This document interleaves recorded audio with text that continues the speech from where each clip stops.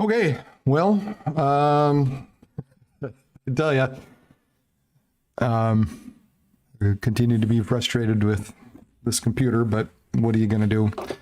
Thought I had it running, then it crashed on me. So that's how it goes. So we're just going to run with it. We're going to do what we can. And hopefully at some point, I could fix all these computer issues I seem to be having. So just hang on with me 1 second here. Okay, we've got a severe thunderstorm watch down into southeastern parts of South Dakota right now. And it is a particularly dangerous situation, is what they're calling it. Just because they're expecting winds in excess of 105 miles per hour is what they were saying, and a hail of 2 inches or more. So it is a very precarious situation, obviously, to say the least, as these storms down here are expected to continue to move to the north and east. And more storms are going to fire kind of along this line as well. And the other interesting thing is, as these storms do fire further to the north, these areas kind of around the Aberdeen area, maybe even stretching back as far as like Mobridge, they're really concerned about the very large hail and the possibility of tornadoes in through here as we go into the evening hours. So we're going to have to continue to watch that, obviously, as things develop. So it's going to be a very, very tricky night, to say the least. And then, obviously, I'm going to have to be dealing with the computer issues as well. So hang in with me. And if my computer does wind up crashing, I'll try and get back as soon as I can. I'll try and get back as quickly as I can, but I'm doing what I can here.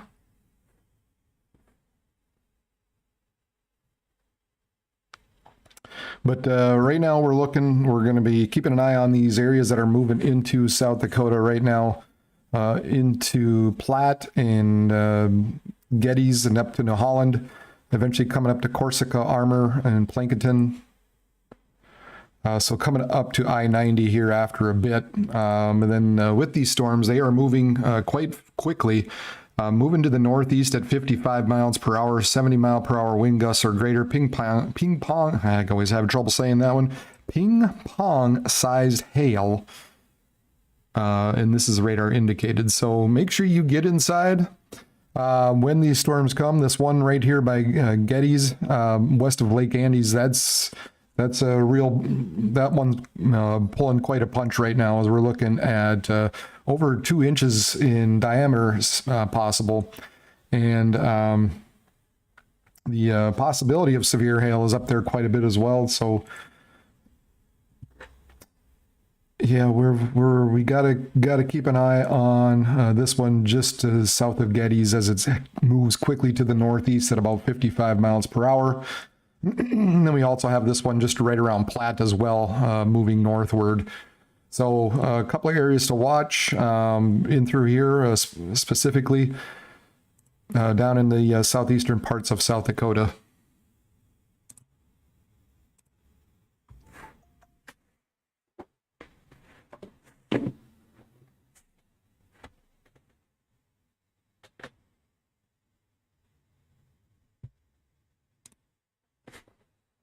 I'm going to try and slowly pull some things up here.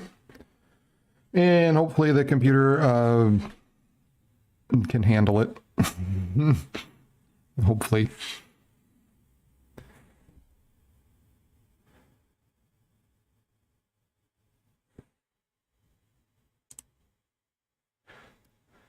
We've got these storms that they're going to be firing all across eastern part of South Dakota. So if you are east of US 83, just I guess to keep it general, you are going to be under the gun possibly for severe weather as the night goes along.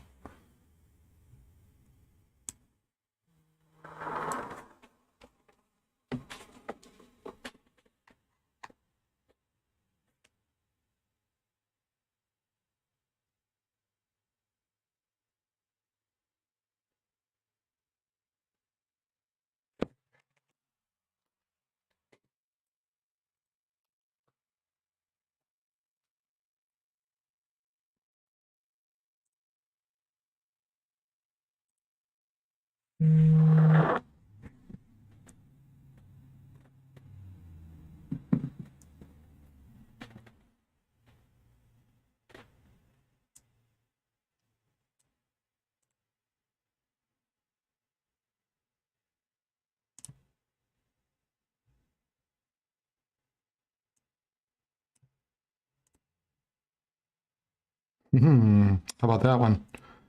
How about that display?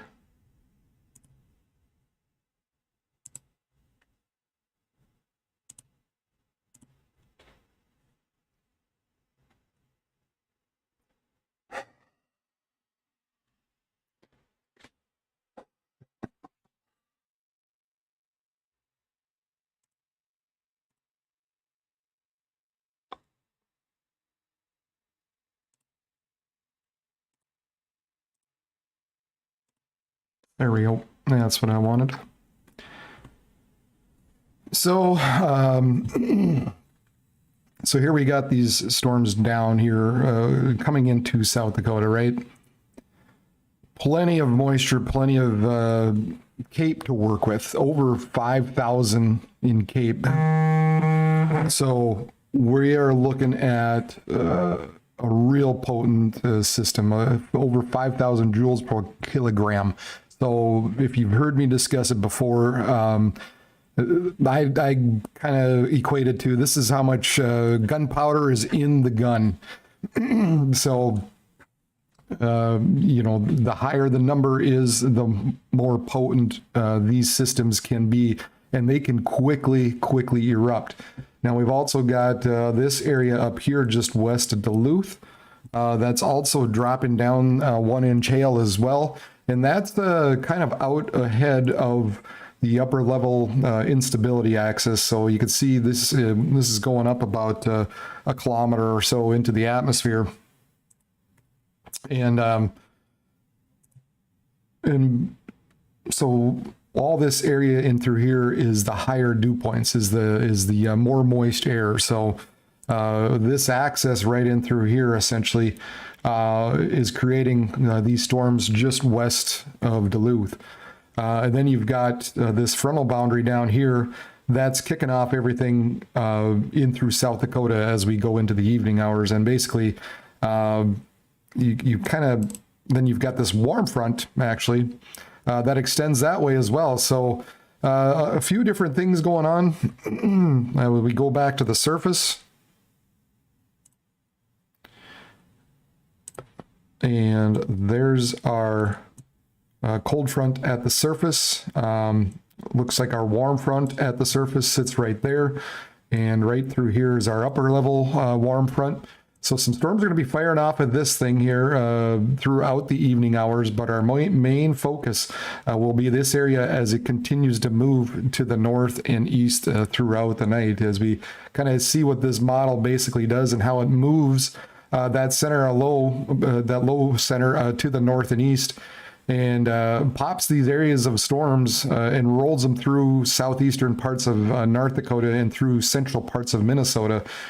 And those are kind of the areas we're concerned about, right? Just because they're going to be firing right along that warm front, that triple point. So we've got this warm front that's going to be surging northward along with this low.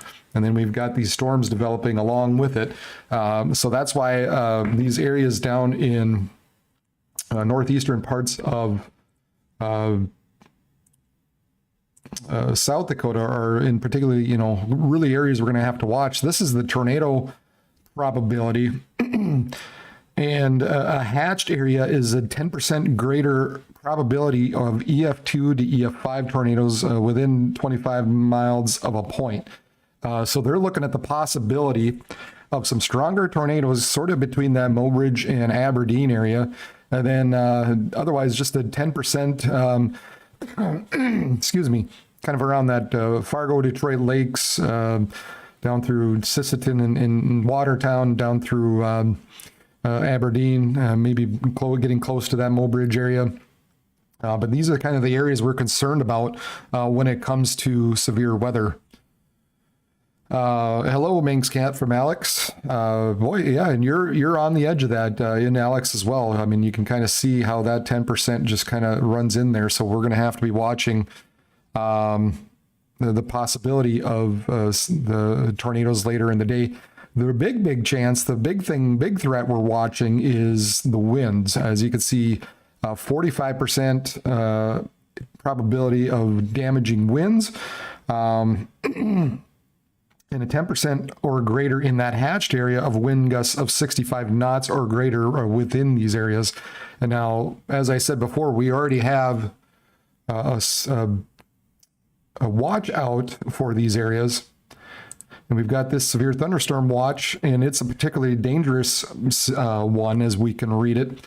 Widespread damaging winds and scattered significant wind gusts of 105 miles per hour expected. Scattered large hail likely with isolated very large hail events to 2 inches in diameter are possible. And a couple tornadoes. Prolific wind damage event is expected to unfold from northeast Nebraska into southeast South Dakota and northwest Iowa, southwest Minnesota. Pockets of significant wind damage are highly likely, along with potential for large hail and maybe even a line-embedded tornado or two. Man, if I could read, that would be great. Thanks, Manx Cat. Appreciate it. Please tell your buddies.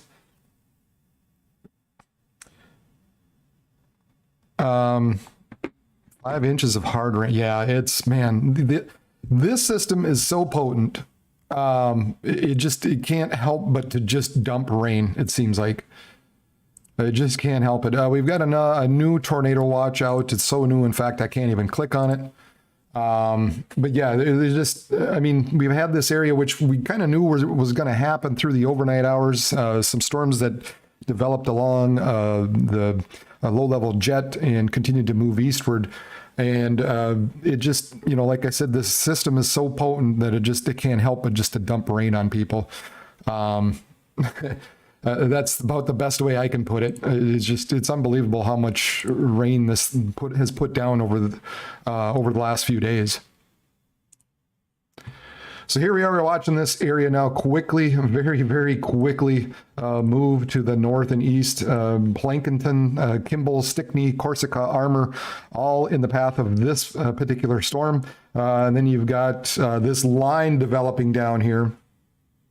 Very likely, yeah, very, very strong winds down here. Right now we're looking at yeah, 70. I'm finding some 70 mile per hour wind gusts in there as I kind of search around.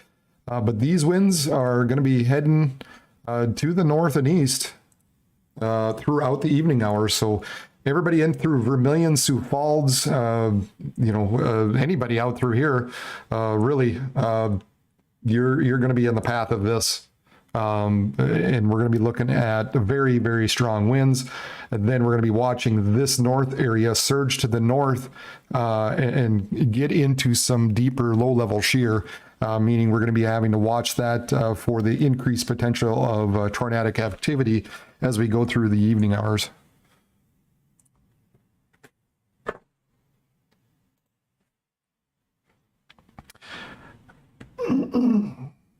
I'm gonna try, as always, please subscribe, like the page, tell people, share it. Man, if I could talk, I don't know, all of a sudden my throat's just gone. Yep, and I'll try to be here through the night as we watch this progress and move to the north and east. I am out of Grand Forks, North Dakota. So I have grew up here. I live around here. Grew up in the Dakota or North Dakota. Lived in the Twin Cities for a number of years. Worked for Northwest Airlines. Obviously, South Dakota is a fun place to travel. So I've been to many areas through there multiple times. So that's this is my area. This is the area I watch. I watch the Dakotas and Minnesota. So it's, you know, I know how to forecast it. I've been forecasting it for a number of years. So that's why I'm on. That's why I'm doing this. I love doing this, and it's just kind of something I wanted to get back into. And I wanted to get back into the areas that I know and talk about and talk to people that I know have the similar interests as me. So please go ahead, and if you have any questions, if you're out there, maybe for one, let me know where you're watching from. Two, if you got any questions, go ahead and ask. I'd be happy to answer them as we go through the night. But as always, I'm just going to ask for a little bit of patience on my computer. So I'm going to click on one other thing and hope it doesn't freeze. Let's see. We're gonna hold our breath.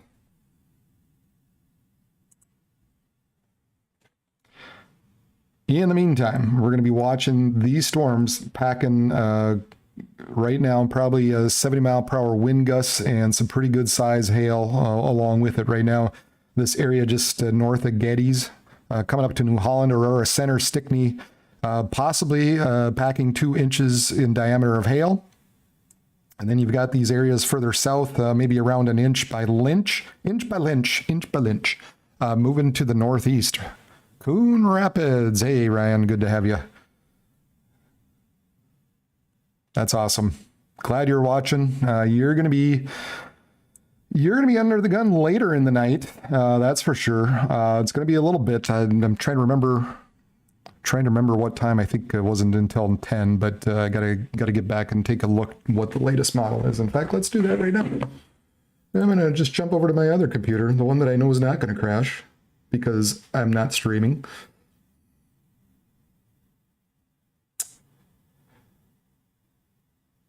Yeah, Coon Rapids right now would look around that 9 o'clock time frame, the way it's looking. I mean, if you really, I don't know if you want severe weather or not. If you do, maybe cross your fingers. There's a chance that it could split around you. But I think the most likely scenario is that we're going to get a line rolling through you about 8 or 9 p.m. Hello, Ray. Good having you back on. How'd your hope you're all done with your exterior painting that you had to do? I know you said you just finished yesterday, so that's good. Go ahead, and actually, you know, as I always say, let people know about this. That helps me out.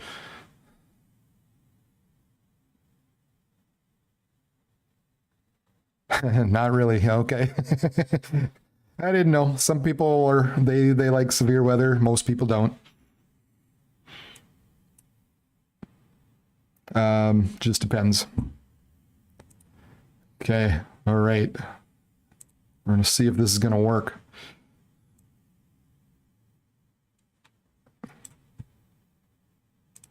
Again, hold your breath here. So, then we've got this tornado watch now until 10 p.m. Max hail 2.5 inches, max wind gust 90 miles per hour. Storm motion northeast at 46 miles per hour. Not a particularly dangerous situation when it comes to the tornado threat. However, this one down to the south is a particularly dangerous situation, the severe thunderstorm watch, because they are looking at the possibility of max wind gusts of 105 miles an hour.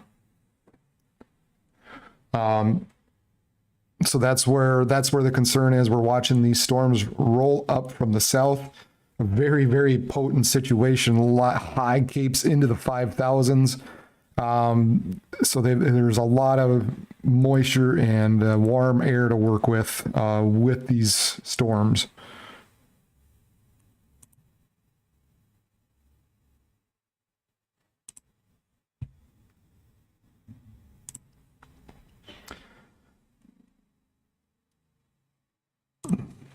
I'm gonna try and fix some of this here, so just bear with me a little bit.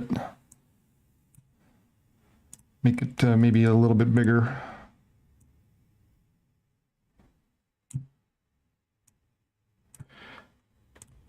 There we go. And there's our cape. And it's actually been really moving northward here over the last couple hours. So that's where the threat's coming. We've got the 5,000 to 6,000 joules per kilogram in Cape, and these storms are rolling through here very quickly. Looks like our cap is pretty much gone. You take a look at some of these shaded areas, that means there's a cap in place. Some sin is what it's called, essentially. And so areas south of here, it's pretty much gone. That cap is gone, so the storms are ready to fire.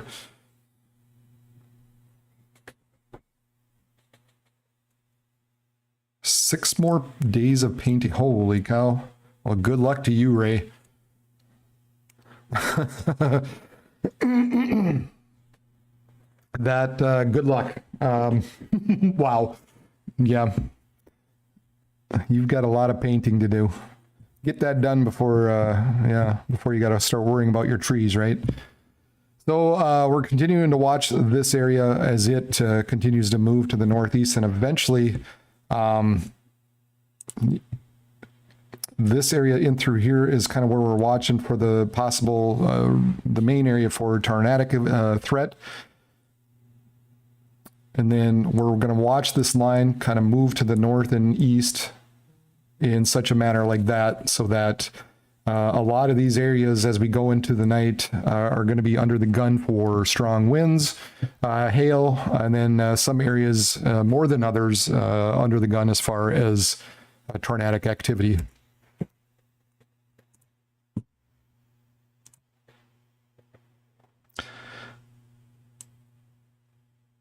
And then we also, we have this area just west of Duluth. That's been putting down a fair amount of hail. A lot of hail reports associated with this. Generally around an inch from what I've been seeing. Some of these are getting a little old now. There's a little more current one within about the last 15 minutes. But there's another one. So yeah, there's still some hail reports being being reported in there. And the interesting thing is, let's see, this line is essentially moving east at 35 miles per hour. So it looks like it's kind of moving right over itself. So I'd imagine the other problem eventually is going to become just the possibility of some flooding going on. And then, with that as well, with all these heavy rains, I know up in that far northeastern areas, and Ray, you can sort of back me up. I think there's still some snow on the ground, and they've been dealing with some melting. So on top of the rain and the melting snow and such, they're dealing with a lot of runoff. Now we're also getting these storms that are firing up by Jamestown, and that's kind of along the upper level warm front, and so we're probably going to be getting some of these storms developing north of this main line throughout the early evening hours as well. So that's another area we kind of watch in through here. Not really expecting the strong stuff, but the possibility of some hail associated with that, some severe hail of an inch is possible. And in fact, we've already got we've got a special weather statement, at least way out here by Killdeer. With this little system, well, I really wasn't expecting the maybe some of these events that far west, but nevertheless, looks like they're probably, wind gusts of 40 miles per hour, hail size of 3/4 inch. This is Halliday and Dunn. This is moving north at about 46 miles per hour. Then we've got this other one further to the west, moving north at 33, 40 mile per hour gusts, and 88 or 3/4 of an inch, and about the same here down in Rame. So a few just special weather statements, but really those aren't expected to be severe at all. The main area we continue to watch is down here through South Dakota as this ramps up through the overnight hours.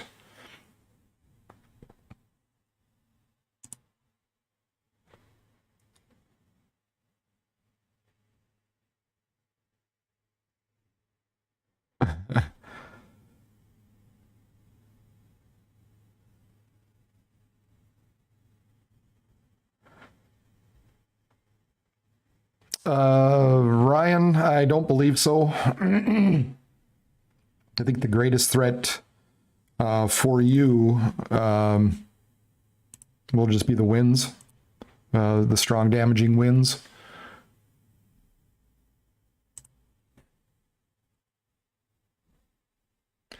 Because it looks like the worst of the tornado threat basically kind of stays into South Dakota and then west central parts of Minnesota.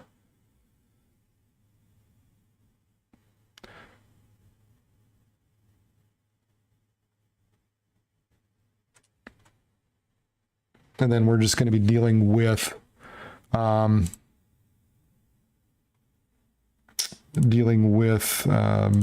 some winds there. This is just this is the satellite with overlaid with the 500 millibar winds, and then the Cape as well. So you can see the Cape surging to the north here. We've got this trough at 500 millibars that is pushing this area along and to the north. And so you can see the storms firing here with additional areas, obviously up and through Minnesota, more along the line of that that upper level warm front. But you can see these areas, I mean, the clouds and such just surging into the high Cape area, the area where, you know, we were looking at over 5,000 joules per kilogram in Cape. It's a real potent area, and it continues. I mean, really what this system is going to wind up doing is just shoving some of this Cape just even further northward. This is going to surge northward here over the next few hours. And that's due to these storms pushing that along. That's going to help aid that area. So that's why, even though this line is down here right now, this Cape is really going to be blasted northward here over the next few hours. And so that's where the threat, the concern of tornadoes exists right in through this area.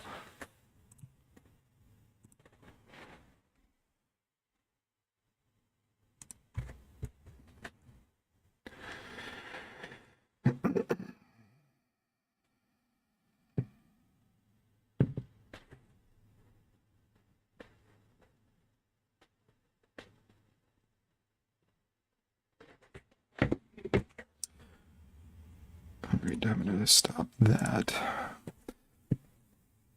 So we're continuing to watch this area in particular right now, down into southeastern parts of South Dakota. Large hail and some damaging winds are the threats at this point. We've got an area that's got the potential, anyway, of 2-inch in diameter in hail, maybe one up and through here. So Stickney, Plankinton, Ethan, Parkston, Mitchell, all you areas in there, you're looking at some pretty good hail rolling through, downpouring rains. And it might be one of those things where, you know, the ground, you know, may turn white in some areas just because there is so much hail with some of these. And then you've also got the threat of damaging winds associated with this. So again, as I'm just kind of looking around right now, nothing too much, but we're still looking, you know, we're still looking at the possibility of over 55 miles per hour in wind gusts. So we gotta we're got to keep an eye on that, and we're continuing to monitor as this is going to quickly push to the north and east. And as it does so, because they're going to be moving so fast, we're going to be pushing out some strong winds. In fact, it's already almost, you can see a bit of a bow already start to take shape down here. And it's usually on the apex, right on the most forward area of those bows that we become really concerned with strong winds.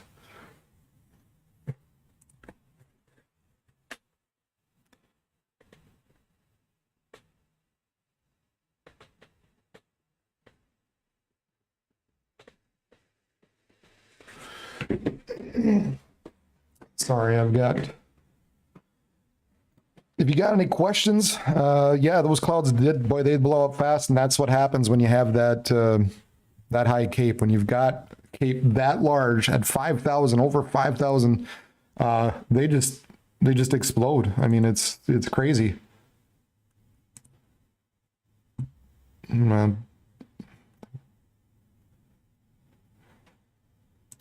Let's see here. Let's try to clean this up a little bit.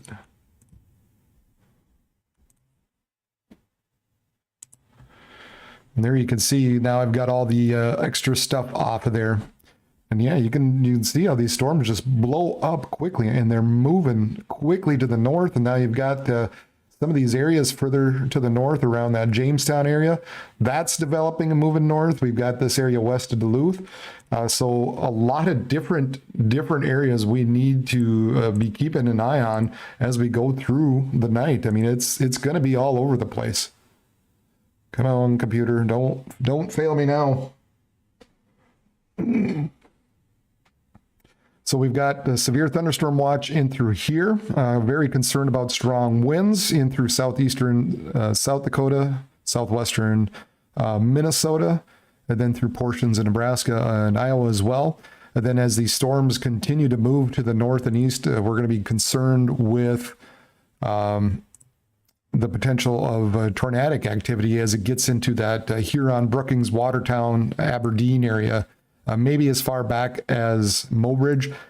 I kind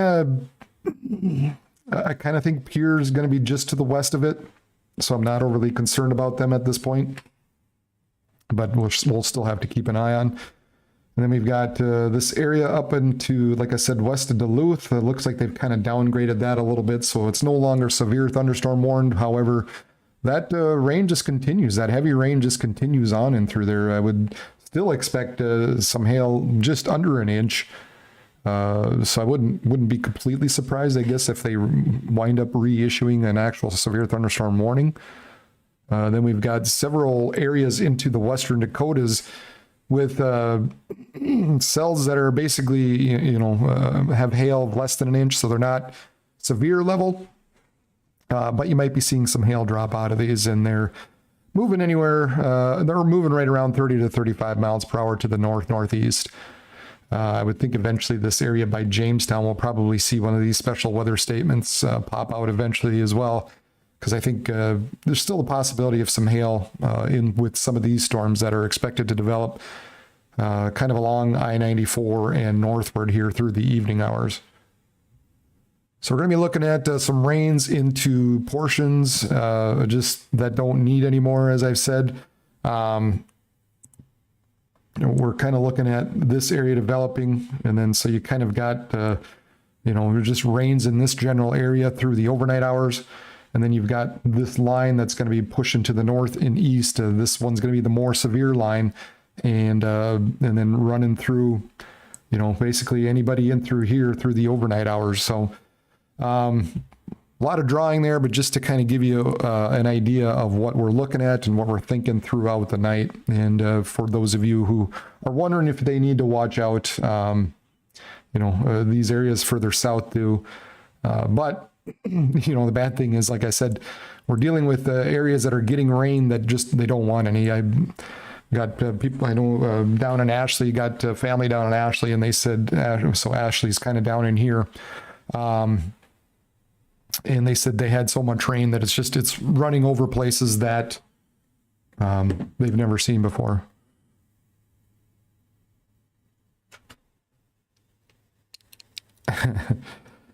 Yeah, I would. Yeah, I'm sure. Alexandria is kind of it's right in between. I mean, it doesn't really, Chanhassen doesn't cover you, and Grand Forks, the Weather Service it's just outside of their area. So yeah, you get kind of lost, and you're actually you're right in a dead zone for the radar. I've been camping and been to a friend's cabin down by Osakis numerous times, and there's just no radar. There's just no good radar there, unfortunately. So you're kind of in a dead zone. There could be it'd be nice if there was another radar right in the middle of Minnesota. But so for now, we're watching this area down. That's our main area down in the south. And we're going to be watching this as it continues to quickly move to the northeast through the overnight hours. Please tell people about this. I mean, this is something I do this on my own time. And I guess the best way to sort of make me feel like it's at least worth something is just, subscribe, let people know about it. The more people that get on here, the more it's worth my time, obviously. So, and then, I ask questions right now. Ask questions if you've got any.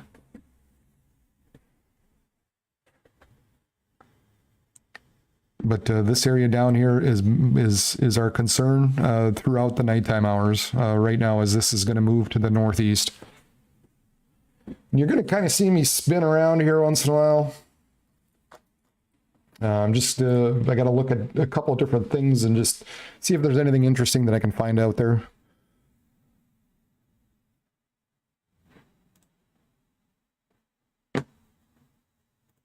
So if I'm quiet, I am sorry, but I'm just looking to see if anybody's got anything fun posted out there.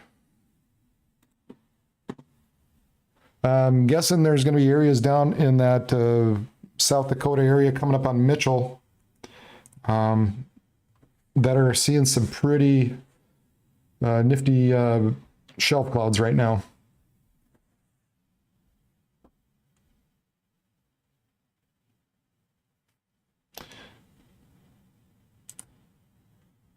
Yeah, okay. Now, this is areas we're going to have to watch. A little bit of rotation in through here, just kind of north and east of Avon, I should say.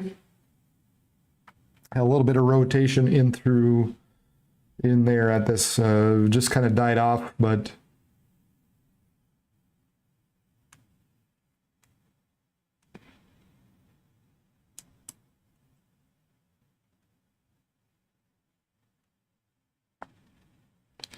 there's looking like some rotation in there at one point, but not quite as much anymore.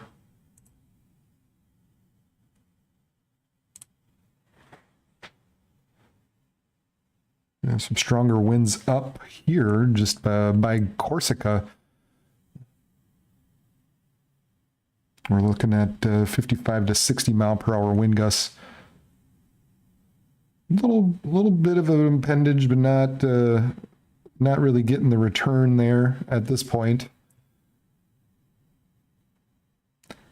So, within these areas, I mean, when you get these storms that really start to surge out quickly, there's always the concern about a brief spin up with these wind events, especially as they really get cranking, as they really get rolling, and make a good straight line.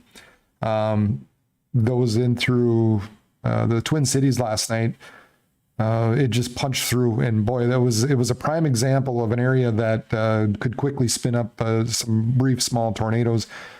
I haven't seen anything yet, but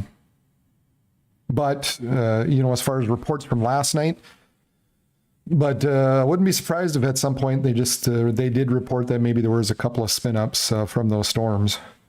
But right now we are looking at the storms rolling through Yankton and Vermilion and Elk Point.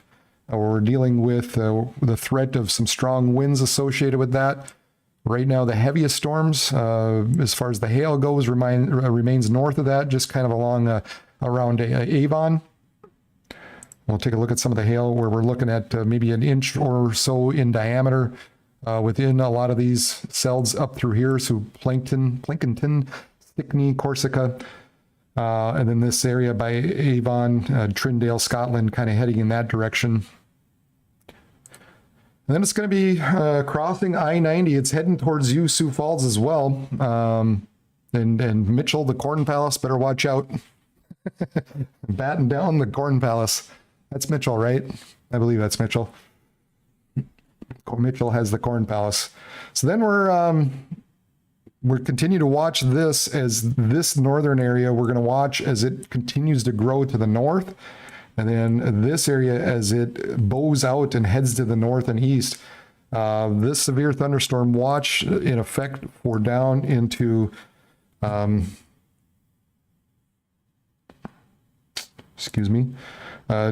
into, in through here. You can see the kind of the flashing area. And that's saying it's a particularly dangerous situation because they're concerned about the possibility of winds in excess of 105 miles an hour.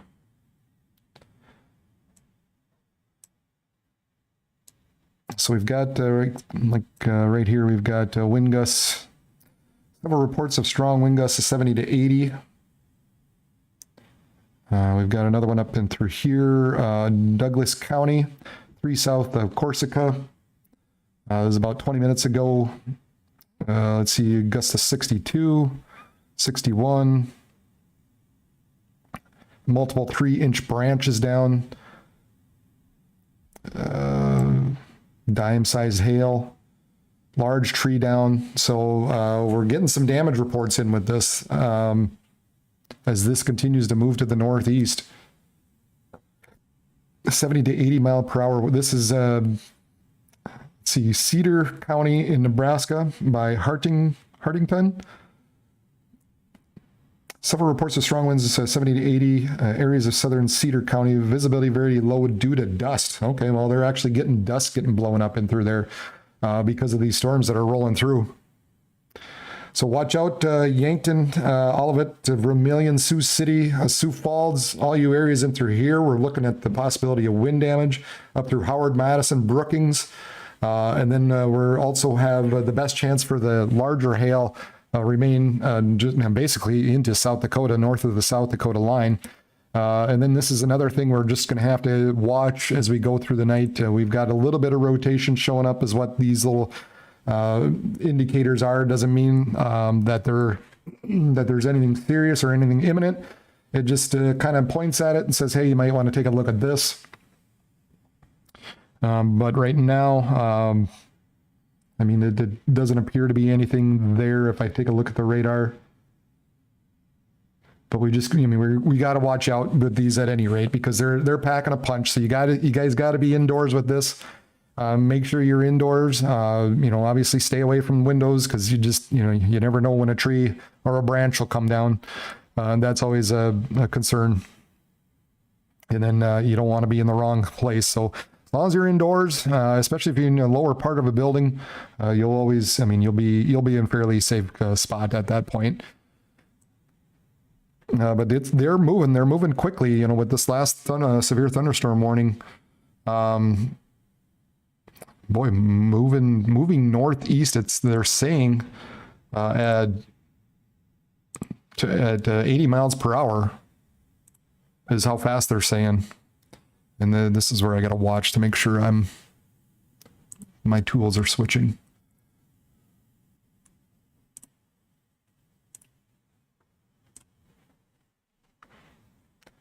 So we're watching these areas, and some of these, there's some areas that are kind of showing maybe a little bit of spin ups in there. Nothing imminent, but at the very least, a lot of these storms are packing some strong winds. 70 to 80 miles per hour have been reported, along with tree branches down.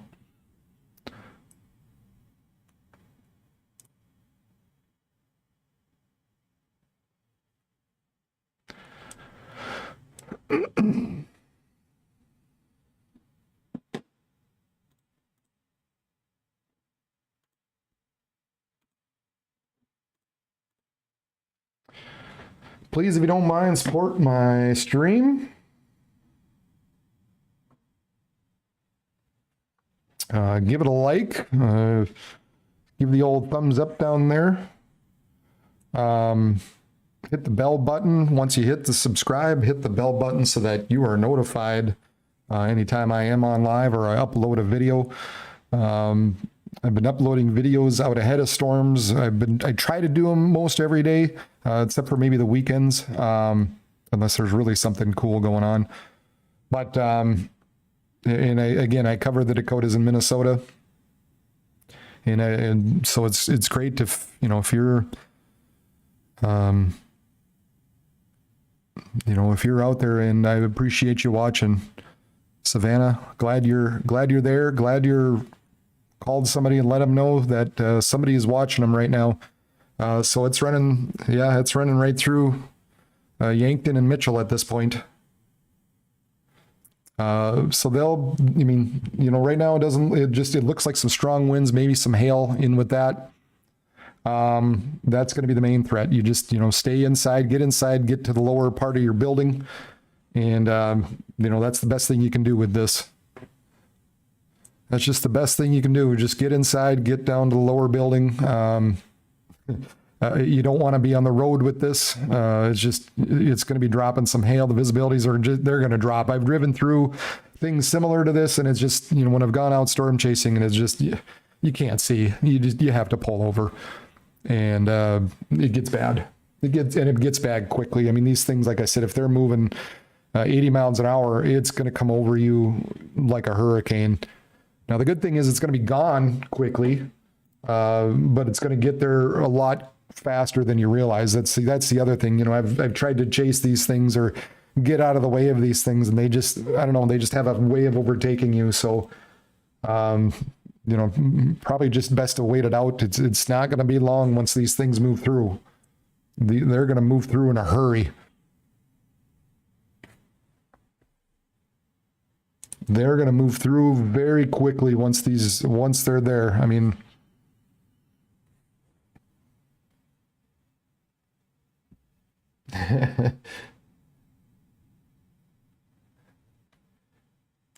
yeah, just be smart. Just be smart with these. I mean, at this point, just be smart. Just get inside, go downstairs, turn on a movie. Keep me on your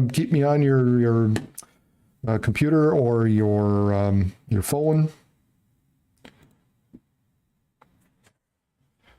And the good thing is, as we talk about this, okay, going right through Yankton, coming up on Vermilion and Mitchell, you guys on the back side of this, you're done for the day.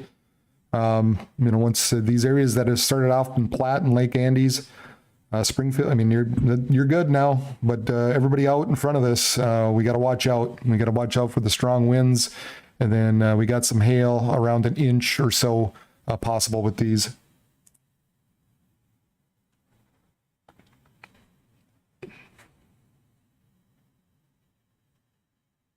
.62-mile-per-hour thunderstorm wind gust by a mesonet station. This is Corsica in Douglas County in South Dakota.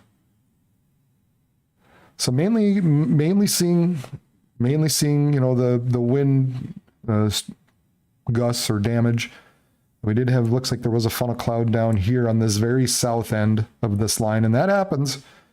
That happens especially on the south end of these lines because they're discrete and they have nothing else to impede it. Essentially, they have nothing else working against it when it comes to these southern ends of these storms. So when it comes to tornadic activity, there's so much going on. There's so much just activity going on that it's hard to have a sustained tornadic threat. Unless it's the conditions are really favorable, except for down in the south end, just because it's kind of all by itself. So, I wouldn't be surprised if you see some of these way down on that south end picking up a report or two.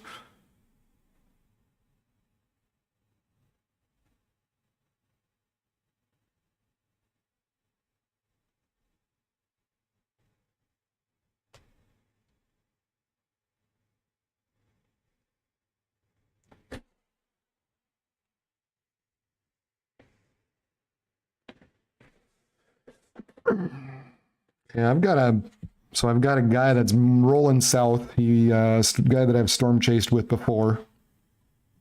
And, Will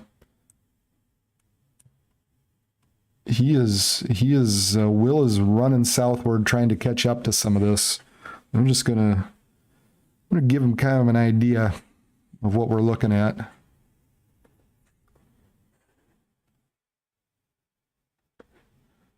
So bear with me here.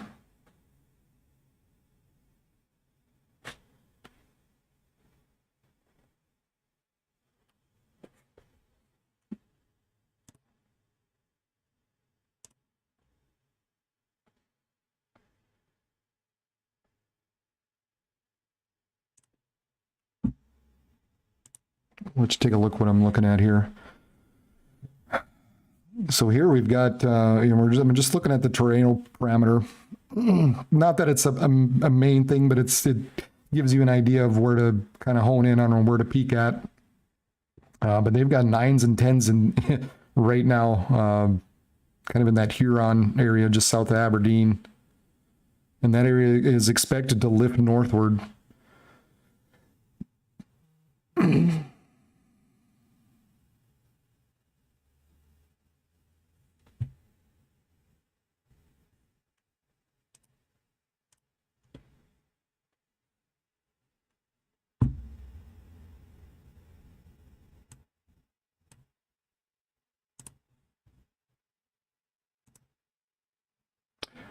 Take a look at the latest model run and just see what kind of conditions it's going to tell me here after a bit, after it finally loads. So we're continuing to watch this area. We've got some strong winds. We've had some wind damage reports in along this line. So we're rolling through Yankton right now, coming up on Sioux City very, very shortly. Sioux City, let's see, you're only about 25 miles away.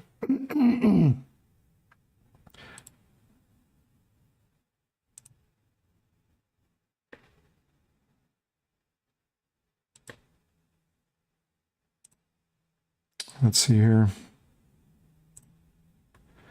So the way it's looking right now, Sioux City, you'd be probably within the 15 to 20 minute range as it rolls through right now, coming up on you. Vermilion, it's pretty much there. You guys better be ready to, you better be taking cover at this point. One area we're going to kind of have to watch is this up here. As this continues to bow out, we might have the possibility of some rotation in through there, up just kind of south of Parkston. So sometimes when these areas, got it. Sometimes when these areas bow out like this, and then you've got maybe an area that not moving quite as fast, this area will kind of crank around, and eventually we get that counterclockwise motion. So just kind of, I guess, something to watch or keep an eye on here through that Parkston, Dimcock, Milltown, Emery area, Alexandria. Not that there's really anything that I can pick out at this moment, but just to kind of experience says that's kind of one area to keep an eye on.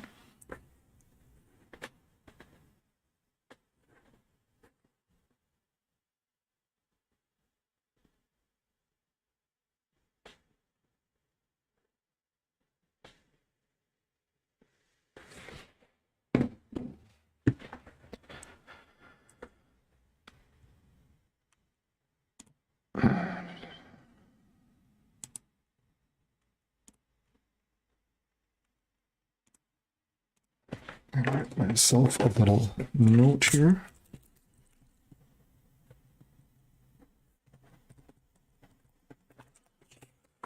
Anybody got any questions? Reed Timbers in South Dakota chasing today. Good day to chase. I'm sure he is. I'm sure he's out there.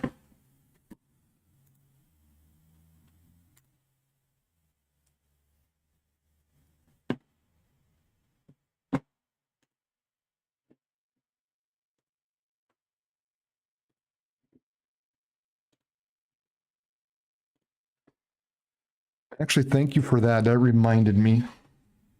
Can't show, I mean, I don't want to really show their stuff. I mean, you can go ahead and go find them. I always say they're out there trying to make their money as well, and that's what they do. But I kind of keep them on in the background just to, you know, they at least give me some idea as to what they are seeing. But we continue to watch this area now, coming up to Cheddar, Colony, Bridgewater, Dalton, Freeman. Wow. Okay, I'm finding 90-mile-per-hour winds in here. So really, really, really strong winds coming up to Freeman, Cheddar, Colony, Dalton, 88, all along here right now. Very, very strong winds coming up to Freeman, Wakanda, Bresford, Hurley, Lennox, Parker, Hartford, and eventually Sioux Falls. Sioux Falls, you're going to be under the gun here shortly. Very, very shortly. This thing's moving quickly. This thing is moving very fast. Sioux Falls, you're about 40 miles away the way it's looking right now.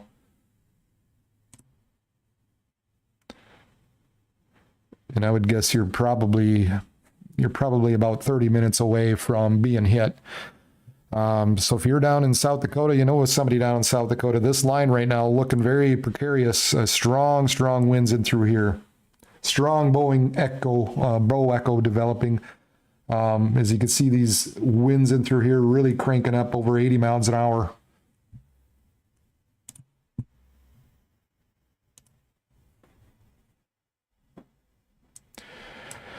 Would expect a new severe thunderstorm warning here shortly associated with that.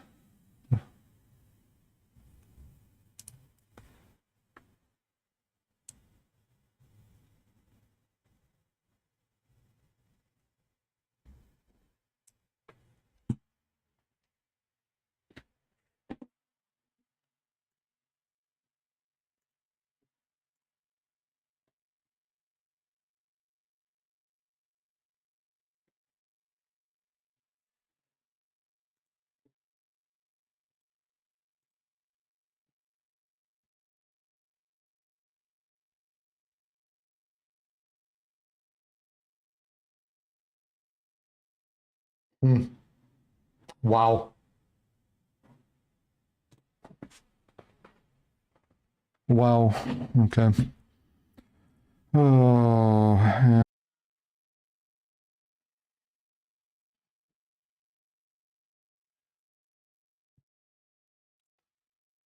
Well, this is what I'm dealing with. Oh boy.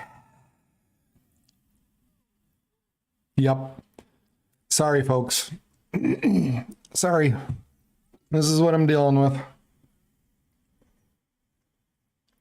Takes a nice computer. I've got an older one. And this is what happens. This is what happens is it crashes. It crashes. It tries to do streaming video is very taxing on the computer. So you can only do a limited amount of things with it if you don't have the right one. So I took this opportunity while it was rebooting to just get a little drink and have something to eat. But I'm back.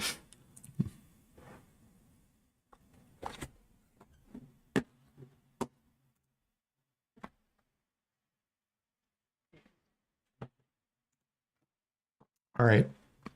So continue to watch this area. Very, very strong winds in through here right now.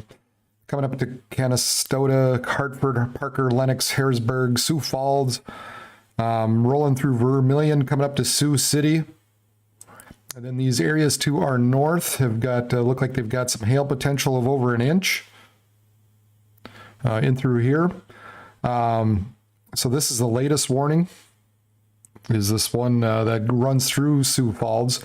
That is valid until 5:30 p.m. Hazard 80 mile per hour wind gusts. Flying debris will be dangerous to those caught without shelter. Mobile homes will be heavily damaged. Expect considerable damage to roofs, windows, and vehicles. Extensive tree damage and power outages likely. Severe thunderstorm will be near,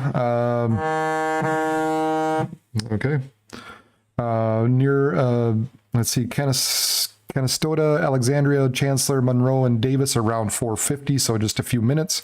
Lake Vermilion State Recreation Area. Lenox, Wall Lake, Worthing, Fulton, Farmer around 4:55, and then Canton, T, Hartford, Humboldt, Montrose, Spencer, Inmacook County, and Ellis around 5 p.m. So Spencer in McCook County and Ellis around 5 p.m.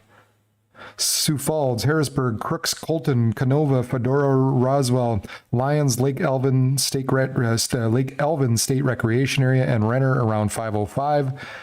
Brandon, Baltic, Larchwood, Howard, Lester, Chester, Villas, Rowena, Corson, and Del Rapids around 5:10. Valley Springs, Hills, Beaver Creek, Trent, Wentworth, Carthage, Winfred, and Palisade State Park around 5:15, and then Laverne, Garrettson, Coleman, Egan, and Sherman around 5:20. So a lot of different areas there, but this thing is surging out hard. There's a lot of strong winds I'm finding in through here.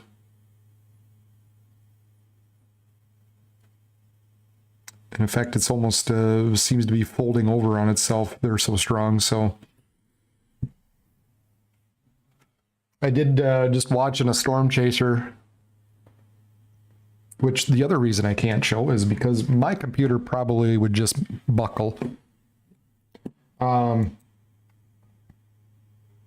it looked like he was driving down the interstate, so it was, let's see, this is Texas Storm Chasers. If you go to YouTube, they are on live, and it looked like they were driving down the interstate and pretty much came up to a truck that was kind of parked sideways. Wasn't on its side, but was parked sideways on the interstate, so they had to come to a halt.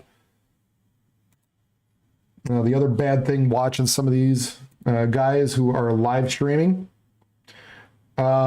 is when they get into the thick of it, it seems like that's when their live feed goes down. So that's always the hard part as well. Okay, I'm going to try this other radar and once again cross my fingers because it is very valuable for me to have this up.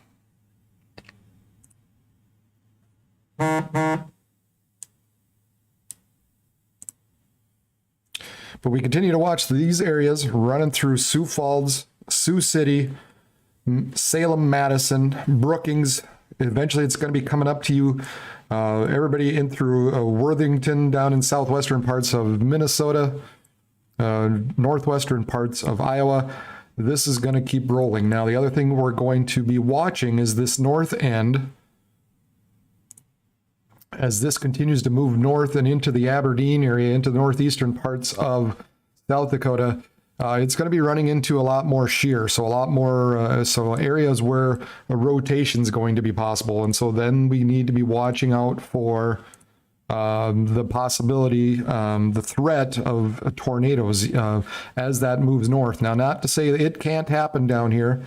As I kind of alluded to not too long ago, when you have an area like this kind of bowing outward and this area up here maybe not moving quite as quickly, sometimes you can kind of get a little bit of rotation in through here, and it is sort of picking it up. There's some broad rotation showing up that the radar, their algorithms are picking up on, but it doesn't look like anything imminent at this point. But just kind of something to keep an eye on as this area bulges out and heads to Sioux Falls. We're looking at strong damaging winds associated with this.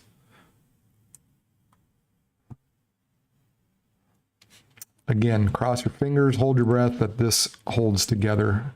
My computer is held together with duct tape. And there you go. There's the first tornado warning. And right where I was thinking. Right where I was thinking, that area right in through here. Spencer, Unityville, Canova, Winfred, Howard, Salem, Madison, Yep, they're getting concerned with this area as well now.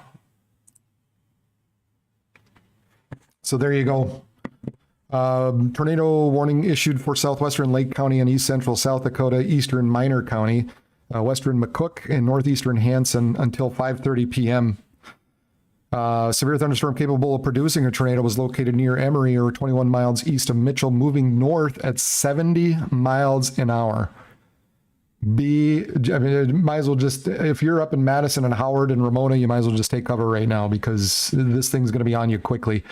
Flying debris will be dangerous to those caught outside without shelter. Mobile homes will be damaged or destroyed. Damage to roofs, windows, vehicles will occur. Storm will be near Salem at 4:55 and Canova at 5:05. Other locations in the path include Howard, Winfred Via, and Lake Herman State Park. Lake Herman State Park. I don't know if there are people camping up there yet. I hope not. But if there are, get them out of the way, because get them into shelter right now, because it's coming. We've got strong winds. I mean, I'm not saying for sure that there is a tornado on the ground. There's definitely some rotation in there that we're concerned about, but there are definitely some strong, heavy winds heading that way.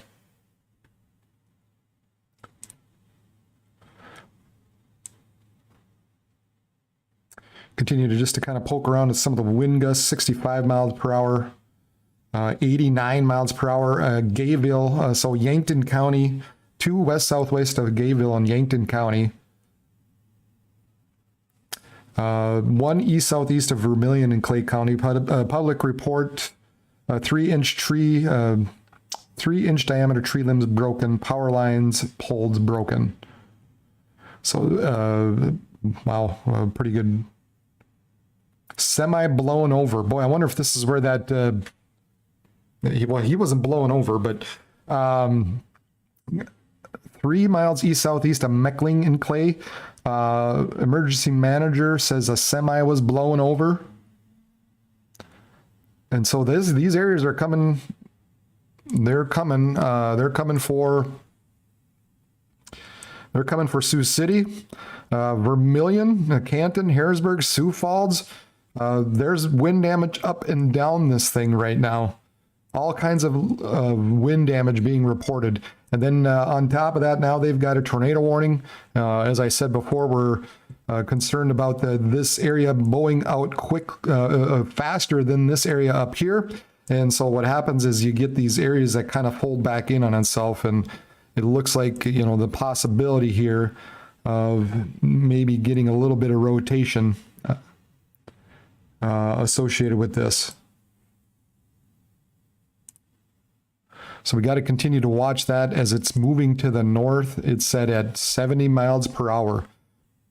So these things are moving fast. You got to get inside. You got to get to your lower levels of your home, particularly if you are in the path of this tornado warned area. So Madison, Howard, Canova, Spencer, Salem, and I forget what the park's name was. Hopefully those guys are taking shelter right now. Then if you're anywhere on this line, if you're anywhere north and east of this line right now, some wind damage has been reported. So you need to be inside. You need to be under. I mean, stay in your lowest part of your building just to be safe.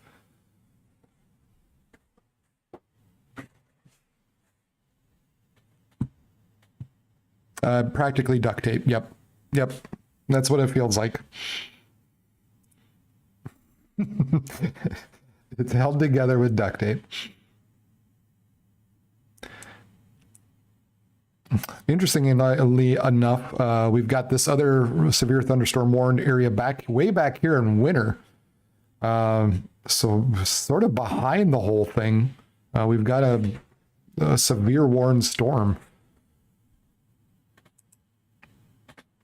1-inch hail, 60 mile per hour gusts. Location include Ideal and Hamel, moving northeast at 46 miles per hour.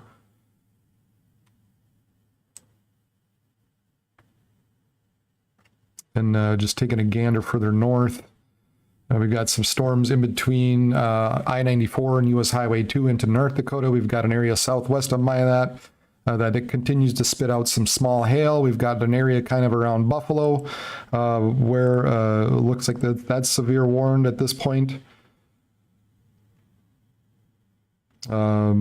1-inch hail. Winds aren't that bad. They're more looking at the 1-inch hail moving north at 32 miles per hour. Locations include Ralph. But the overall threat here for tonight, we're looking at this line continuing to move off to the north and east. And then as this portion of the line continues to move north into the Aberdeen, Watertown, kind of in that tri-state area, we're looking at an increased threat of tornadic activity as it moves north. Conditions are more favorable once it reaches that area for tornadic activity, so we're going to have to watch this line as it continues to move to our north.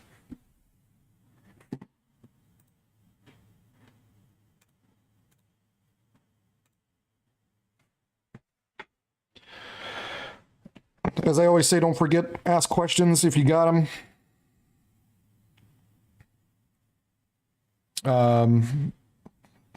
I see kind of a couple of regulars on here. They've already kind of asked their questions.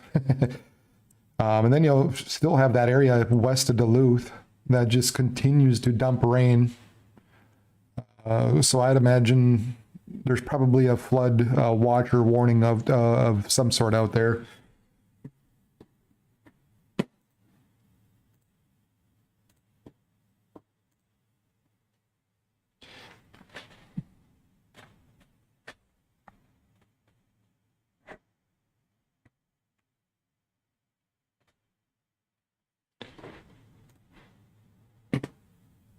Yeah, there's okay.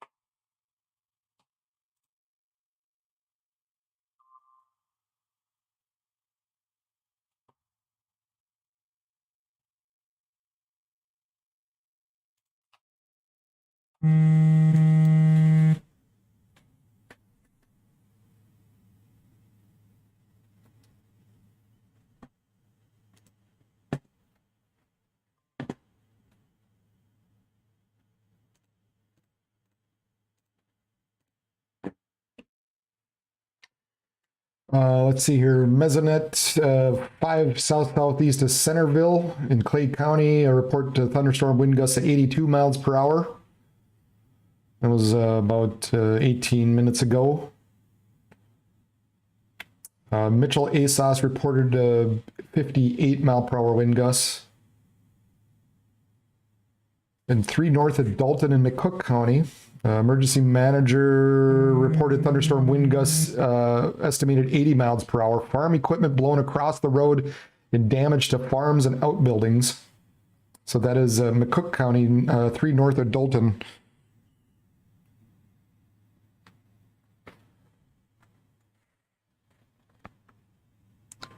So we continue to watch these areas that are developing here. And anybody right now in through here, these storms are moving to you quickly. So over the next couple of hours, you're in the immediate path. Some of this is going to kind of arc back a little bit. So, you know, areas southwest of Aberdeen, kind of in between that Aberdeen, Mobridge, Gettysburg area, you're not completely out of the woods as this continues to develop.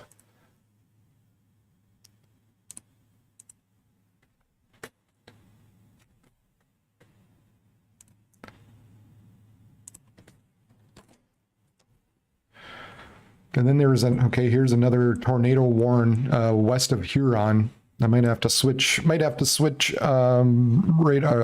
here. And yeah, you can see a couplet there. So southwest of Huron, looking very ominous right now. Looking not good southwest of Huron. There's a good couplet in through here that's showing up. Until this tornado warning until 8:45 p.m. So a couple minutes ago, severe thunderstorm capable of producing a tornado was located near Wolsey or 8 miles west of Huron, moving north at 70 miles an hour. 70 miles an hour, folks. These things are they're moving. So you got to watch out. They're going to be over you quickly. This is a radar indicated rotation. So get indoors. This is a dangerous storm and will be near Hitchcock around 5:10 p.m. Take cover now. Move to a basement or interior room on the lowest floor of a sturdy building. Avoid windows. If you are outdoors or in a mobile home or in a vehicle, move to the closest substantial shelter and protect yourself from flying debris. So we got to watch out for this area right now, southwest of Huron. Not a good situation looking there. We got to keep an eye on this area rotation further down as well. Kind of down by Salem. As that continues to move to the northeast. Some strong winds associated with this. We're getting plenty of damage reports in with this.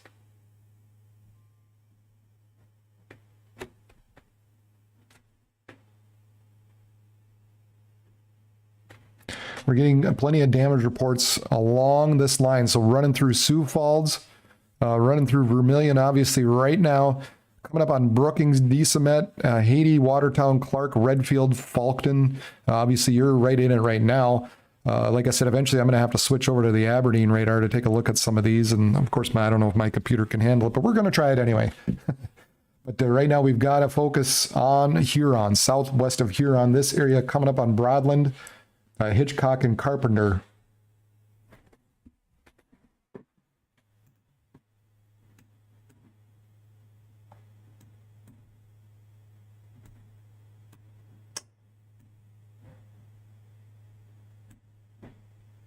Come on. So let's see, that's looks like that's County Road 37 coming through. And then 28 as well. Thankfully, there doesn't look like a whole lot around. Lake Byron. Eventually, it looks like you'd be kind of in that area that we need to watch. Bloomfield. Huron Colony, Woldsey. So the good thing is it's a little more into open country. I don't know how many people are there. But right now down into, this is kind of an area we need to watch right now. West of Huron, as that continues to move to the northeast very rapidly. Doesn't appear right now, at least on this particular radar image, of a CC drop. So that's a good thing. Then we also have this area, let's see, kind of in the Unityville area, coming up to Madison and Winfred, eventually up to Ramona and Rutland and Nunda and Oldman. So that area continues to be a concern. And then we have this whole line through here has been causing damage of some sort. This whole line's been just causing issues, and so we've got some strong wind gusts associated with this as this line pushes to the east.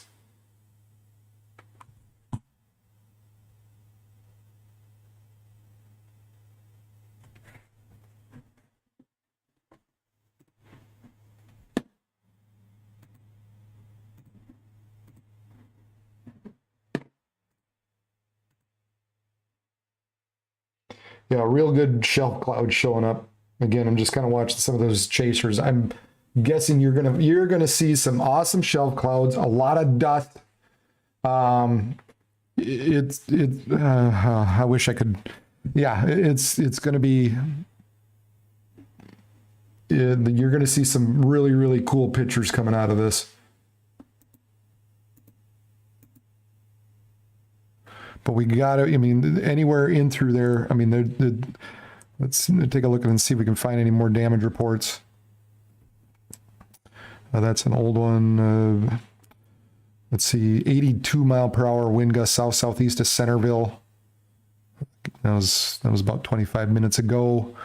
80 mile per hour wind gusts. That was at 4:48. Farm equipment blown across the road and damage to farms and outbuildings. I just kind of said that.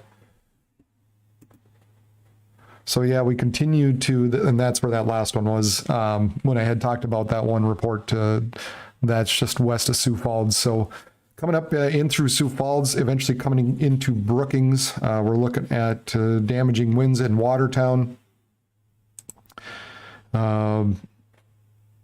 Let's see, we're looking at Brookings right now, estimated about 536, Volga 533, Arlington 531, Ramona at 518.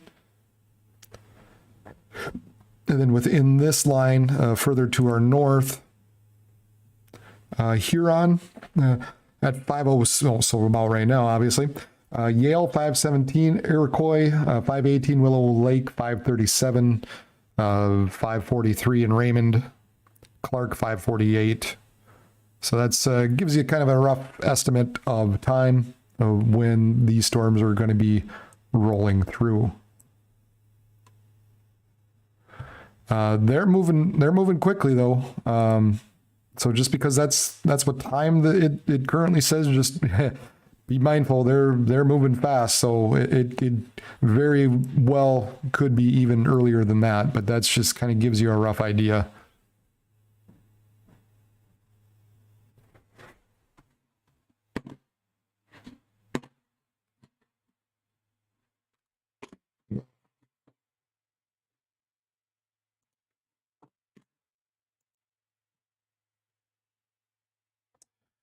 Did it? Yes, it has passed Mitchell.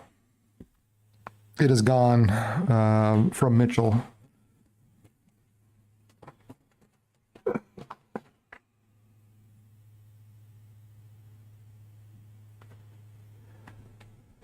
Davidson County. I would venture to guess it's probably rolling through right now, or about done in Davidson anyway. Yeah, so that's Mitchell. Yep. So that's, yeah, it rolled through Mitchell already. So you're out of the woods in Mitchell, but we continue to watch these areas, these couple of spin ups right in through here. Coming up on Winifred, Madison, Ramona. You're going to have to be taking shelter now with this particular storm, possibly some rotation in with that. And then we've got this other one. A couple of areas actually, interestingly enough, to watch just north of Huron, and then maybe even something a little bit further back. I think this was the main area that was going through a little bit ago. That was tornado warned. We'll kind of back it up here. Nope, that one north of Huron is a new one. So two areas of rotation sort of showing up there. This one down here south of Broadland was the earlier rotation, and now you almost seem to have another one just north of Huron. And so there's a concern with this, folks. I mean, we've got just, it's not a good situation.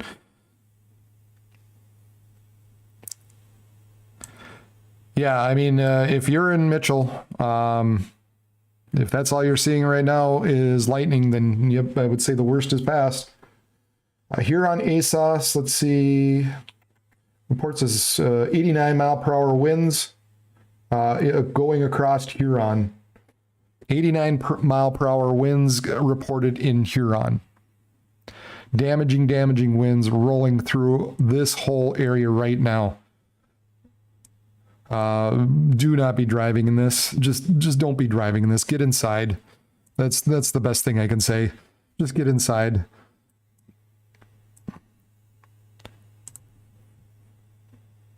Menno to Yankton.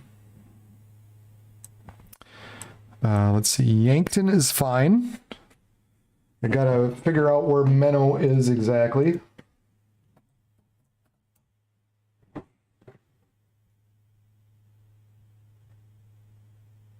Oh, just north. Okay, just north of Yankton.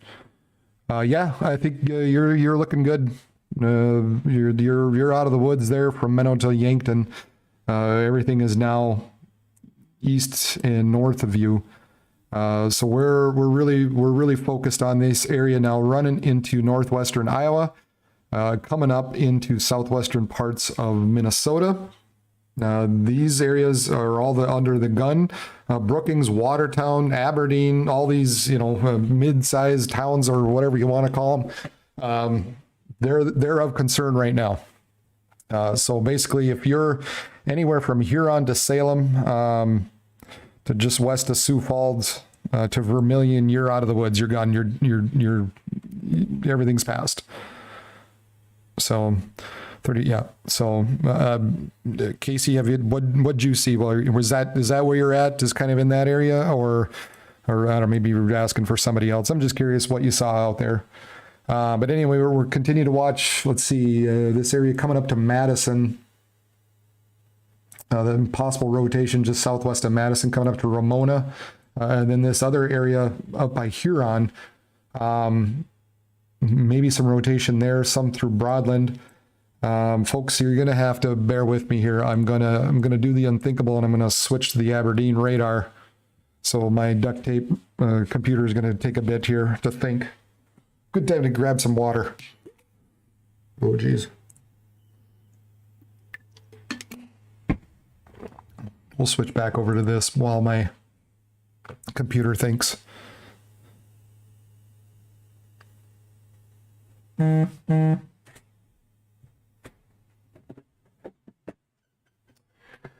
50 to 63 mile per hour wind gusts in Sioux Falls right now.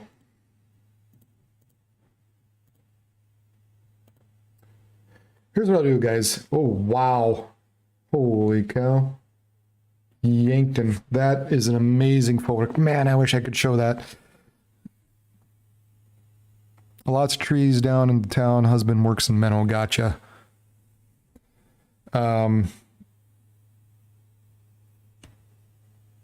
Heavy winds, mostly a bit of rain. I'm seeing some crazy pictures, and man, again, if I had it better here, I could show you some awesome photos. If you have Twitter, go into Twitter and do the hashtag SDWX, and you're going to find some amazing photos. This one that I'm looking at from Chris Arlington. If you've ever seen the movie Independence Day, that's what it looks like. It looks like the flying saucers are coming. Amazing. It's incredible looking at that.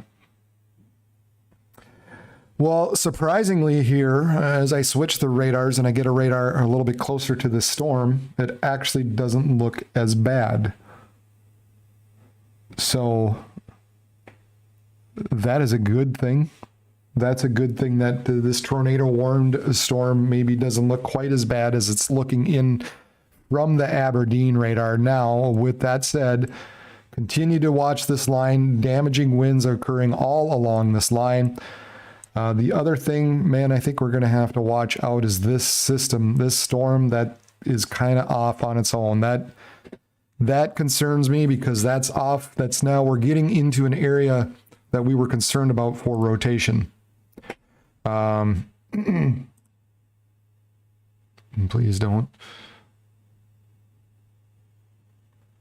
So we're getting into an area that we're concerned about rotation, and this thing is kind of sitting off on its own away from that main line. So we're gonna have to keep an eye on this Ipswich, Aberdeen, Columbia, anywhere in through here right now. We're gonna have to watch out just the possibility of a spin up of a tornado affecting that region. And I just, this area here, we got to watch. It's not not great looking, but we'll see. Hopefully that'll change. But we're going to have to keep an eye on it. And then we continue to have this whole line. This whole line continues to get damage through here, or wind damage and wind reports.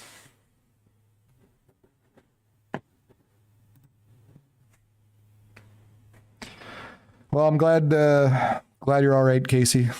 Your husband should be fine. But if you know anybody in Pipestone, if you know anybody in southwestern Minnesota, coming up through I-29 north of Sioux Falls, pull over to Brookings or Watertown. If you know anybody traveling through here, I mean, you just don't want to, man, like I said, some of the pictures I've been seeing is crazy. A lot of wind, a lot of just, you just can't see. There's so much dust. There's so much rain. I don't know. I guess I wouldn't want to be out. One guy says dust so thick in the air, you can taste it blown into every crack in the house. I keep pushing my computer here more and more. I shouldn't do this. Once again, everybody cross your fingers.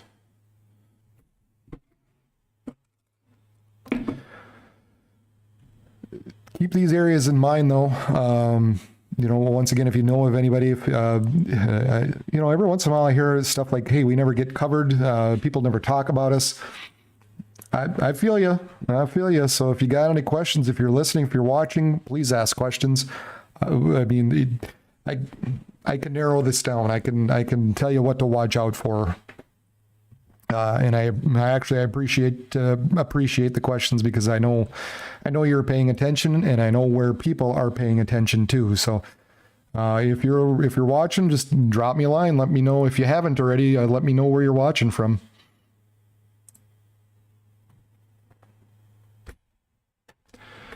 And as always, I'm just, you know, let's get the word out. Let's get the word out to people who need it.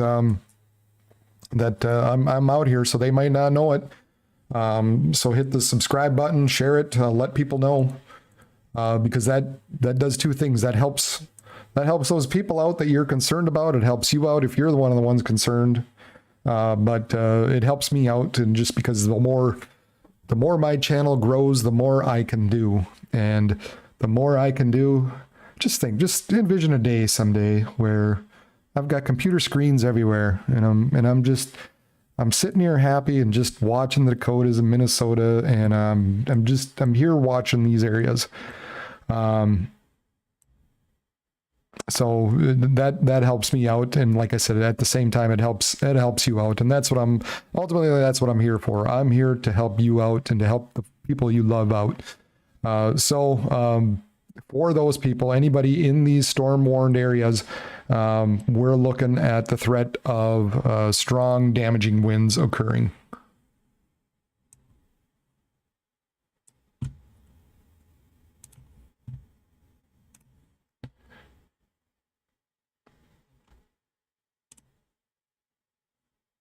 Aha, it's doing that again. Don't do that, do this.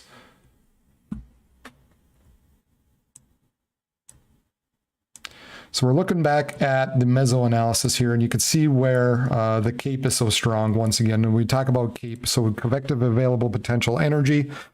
And we still have, you know, in the 6,000s, well over 6,000 here, 5,000 in through here. Just a loaded gun type of scenario. So these storms will continue. These storms will continue to roll through here quickly, and it will continue to be the wind damage. So we're looking at a derecho type of event possibly here as this area continues to move to the east. Meanwhile, our skies are darkening here in Grand Forks, but I don't believe there's anything severe, so that's good. The other area we would like to watch out for here is significant tornado parameter. So this is why we're looking at these areas further to our north, on that north end of that scale. On the north end, when we're looking at this area up here, up into Aberdeen, this is why. The rotation, the way the atmosphere is in this particular location is most vulnerable or most susceptible to tornadic activity. So that's why as these storms continue to move to the north and east, we become more and more concerned. Now that area will lift into northeastern parts of South Dakota, possibly southeastern parts of North Dakota as well. So for those of you kind of north of Aberdeen and Watertown, you're not completely out of it at all. Now, those are the main areas. Those are the main threats for severe weather. You take a look at the surface, if I can find a good here you can see how the winds at the surface are easterly, east-southeast. And then as we step up through the atmosphere, we notice more of a southeasterly wind. And then as we go up even further, which you can't tell for some reason, sometimes this does this, but we got more south-southwesterly winds.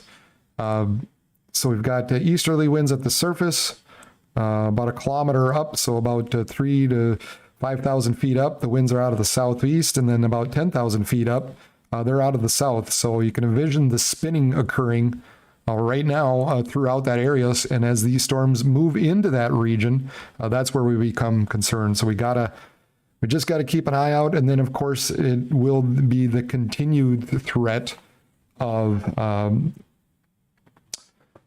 strong winds associated with this. Now, just taking a look, looks like we've got a strong cell north of Bismarck, a severe warned cell, and got to cover this just because it's I've got some people that I know do watch in this area. So it looks like 40-mile-per-hour wind gusts, hail, 3/4. That's not the right one. 60-mile-per-hour wind gusts, 1.75 inches in hail size. Locations include Hazen Bay Recreation Area, Beulah Bay Recreation, Lake Sakakawea State Park, Fort Stevenson, and Garrison. Hail size of 1.75 inch, wind gusts of 60 miles per hour. Let's see, moving north at 40. So pretty good cell that's popped up here just northwest of Bismarck, heading towards Garrison. Thankfully, I don't think anybody's camping these days yet. I don't know that the campgrounds are open, but that I know of. But I know Lake Sakakawea being a big recreation area, those storms are heading your way. So we've got some decent sized hail, some good hail rolling into Garrison, crossing Lake Sakakawea, along with 60-mile-per-hour winds. We've got just some area that's been dropping some hail now for a while. That's been below 1 inch. That continues to move in the direction of Minot. That's moving north at about 59 miles per hour. So that thing's rolling. And then now here's this area north of Jamestown. I've kind of figured eventually this would pop up to just have a special weather statement. Moving northeast at 52 with the hail size of 0.88 inch. So just under 1 inch. So just under severe category, and wind gusts of 50 miles per hour. So Larimore, Northwood, possibly Grand Forks in the path of this.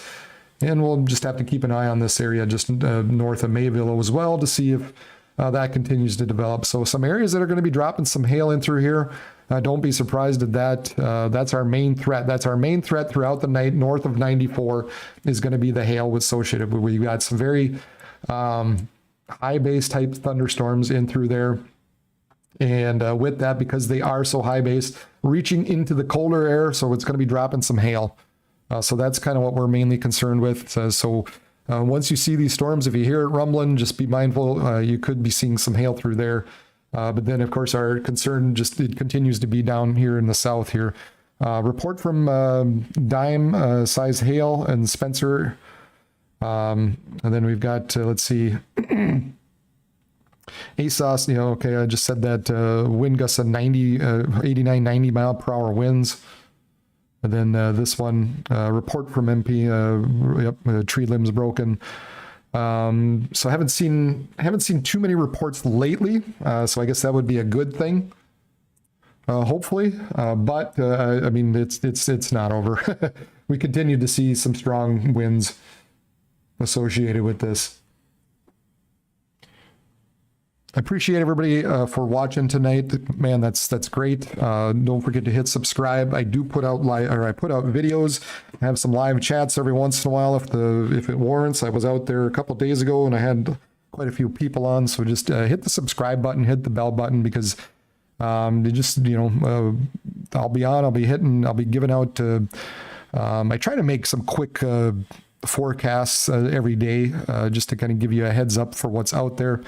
And I follow Dakotas and Minnesota. That's what I do. I follow, oh, there we go. Now this one up further north is now severe thunderstorm warned.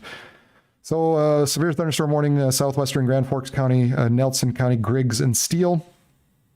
Um, 44 mile, so 60 mile per hour wind gusts and quarter size hail radar indicated.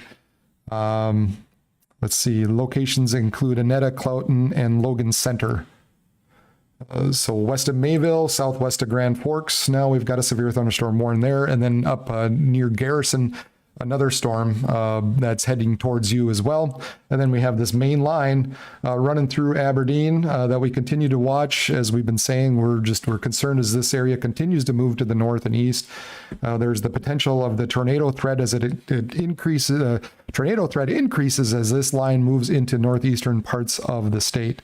So we're going to have to start keeping a little closer eye on some of these areas as it continues to push out northeast into the northeastern parts of the state here.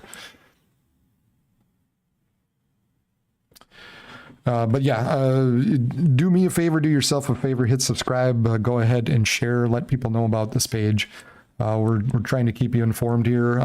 As I've said before, I was born and raised in North Dakota. I'm living in Grand Forks right now, lived in the cities for a while, take a number of trips through South Dakota because, you know, who doesn't? It's great down there. I've forecasted for road conditions in South Dakota, worked for Northwest Airlines. So I've been around. I like this area. I like forecasting. It's what I know. So that's what I stick with. I stick with the Dakotas and Minnesota. And so that's where I'm here for you. Some guys, they go chasing the weather headlines no matter where they're at. But I continue to watch the Dakotas and Minnesota. So I appreciate everybody coming on and taking a look at me. Aren't I handsome? All right. As we continue to deal with my duct tape computer, we're just going to kind of roll along with what we've got. But like I said before, if you've got Twitter, do yourself a favor and do the hashtag SDWX. And you're going to see some awesome photos showing up with these storms. A lot of dust being kicked around. Like I said before, it looks like Independence Day if you've ever seen that movie. Some of these photos, it's crazy. Some hail report possibly in through here, just over an inch possible, just south of Clark and Henry and Haiti. Maybe up to 2 inches. Actually, there was a report of an inch here in Falkton, just in Falk County, South Dakota, of an inch. So we're getting some hail reports in with this. We're getting an inch in diameter. So that's roughly about golf ball size hail. So some hail associated with some of these in through here, as you can kind of see the oranges is where the most susceptible areas would be. And now we've got ourselves another tornado warning. So we'll flip back into there and take a look. Kind of hard to see. Might be just south of Doland.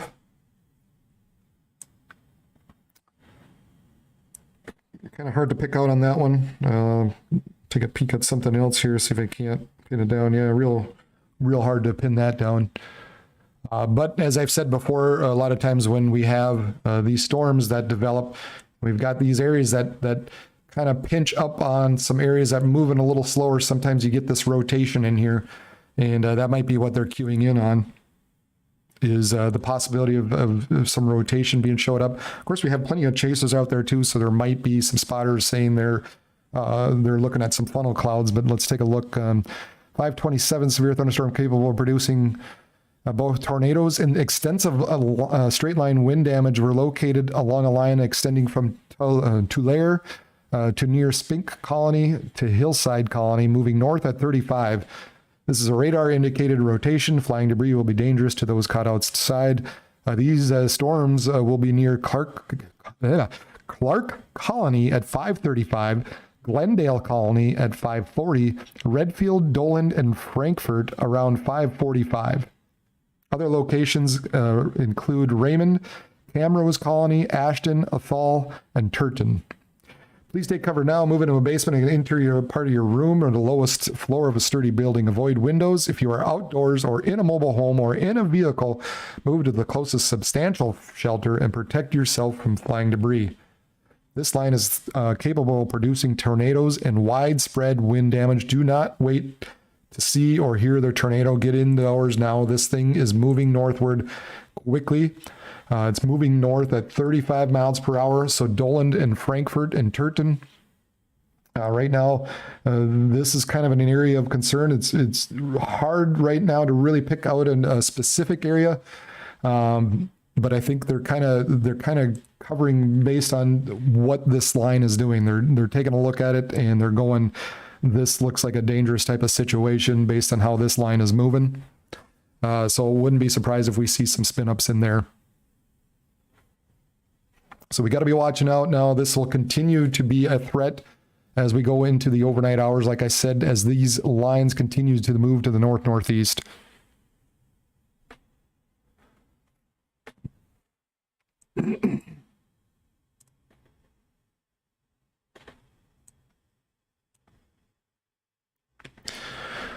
In Minnehaha County in South Dakota, 3 southeast of Baltic, magnitude wind gust of 71. Again, tree limbs broken, 3-inch tree limbs broken. So I'm getting a lot of that, 3-inch tree limb broken. We saw that one earlier. 3/4 inch hail. So we're still seeing reports of wind damage along, especially along the apex of this storm running through Sioux Falls. So it looks like Worthington, Pipestone, Slayton, you guys would be in the path of these particular storms right now. So you're going to be next. Brookings, we're looking at the possibility of wind damage up there as well. And then we continue to monitor this area coming up on Aberdeen. Now we're getting into these areas that we were really concerned with earlier. So the potential, the tornado threat potential increases as these storms continue to move to the north-northeast. So Doland, Frankfurt, Turton, Condi, you're all, we got to be watching you guys right now. And we continue to look at, we're seeing, and we're still looking at wind gusts of 60 miles per hour in through here at least. Oh, here we got a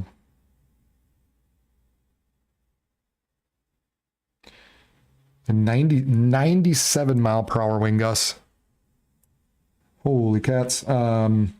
Lake County, 1 east-northeast of Madison, 97 miles per hour.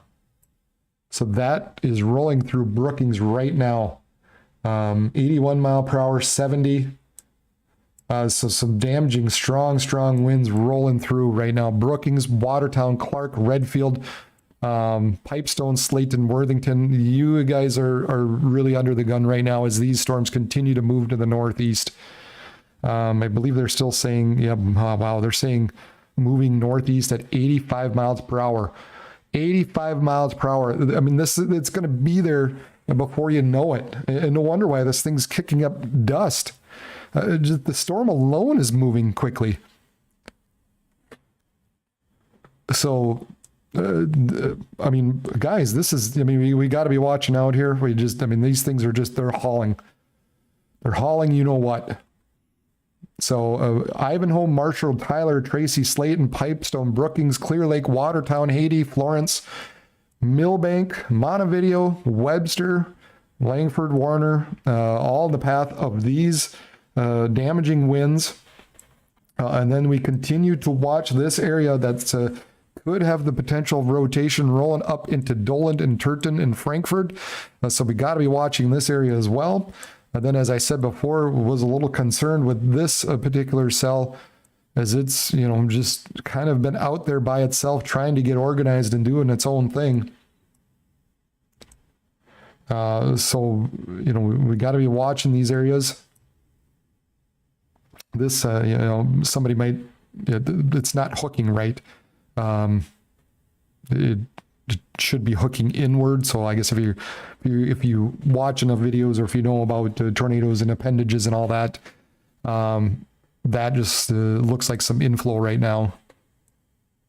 But it's not hooking the right way. So this would be more of an area to watch, just north of Miranda. You know, when you talk about some hooks, you know, oftentimes you hear hooks and tornadoes and stuff like that. That would be about the only, that, you know, this looks more like a hook that would need to be watched through time here. So we got to watch out for Chelsea, Mansfield, Warner, eventually coming up to Aberdeen actually as well. And then we have this tornado warned area. You know, maybe a little rotation here just southwest of Frankfurt, moving to the northeast. So we got to be watching these areas, guys, as this continues to move into areas that are of concern. Oh, here's one, a new one that's got some decent rotation in there. And actually, you take a look at this, it's got a little appendage, it's got a little hook in there. So just northwest of Willow Lake, moving to the north. Let's take a look at the very interesting appendage in through here. This is where we're looking.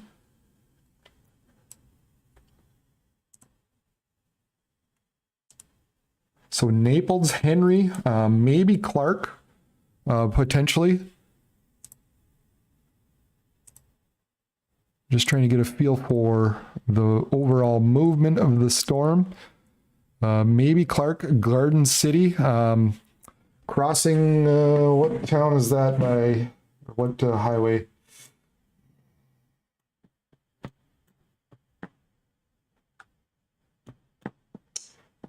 Crossing U.S. Highway 212, eventually crossing U.S. Highway 212. So we got two areas.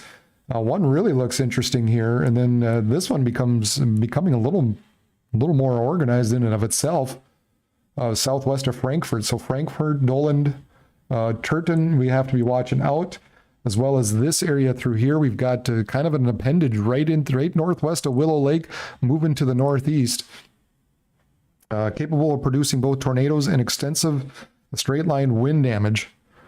Located near Mayfield Colony at 5:34, so a few minutes ago. Moving north at 45 miles per hour. Let's see, dangerous storm will be near Naples at 5:45 and Clark around 5:50. Other areas in the path include Henry, Hillcrest Colony, and Garden City. So if you're within that area, take cover now. Move to a basement or interior room in your lowest floor of the sturdy building. Avoid windows. If you are outdoors in a mobile home or in a vehicle, move to the closest substantial shelter and protect yourself from flying debris. So we got to be watching out. This is an interesting area that we're watching right now, northwest of Willow, kind of heading into that Henry Clark area, crossing 212, and then we're continuing to kind of keep this eye on out here. As it looks more and more interesting, just southwest of Frankfurt, southeast of Redfield, also about to cross 212. And the reason let's see, Frankfurt, there's a little CC drop, but it's hard to tell. I mean, if there's something there, man, it'd be hard to tell on the rest of the radar, because it doesn't quite correlate. But wow, okay, we might be getting some pretty strong winds out of this. I think that's, you know, we might be seeing some spin ups in here. We might be seeing some debris lofted in through here, just along with, you know, just really, really strong winds in here. So we've got a couple of areas we need to watch out for, almost just around this Frankfurt area in of itself, up through Doland and Turton. And then we've got this kind of couplet northwest of Willow Lake. Thankfully, there's nothing on this CC area, a correlation coefficient, that would indicate anything at this point. But there was an area that was had a bit of an appendage, as you can see here, about a frame ago. So that area continues to move to the north to Clark, Garden City, Henry, crossing 212. And once again, just backing up here. This whole line continues to be a concern through Brookings, Watertown, Millbank, and Marshall.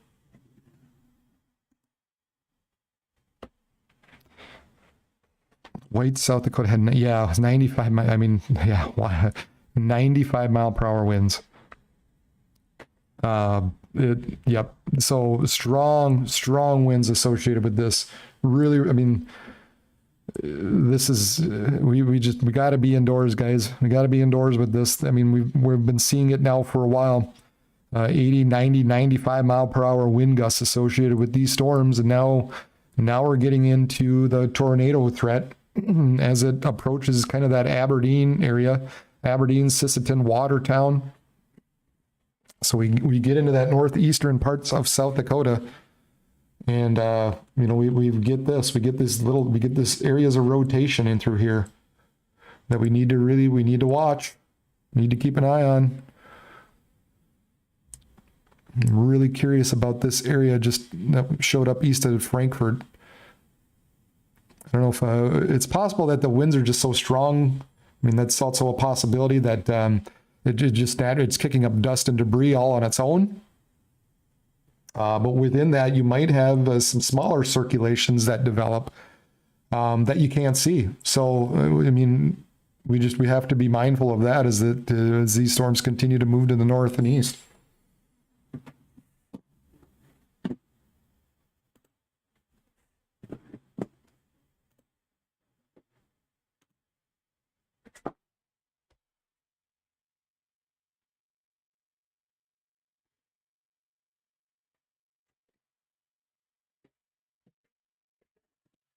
Ah, shoot.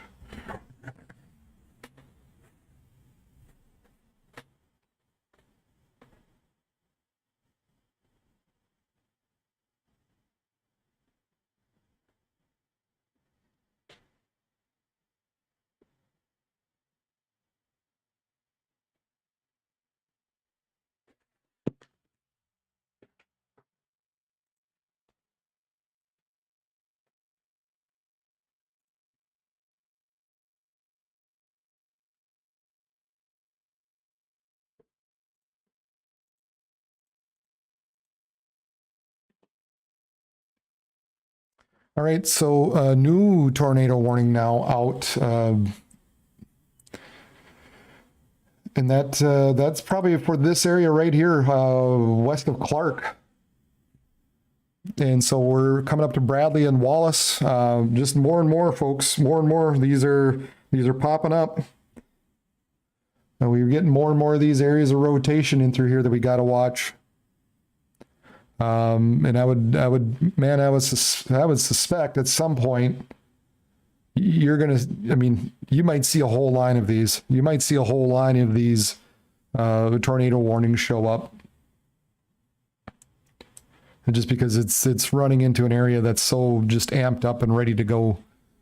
So, I mean, anywhere north, I mean, Watertown, Webster, Aberdeen, Sisseton, Leola, we got to be ready. We got to be ready for you guys up there in particular. I mean, this whole line, I mean, we're getting, you know, severe thunderstorm warnings way out there. And as this thing continues to bow out, now this becomes a little more concerning as well, as this area continues to bow out. Right in through here, this area continues, or that'll be kind of an area to watch as well as far as one of the stronger wind points. So coming up to Ivanhoe, we'll just zoom it back in here. So Madison, Montevideo, Granite Falls, Marshall, Tyler, Ivanhoe. Maybe we'll pull that back out a little bit and include Redwood Falls. Or not Redwood, yeah, Redwood Falls. So anybody along that line, really, we're looking at the possibility of strong winds, damaging winds, and now we're getting more and more of these tornado warnings showing up. So this latest one, moving north at 50, will be near Garden City and Hillcrest Colony around 5:50 p.m. Bradley and Crocker around 6.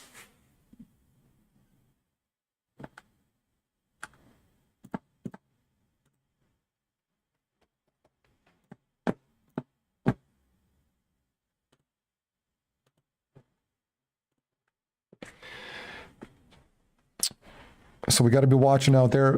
Once again, just man, I appreciate everybody who's watching. That's great. Keep telling people, keep letting people know that I'm out here watching these storms for them. Ask questions if I'm showing you. If I'm not showing something that you're curious about, let me know. I'm trying to bounce around as much as I can because there's so much going on tonight. Man, this area just right around Frankfurt and Dolan continues just to kind of be, it just doesn't quite want to give up in through here, but I would suspect at the very least we're getting some pretty good winds rolling through there right now, associated with that tornado warning and severe thunderstorm warning. And then we also have this new area southwest of Clark, moving to the northeast. So Bradley, Garden City, Crocker, and Wallace now in the path. And then we've got this kind of area north of Willow Lake that would also be a concern right now. So just kind of southwest of Naples.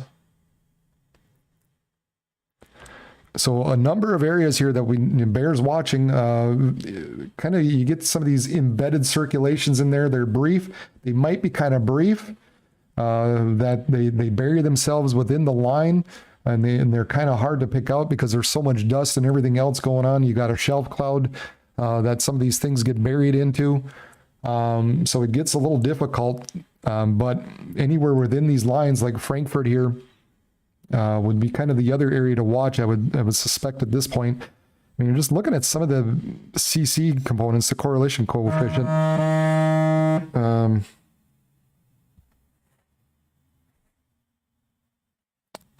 So it looks like maybe some dust and some debris getting kicked up with that. This one down here is the ZDR, and it basically shows just the amount of turbulence in the air. And obviously, with all the red, with all the winds out there, we got plenty of it. We got plenty of turbulence out there. Obviously, that almost goes without saying. Then we continue to have a couple of areas further to the north. We got peat and nickel size hail. One northwest of Hazen, so that's we've continued to watch the storm that's rolling through Garrison, and then this area north of Cooperstown, producing some hail as well, producing 60-mile-per-hour wind and quarter-size hail. But obviously the main threat, the area we need to continue to watch tonight is going to be this down in the south.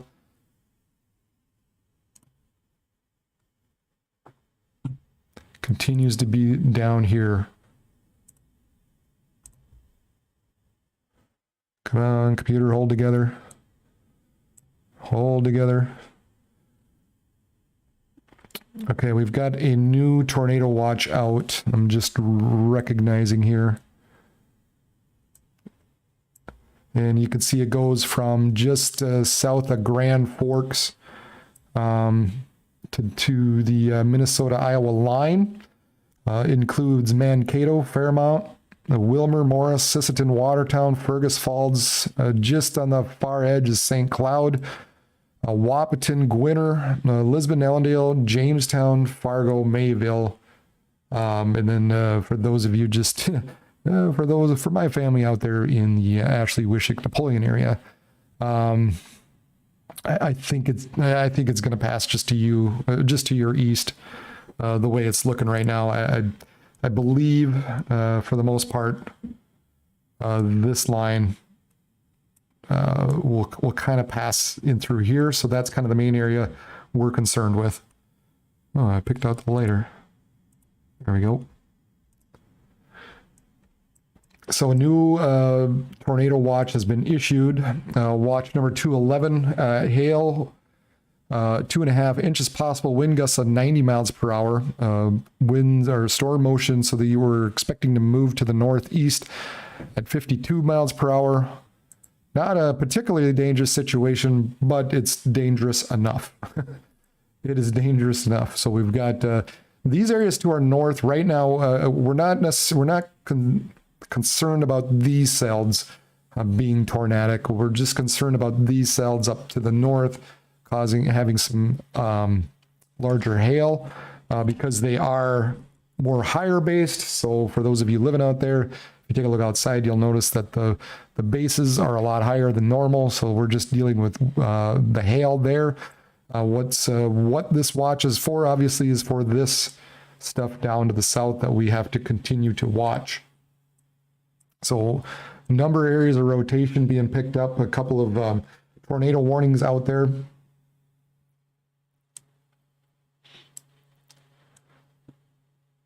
So we got to be on the watch. We got to be on the lookout for Garden City right now, Bradley and Wallace, as well as Crocker. Some of these circulations being getting a little harder to really figure out in through there.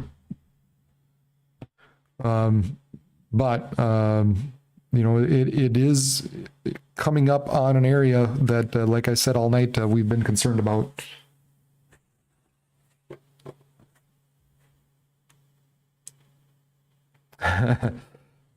Thank you, Barbara Ann. Thank you for watching out in the New Jersey shore. That is cool. That is pretty cool.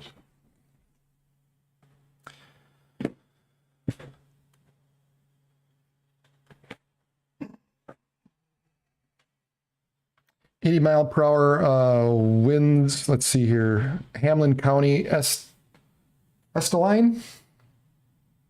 Damage to buildings.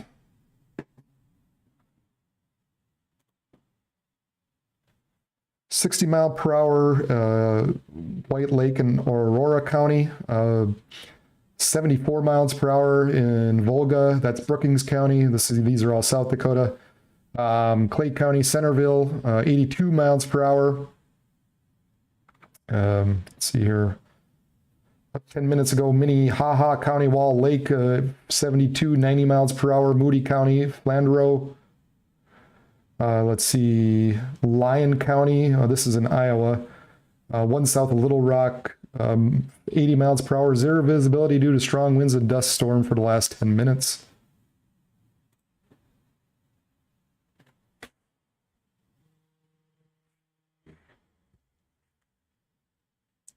Okay, a new tornado warning here being just issued south of Watertown. And it looks like this is kind of the area of concern just to our southwest. So Watertown right now needs to be on the lookout. We've got kind of this area poking out in through here. I should kind of wrap it back in through here. We've got some rotation, so a couplet basically right in through there, and that's what we're watching out for. That's where we're looking for, southwest of Watertown. There, that helps me kind of, yeah. So it looks like we've got it coming in and pinching in through there. Got a rear flank downdraft kind of coming around and pushing out, causing some rotation here. So Watertown, we're going to be having to be on the lookout for the possibility of a tornado coming up into Watertown.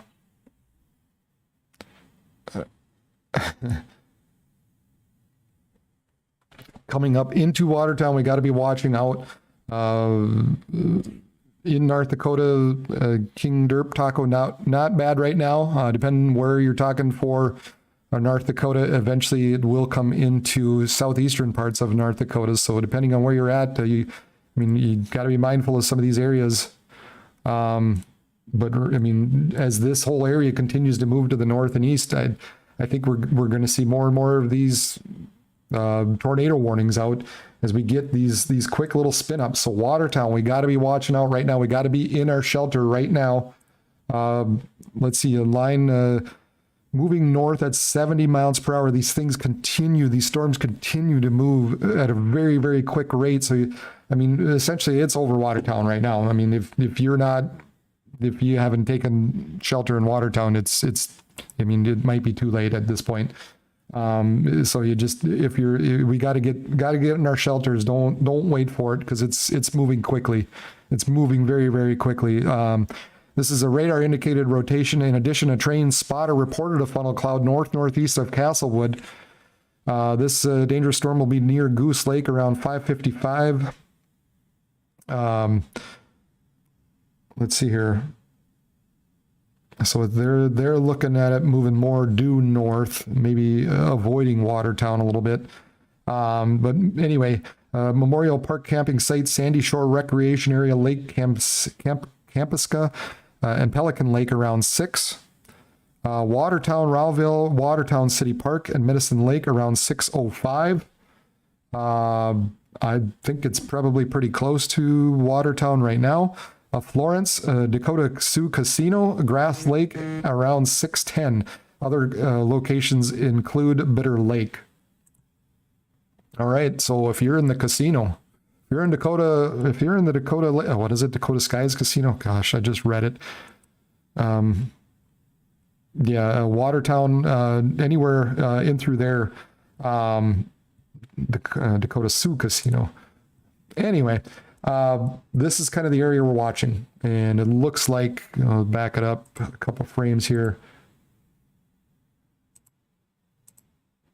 I don't know, man, the way this is tracking, yeah, I'd say Watertown, we gotta be watching out. We gotta be watching out going through Watertown right now. This is the latest. So this radar. So we got a couple things going. We got a couple. It's according to my clock, it's 5:57. The radar image itself was taken at 5:55. The delay on YouTube has got to be a little behind. So just be mindful now. I mean, we're talking all kinds of delays that we're looking at. So Watertown, anywhere north of there, we got to be watching out. You know, this area is going to be crossing or coming at least close to I-29 north of Watertown. So there has been a report of a funnel associated with this.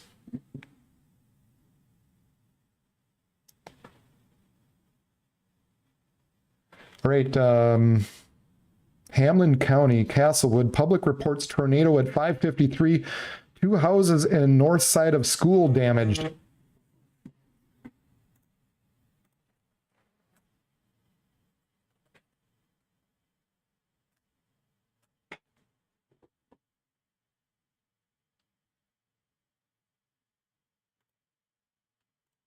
So that is actually just, okay, yeah, that's down here.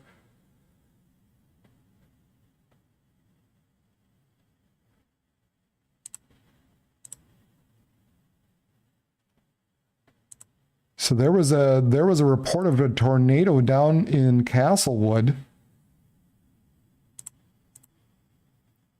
just a little bit ago as this line went through. And there you have it. The change in the color shows that it is a turn from a radar indicated to a spotter confirmed. So we do have some damage associated with this. It's hard to pick out some of the rotation in through there, but I would think Watertown, you're going to be in the path of this, as well as Florence. These things are moving north at 70 miles per hour, everybody. So we got to be watching out. It's gonna come quick. It's gonna come real fast. And even within that, I mean, that area is a little bit further south. So sometimes you get these spin-ups that happen that the radar doesn't even have time to pick up on, because as I'm looking at this, you might have a area rotation here. There might be another one kind of hidden in through there as well.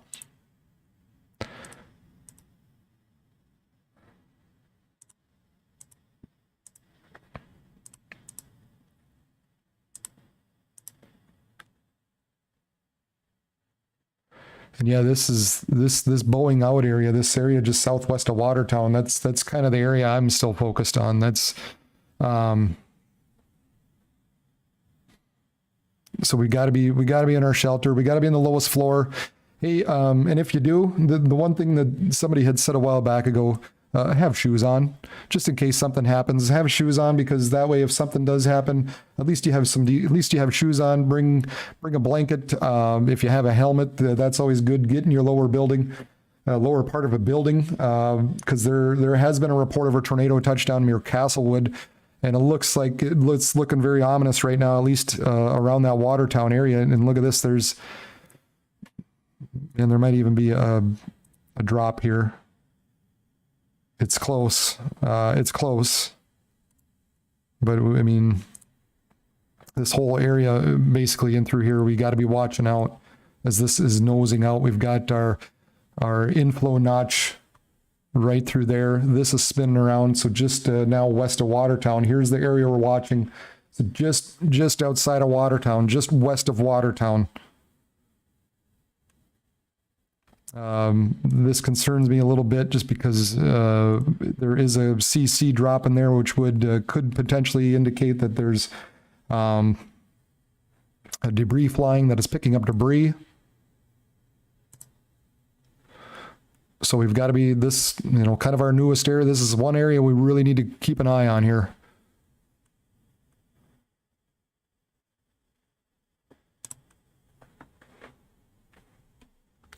That we've got, we have this other one further to our west that's getting a little old. Now we might have a little bit of something here north of Garden City, but right now we've got to be watching this area west, at least west of Watertown, northwest of Watertown, as that continues to move to our north. Let's put this into motion a bit here and watch this as it comes up. Oh, that's real sticky. Hold together, computer. I better not test fate when it comes to this computer.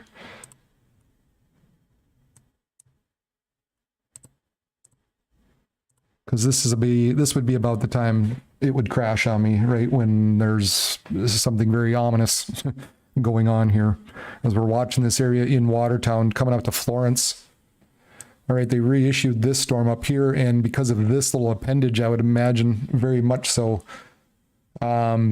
We've got this area in through here, an inflow notch just north of Garden City. So a little bit of rotation going on just north of Garden City that we got to be watching now as well. Radar indicated rotation with that. We did have a tornado touchdown near Castlewood. 2 houses and north side of a school damaged.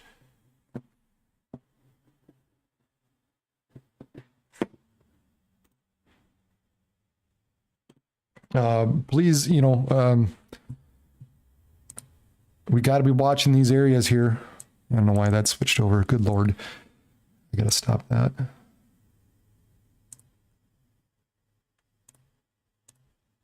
We've got to be watching these areas north of Watertown. Here's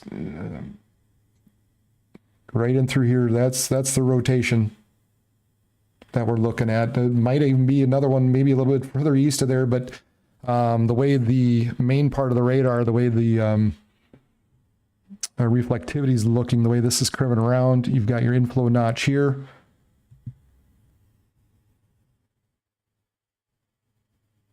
So that continues to be an area of concern. And then you've got this area just kind of south of Wallace. We had a little impinging area, just north of Garden City, south of Wallace. Another area that we need to be watching here as these storms quickly move to the north. And this area north of Watertown, hopefully our relative vorticity panel updates here shortly, but continues to become just look more ominous, I guess, as we've got this area that is surging forward, and then we've got our inflow notch, and now it looks like they're worried about this area as well. Kind of got the same thing going. So they issued another tornado warning. And actually, holy cow, folks! Wow, let's clear this out. And let's put it here, and we're going to back out just a smidge. Yeah, you've kind of got this area in through here. So your inflow notch coming in just north of Katzenberg, so a bit of a rotation there. You might have something just north of Alamont. This looks like the most precarious, northwest of Watertown, as you have your inflow notch and your RFD showing up there. You've got this area southwest of Wallace. This is the things we were worried about, folks. And now, I mean, we've got even another tornado warning out there. Beyond all that, we've got we've got all three of these going on all at the same time. Now, this latest one, tornado and quarter-size hail at 6:03. So a few minutes ago, severe thunderstorm capable of producing a tornado was located along a line extending from near Katzenberg to near Turnerville to near Moritz, moving north at 80 miles per hour. Dangerous storm will be near Revillo, Labolt, and Albi around 6:10, Stockholm around 6:15, Millbank, Twinbrook, and Marvin at 6:20. Guys, we got to back this out just because all these areas far, further to the north, Millbank, Webster, Sisseton, Britain, all areas we need to be concerned with. Benson, Morris, Wheaton, anybody north of this line right now is all areas we need to be watching out for, because these tornado warnings are they're popping out left and right. And they're moving north very quickly at 80 miles per hour. And then we've got these areas that just kind of poke out once in a while, that are creating this bit of rotation.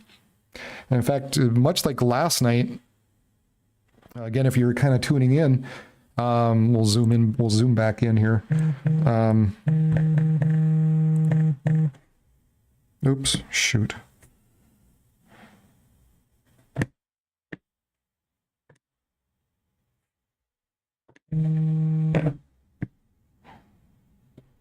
Okay. We've got these waves in here, and you can kind of see how they're just kind of all over the place when it along that line. And so anywhere within there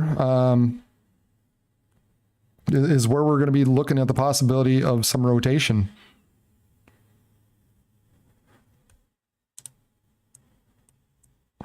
It was close to Watertown. It was really close to Watertown. The way the movement was, it took a little bit more of a northerly turn there, which can happen, especially with these storms as they, continue to move on. They take a little bit of a left hook sometimes, but it was close. It was, man, it was, now you've got this area north of Katzenberg coming up to Troy, Stockholm, South Shore, Twinbrook.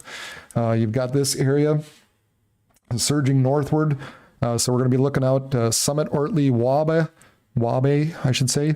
We've got this area just north of Wallace, Webster, Wabe. This whole line continues to be of concern. It will be interesting to see how much damage actually shows up out of these. For sure, we're looking at wind damage out of this. That is, we're looking at really strong winds.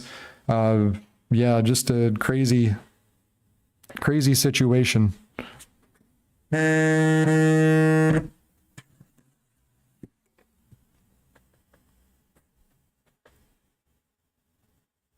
Crazy situation running through.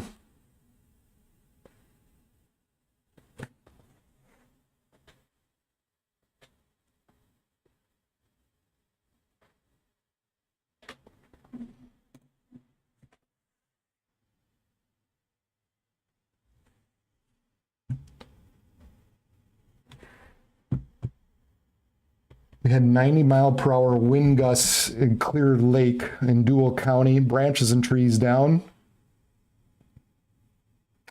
Hamlin County, Esteline, roof and tree damage, uprooted trees.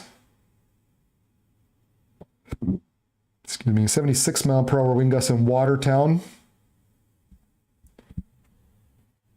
So plenty of strong winds continue to be reported out there. And then we're continuing to watch these areas that begin to just poke out and nose north of this line, and that's where we were concerned about tonight. I'm not saying that every one of these areas has a tornado for sure, but it's just the atmosphere is just ripe for these types of things, and given the movement and how the atmosphere is within this area, it's concerning. Now we've got another one further to our west. And that's basically what I said, folks. I mean, we're just going to get a line. You're just going to see a line of tornado warnings fire up. And they're going to cover it all. And it's just a matter of, because of the storm movement. We've got Webster, Groton, Langford, Eden, Sisseton, Wilmot, Millbank, Clinton, Appleton, Lake City, Britain, even Columbia. Eventually, this is all coming up to you guys. Not to mention, we've got strong winds that are going to be pushing into Granite Falls. Now we're talking into Minnesota, Granite Falls, Redwood Falls, New Ulm, St. James, into some of these areas that we're seeing some wind damage last night as we went into, I remember going through New Ulm, Mankato. So these storms we'll expect to continue to move to the east, eventually running through the Twin Cities metro area. But right now we continue to see this line of storms. They're putting out one after another when it comes to tornado warnings. And I mean, it looks like possibly some rotation north of Florence. We've got this area just kind of around that Troy area, moving north, northeast, Stockholm, Twin Brook, Millbank.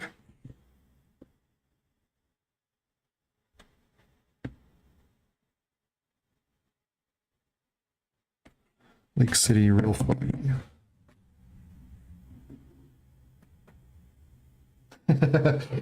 With all the important, make sure you got all the important documents. Shoes, important documents. Have your loved ones by you. Have a blanket. That also helps. You just never know. You just never know what you sometimes could walk out to, I guess. At the very least, guys, just be in your shelter. I'm not, we're not talking EF5s here. Just be in your shelter, be in your lower part of your shelter, be safe, and just be ready. That's really all it takes. I mean, you might have some roof damage. You might have some sides of the building that's damaged. So, just be in your lower part of your home. Just be ready. Be in the most interior part of your home if you don't have a basement. And it'll be we just got to take those precautions. That's what we got to do with these. We just got to take these precautions as these move northward. I don't want to be the person to just scare the bejeebers out of everybody. I'm just kind of telling you what we need to expect. We need to expect that this line here is entering an area that is volatile for tornadoes. And that's why all these tornado warnings are being issued, because as this line continues to move, we're going to have these little areas that poke out and some inflows. And so we're going to have these areas that develop that has the potential of putting down a tornado. And it could very well be brief at that, cause some damage. But just be cautious. Just be in your lower part of your building, and be in the inside, innermost part of your building. Stay away from the windows and doors. Don't be outside. That's just the things you got to do.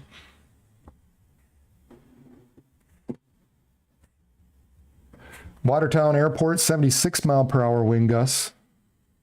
Some structure damage to southeast of Stonebridge in Hamlin County. I don't know what structure damage means, or to what structure. So that's the thing, folks. I mean, we're getting wind damage reports. There's no doubt about it. There are reports coming in. Roof damage, some structural damage. Just get inside, get down to your lower part of your building. Get into the innermost part of your building, and you'll be okay. Just take the precaution. These things are moving quickly to the north. They're moving very, very fast. They continue to move north anywhere from 65 to even 80 miles per hour at times. Here you go. Now you've got another area poking out a little bit to northeast of Madison, coming up on Appleton and Halloway. A little bit of rotation showing up in through there. Another area east of North Shore, maybe another east northwest of or South Shore, northwest of South Shore. Got this area just kind of north of Florence that we would be keeping an eye on. And we've got our inflow in through here and then poking around. So, you know, not real showing up very well on the old relative velocity. This area just north of Florence.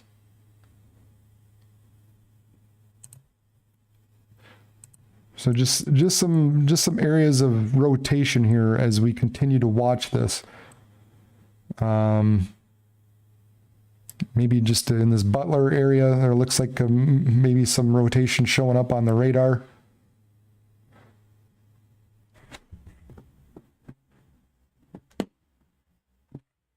Everybody, appreciate everybody tuning in. Please hit the subscribe button, share this so that people know they've got a place to turn to. It was pretty cool. I think I had somebody say they called a relative to let them know where to find me. Find me at, you know, / region weather live.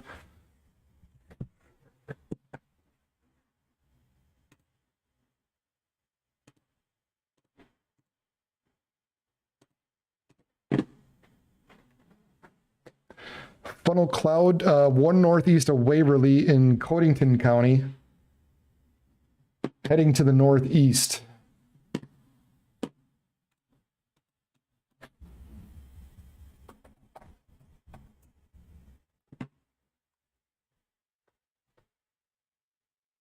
So that is just, let's see, that's northeast of Watertown. So right there. And that was as of about 7 minutes ago. So there was a report of a funnel cloud associated with some of this rotation in through here. Back that up a little bit, see where that came from. So that's, you know, that's that area kind of, yeah, north of Katzenberg. We were basically keeping an eye on earlier.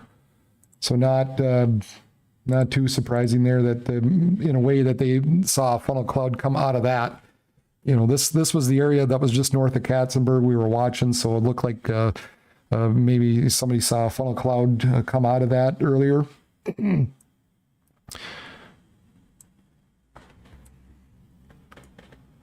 And then we've continued, got this rotation possibly north of Florence, a couple of areas coming up to Webster, coming up to Bristol. We've got this area by Summit kind of spinning around. We've got our inflow notch there.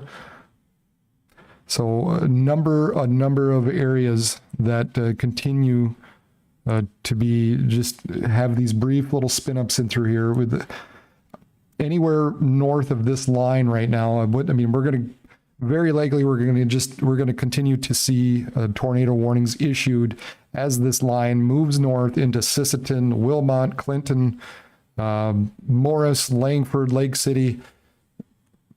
Basically, we're probably going to continue. Oh, geez, that's ugly drawing.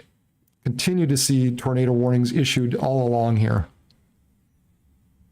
as this line continues to develop and move to the northeast. And again, this was the area we were concerned with. This is what we thought would happen.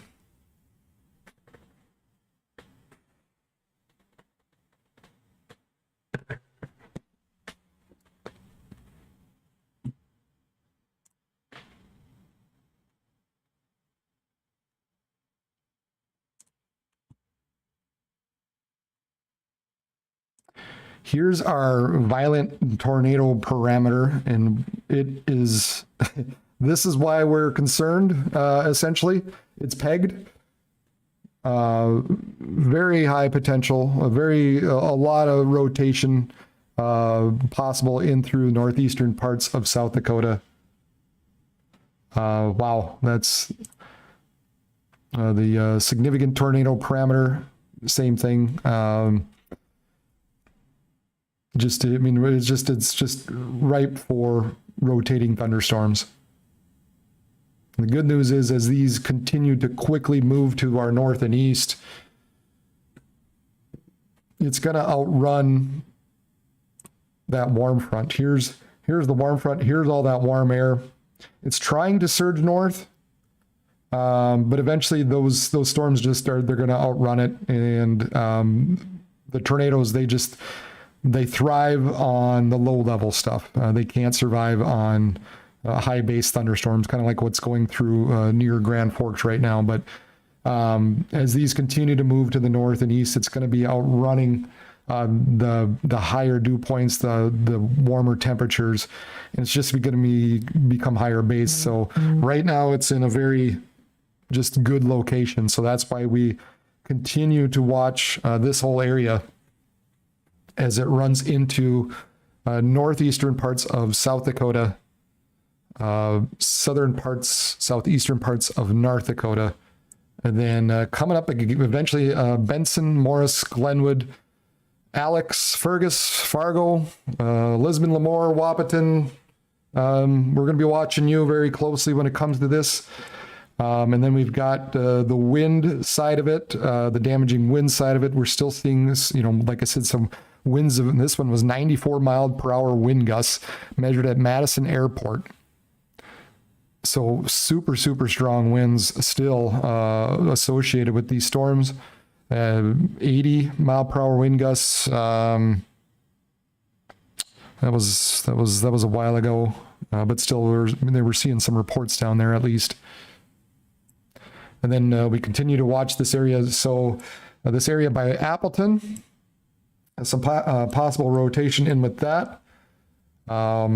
Right now, just north of Twin Brooks, coming up to Corona, Wilmot. And then we've got this area just west of Summit. Looks like it's got a little bit of rotation in through there. Some good inflow, but I think it's going to get cut off somewhat. So I think some of this is going to be it's going to have to regenerate. And then Webster, another kind of area. Just around that Webster area. So multiple areas that we just got to be watching out for. And like I said a little bit ago, we look at this line here, this convergence line, and it's got these little, little areas that can just kind of fold in on themselves in a brief, quick moment and cause a spin up. So that's why we're just, looks like they're just issuing big, long tornado warnings out.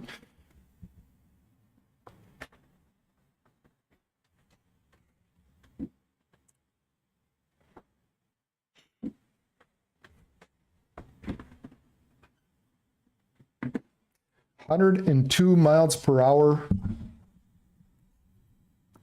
in an ambient weather station nearby report of trees down. This is 1 west-northwest Lake Cochrane in Dual County. Wow, there's 102 mile per hour in Lake Cochrane. Cochrane or Contrain?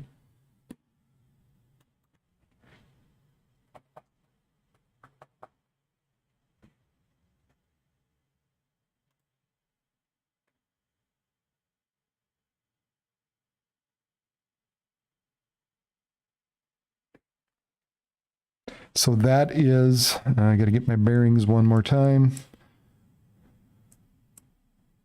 That is kind of down in this area associated with all these reports that have been showing up.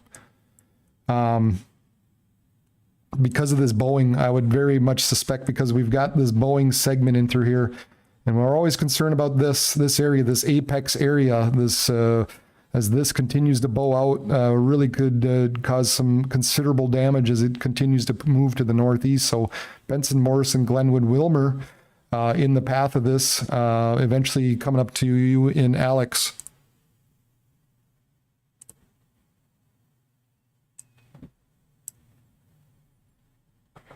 Okay.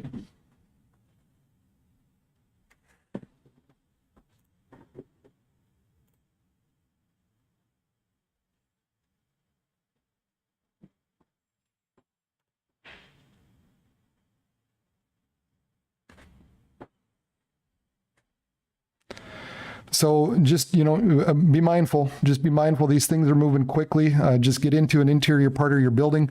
I mean, here's what the Weather Service is now doing. They're issuing these large boxes because anywhere within there, we could get a brief spin up, kind of like, we might have something here now southeast of Corona, northwest of Millbank, northwest of Summit.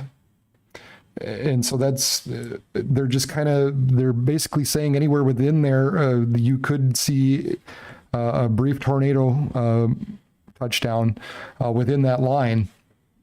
I-90, I-29, man, don't be traveling down there. If you're heading south,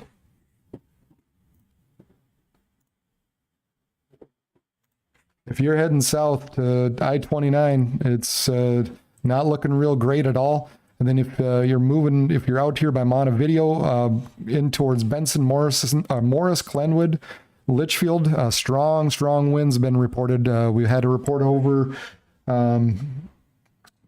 let's see, house and shed damage, turned over a semi truck. This is one south of Gary in Dual County. So just take your precautions, get inside, get in the inner part of your building, get down to your lowest part of your building, and it'll be fine. You got to take those precautions is all. We're not necessarily always used to these types of storms up here. So I don't want to be the big sounder of alarm, but just you do the smart stuff. These things are moving quickly.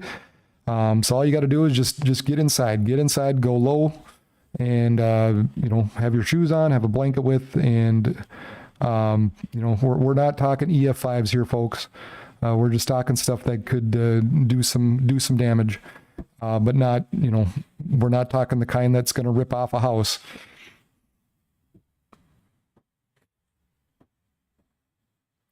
Yeah, Connor. Yeah, eventually we're looking at Fargo getting impacted by this.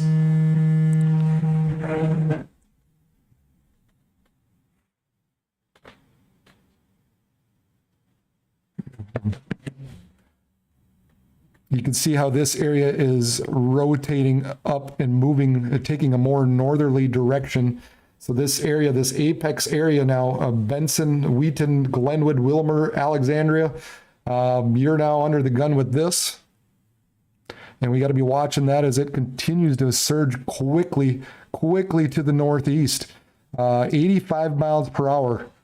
85 miles per hour. 12-inch diameter trees down 5 miles northwest of Watson. This is Chippewa County, 44 southeast of Milan in Chippewa County in Minnesota. 90 mile per hour wind gusts. And give me 1 second. I got one of my storm spotters talking to me.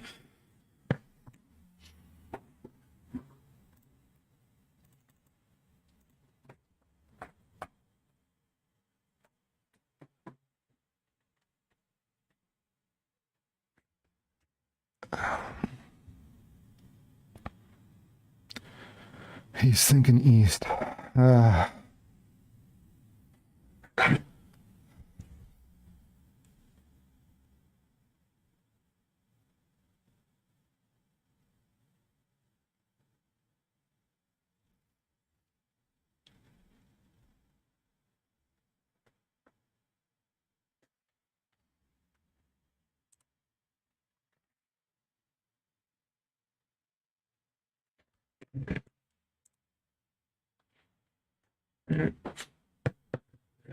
All right, I got a guy just west of Sisseton, and he's wondering what to do. And I basically said, just stay there, get on I-29 because these things are rolling quickly. And I'm going to tell him be ready to pull over.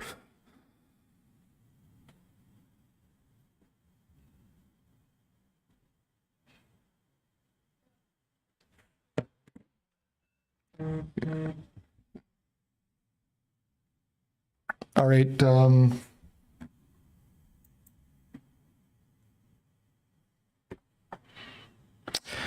Yeah.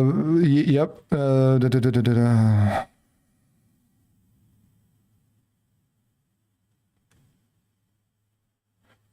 So we continue to watch these areas. We'll kind of put this back into motion here. You could see this area quickly moving to the north and rotating around. It was situated like this. Now we're moving more of a north east to west line. In this area in through here right now, that's the big concern for winds, because that's usually where you see the highest, the strongest wind events. So it's going to be coming, like I said, quickly to Alexandria. We're concerned about tornadoes anywhere along this line, just because we're going to have the potential for some brief spin ups in with this, as these areas basically kind of they poke out, and we've got these areas that kind of merge out or push out because there's so much wind behind these things. There's so much wind pushing these that you get these areas that just poke out, and then you've got some inflow just in the right spot that could cause some rotation, and it's really hard to pick out where. It's different when it's individual cells. You can watch a cell and go, okay, we need to watch this. But with these lines, they just pop these areas of rotation. They pop them out quick, and so anywhere within this right now, as we get into Langford, Britton, Valbin, Sisseton, Wheaton, Hankinson, Foreman, Oaks. All kind of areas we need to watch for the possibility of tornadic activity. These things are moving northward very, very quickly. They're moving north at 70 miles per hour. Dangerous storms. Very dangerous. So take cover now. Move to a basement or enter your room on the lowest floor of a sturdy building. Avoid windows. If you are outdoors or in a mobile home or in a vehicle, move to the closest substantial shelter. Protect yourself from flying debris. This line of thunderstorms is capable of producing tornadoes and widespread significant wind damage. Do not wait to hear or see the tornado. For your protection, move to an interior room at the lowest floor of a building. So just take that precaution. I mean, these, like I said, they're moving so fast. Just be ready. Just be downstairs when these things roll, when they're coming.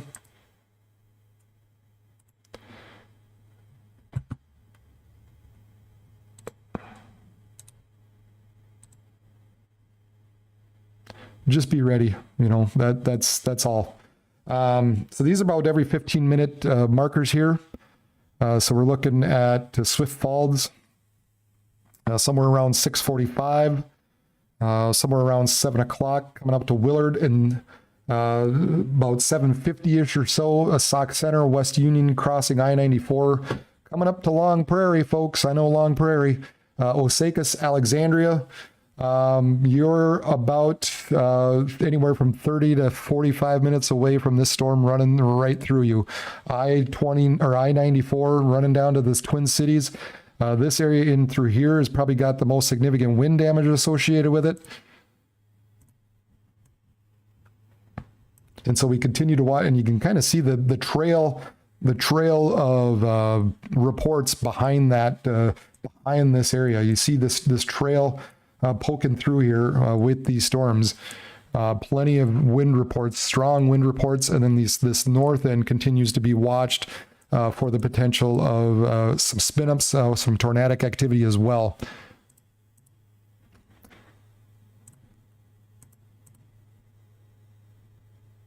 So yeah, Fargo, yep, you're going to have to watch out for Fargo. This is, Fargo is going to be right on that edge. They're going to be right on the edge as far as the watching out for the tornadic activity. But I think at the very least, Fargo, you're going to be looking at some wind damage. Right now, these storms are rolling right through the area most with the biggest threat of tornadic activity. Hey, and just thank you all for watching. I do appreciate it. I do very much. Be sure to hit subscribe. Just, do us both a favor, as I said before.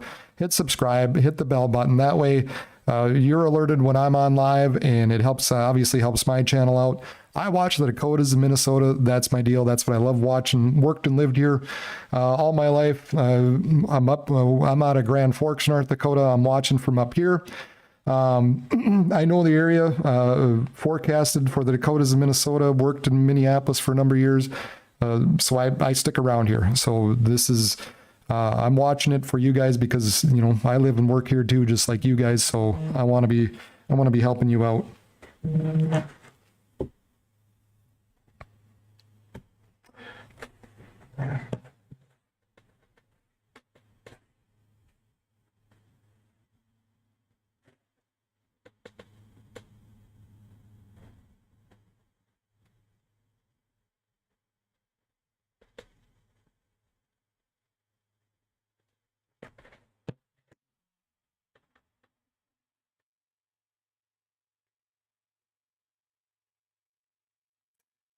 81 mile per hour wind gust, 3 east southeast of Watertown.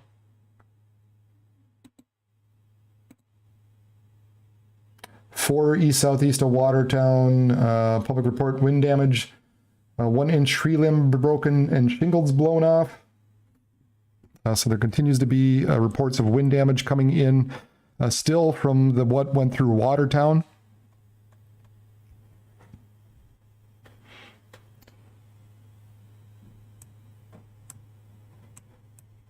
And some of these winds, you know, they last for a bit on the back side of this too, maybe longer than you would think.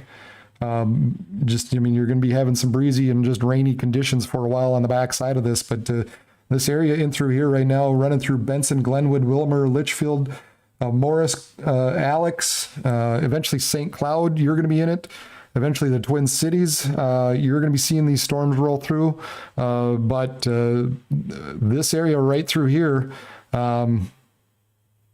is kind of our concern for the, you know, as far as wind damage goes right now. And then the area to our north and west of that continues. We're going to continue to watch that for the possibility of some tornadic spin-ups.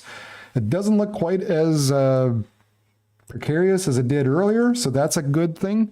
Hopefully, maybe we're already transitioning into more of a wind event, but it doesn't mean it's completely done either. It doesn't mean we're completely done with these tornado warnings, but it's looking a little better for now. How about that? We'll just say for now. And eventually, I'm going to have to test my computer again and switch to the Mayville radar.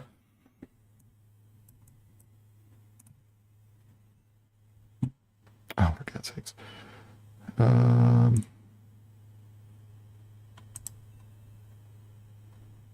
We continue to have this tornado watch out, basically, just up to Mayville. So affecting Lisbon, maybe Jamestown. Yeah, you're probably going to be on the edge of this main line. Yeah, maybe Jamestown, if it does kind of crank up that far west.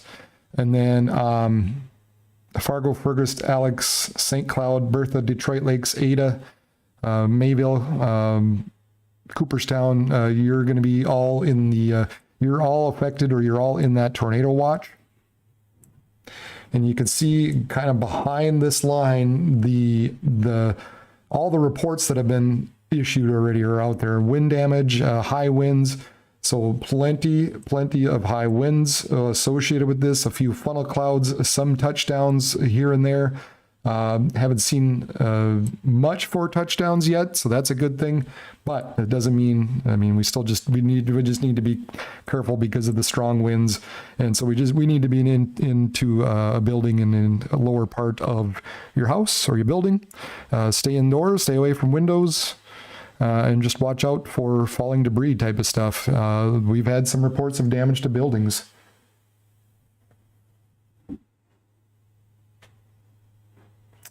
That tornado watch further south has been canceled. So I think this one, let's see here. Oh, canceled through Hughes, Jones, Lyman, and Stanley counties is what it's saying. So not all of it, just some of the counties are over. So anybody back behind this line, you're good. You're good on the south and west of this line right now. It's anybody to the east. East of this line is where we're watching out for now.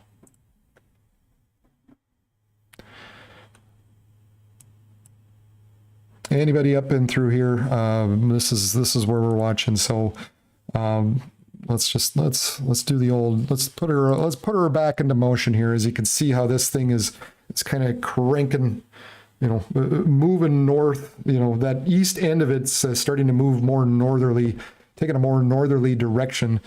And so that's where areas like Valley City and Jamestown, Fargo, Detroit Lakes, Fergus Falls will be affected by this.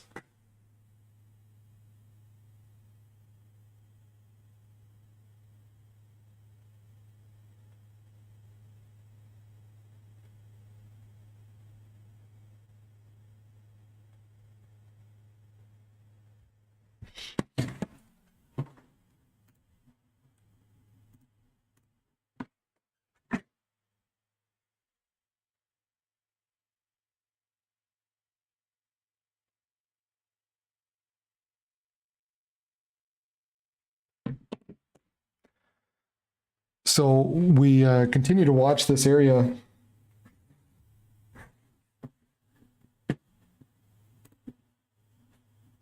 As it continues to push to the north and east very quickly. I mean, they're moving, guys. They're moving 70, 80 miles per hour. So you can imagine we've got these storms that are just moving so fast. So what you're going to have with it are some strong winds, obviously, and we continue to see reports associated with it. 74 miles per hour, west-southwest of South Shore in Codington County, South Dakota. So again, just, I mean, strong winds, and where that's the stuff that's going to take, you know, we're talking big tree branches down, maybe trees down. And as I've said before, this area in through here in particular is really what we got to focus on. This apex of the bow echo. You know, we talk about a bow echo. You hear talking about a bow echo, and this is moving in that direction, in that general direction, kind of northeast. So St. Cloud, Glenwood, Alex, eventually coming up to Fergus Falls as well. We're all going to be impacted. You're all going to be impacted. So if you know of anybody there, watch out. You know, we're looking at 80, 90 mile per hour winds. Ryan, you were the guy north of St. Cloud, is that right? That's my memory is just, it's horrible. So I apologize, but if I remember right, that's where you are.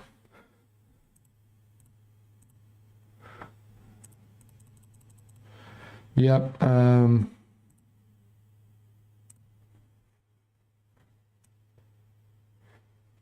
Yeah, we're looking at, I mean, just based off of what we're seeing here. Geez, man, I mean, you're looking at the possibility of 80 mile per hour winds running through St. Cloud. That's for sure. We continue to watch these areas on the north end of it, just because, watch what happens once in a while. We've got this area that continues to poke out, and some inflow in through there, just west of Graceville. So maybe a little bit of rotation. Not looking quite as bad as it was before, but as far as spin ups, so the tornado warnings have decreased in number, but now we've got this one out here. Now we've got a looks like we're gonna have to switch radars here. We'll have to swing over to the Minneapolis radar. We've got a confirmed tornado here, a tornado warning. Oh, Coon Rapids.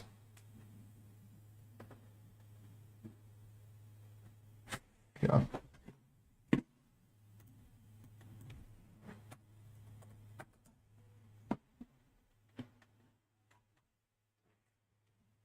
Yeah. Sorry, there was somebody else a night or so ago that was north of St. Cloud. That's right, Coon Rapids. Probably not as strong. We'll call it 60 to 70 mile per hour running through you guys. The way this is shaping up, I'd tell you eventually if my computer would kick in here.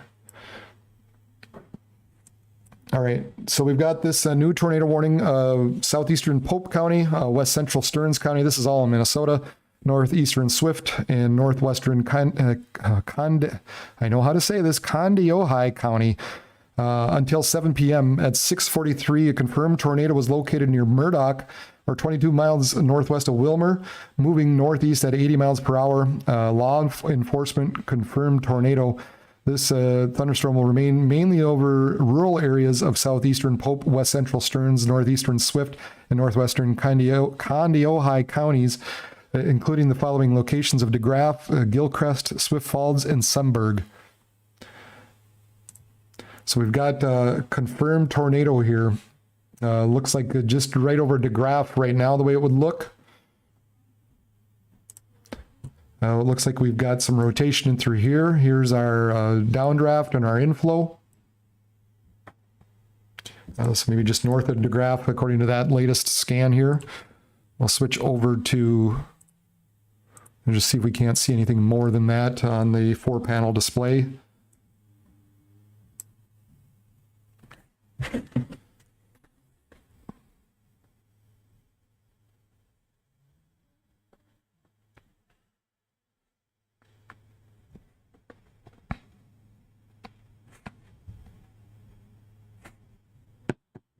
Yeah, just this area just north of DeGraff is where we're focusing on.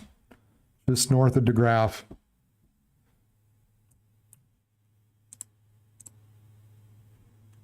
So a confirmed tornado with this. This is moving again. These storms are moving quickly. And you just never know when one of these are going to pop out. So we got to be mindful. We got to be watching. Moving northeast at 80 miles per hour.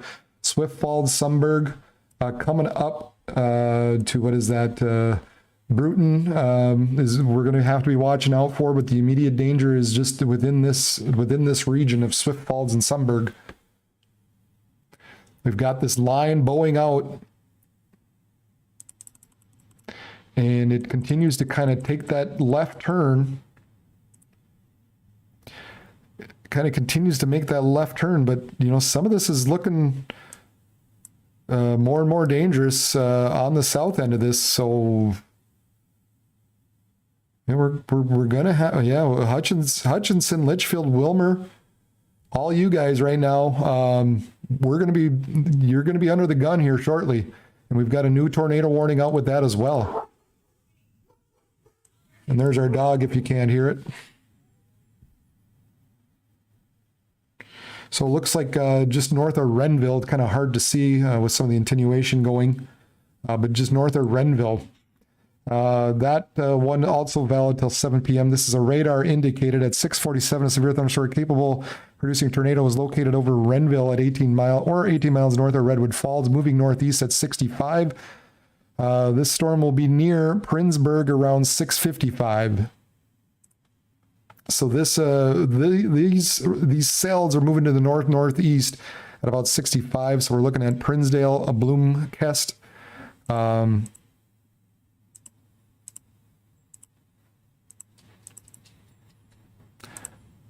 So as well as it kind of this bow with this line pushing to the east, these individual cells are moving to the north. So you get the easterly component from the line moving, and then the cells themselves want to move to the north.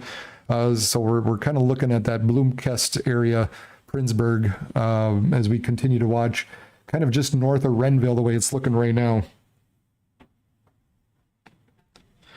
We do have this other one further north, just north of DeGraff, earlier confirmed tornado on that. So in between that Sunberg and Swift Falls region is where we're keeping an eye on.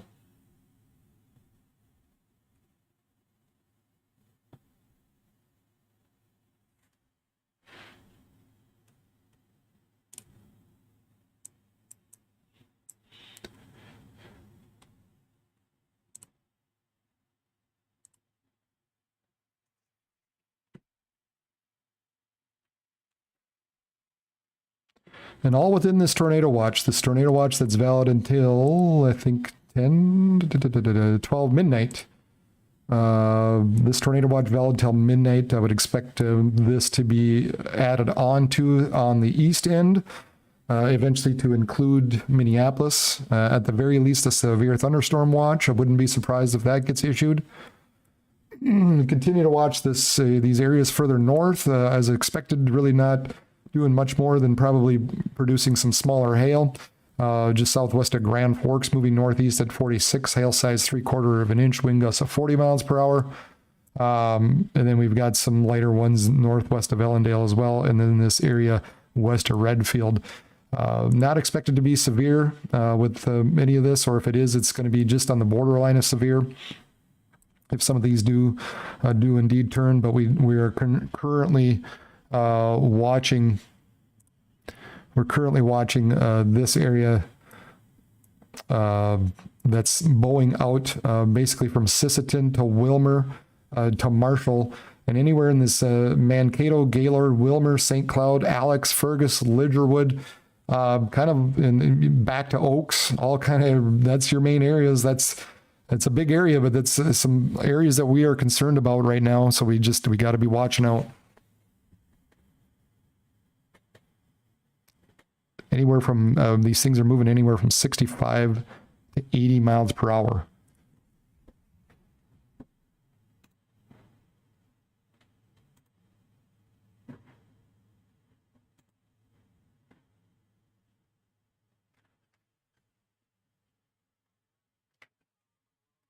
It's a 10 right now.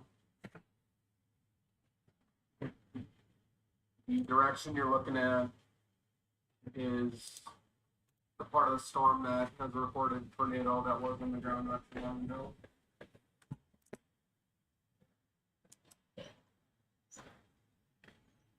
So continue to watch this area north of DeGraff, coming up to Swift Falls and Sunberg.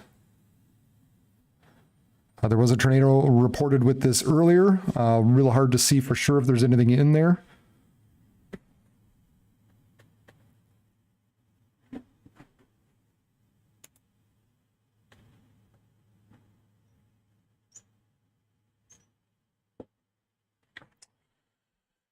Chippewa County, Minnesota, 4 hours southeast of Milan.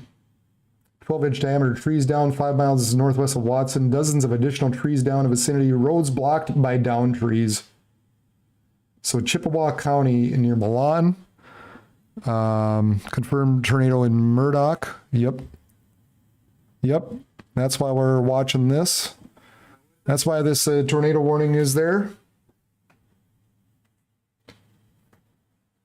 That's why they've issued this tornado warning, because of this, because of that report near Murdoch.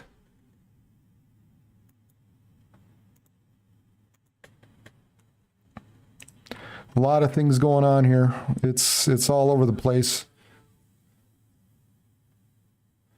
We're all over the place with these storms.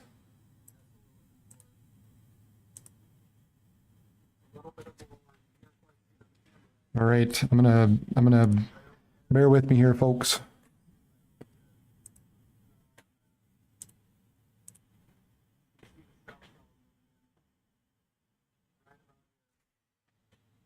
Bear with me here, folks, trying to pull something up for you. Yeah, with this line bowing out now near Wilmer, Glenwood, Litchfield, probably, to me, that looks like the area of concern now, at least, for more tornado warnings to be issued. So we're going to have to continue to watch that as this gets cranking to the east and turns to the north as well. Coming up to I-29. Alex to St. Cloud, Litchfield, Hutchinson, Gaylord, New Ulm, St. Peter, Mankato. These areas all down here looking like the potential for some strong wind gusts, some stronger winds. I think anywhere north of Gaylord into Hutchinson, Litchfield, St. Cloud up to Alex. You've probably got the main area right now for tornado warnings to be issued. And for sure, some damaging winds. I mean, we're seeing 12 inches. It looks like right here north of Montevideo, that's where all the trees were down and roads were blocked. Appleton, 60 mile per hour wind gusts. North of Cottonwood, 60 miles per hour. So this Boeing echo here continues to be an area of concern and just is leaving a wake of damage and strong damaging winds on the backside of this.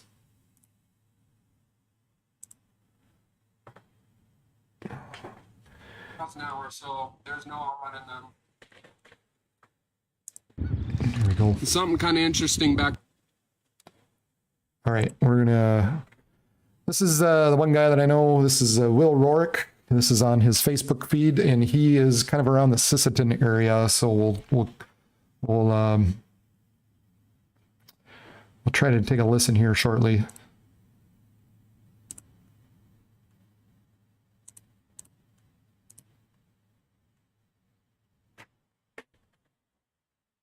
See if he's got anything to say.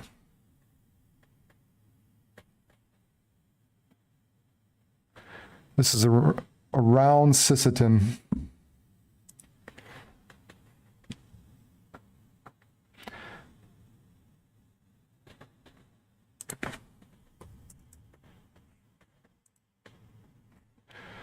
And just bear with my computer here, folks.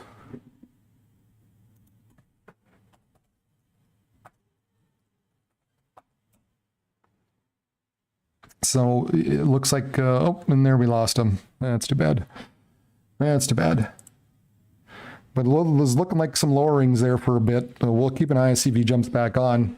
Looked like some lowerings there. He's right around Sisseton, so right up on that north end, just rolling through him right now. It's got a leftover tornado warning associated with that. Let's see here. Wilmer, 71 mile per hour wind gusts. Appleton Municipal Airport, 62. Redwood Falls, 59. These are all wind gusts reported as it went through some of these stations. Excuse me, 58 in Sisseton, 58 miles per hour. Wind damage, time estimated, so 2 north of Watertown Airport. Trees and power lines are down. Roberts County, 5 southeast of New Effington. Train spotter reported a brief tornado touchdown.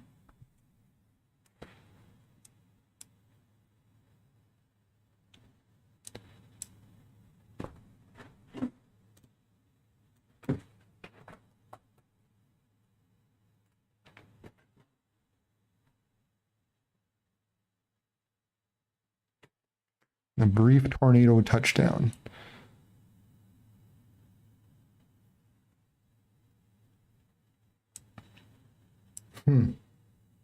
That's an interesting one. Let's go.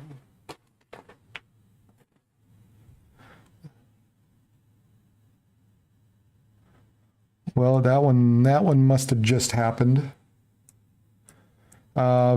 But yeah, there's so much to watch right now, guys. There's so much to watch.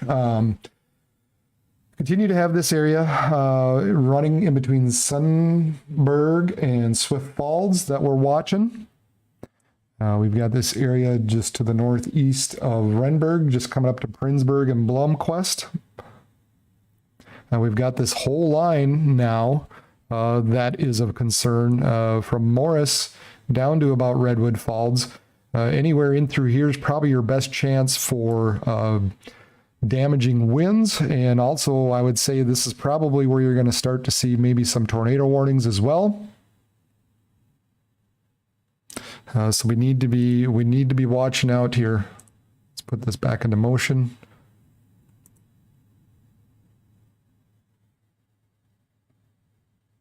There we go. That's better. Yep, there's our touchdown. So we've got this tornado warning now as well. Moving north at 70 miles per hour. Broadcast media confirmed the tornado at 6:52. It was earlier reported 10 miles north of Sisseton. So it will be near Roseholt Victor Witterlock Colony here shortly, and then Emmanuel Church at 7:10. And then we continue to watch this area coming up to Sedan with a little bit of rotation showing up in through probably it's probably just southwest of Sedan. But anywhere within that line, guys, anywhere within this line, it's, I mean, Alex are coming up on you, St. Cloud, Elk River, Litchfield. We're not stopping. It's not going to be stopping for you. So some damaging winds coming for you very, very shortly. These things are moving 60, anywhere from 65 to 80 miles per hour. Once again, I'm going to switch back over to Aberdeen and just see if we can't take a better look at this one near Sisseton.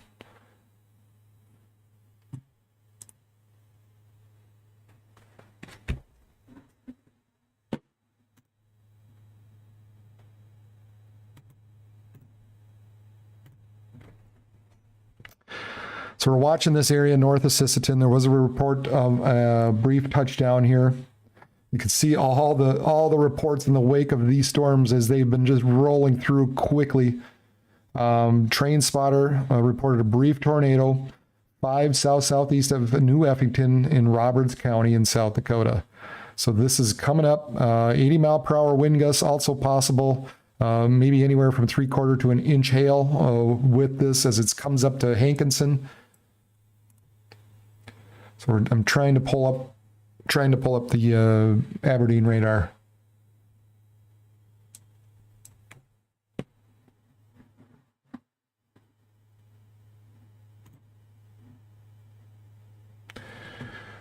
Wilmer, ASOS reported 71 mile per hour wind gusts. So continue to be strong, damaging winds.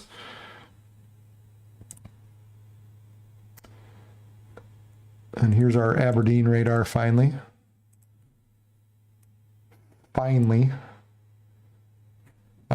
So this is where it was reported just south of New Effington. Once again, kind of hidden in that line.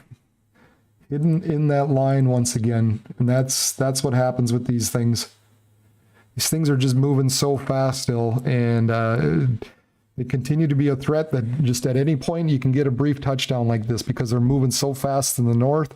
It still continues to be a volatile area when it comes to thunderstorm activity.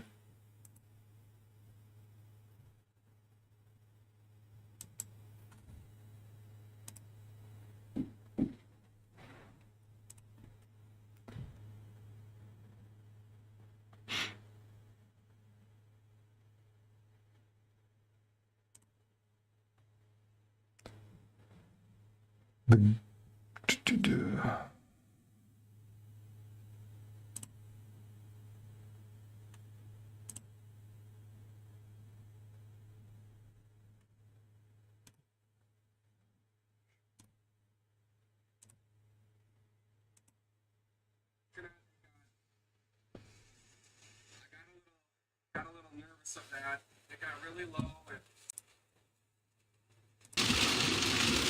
Here's Sisseton, this will once again by Sisseton.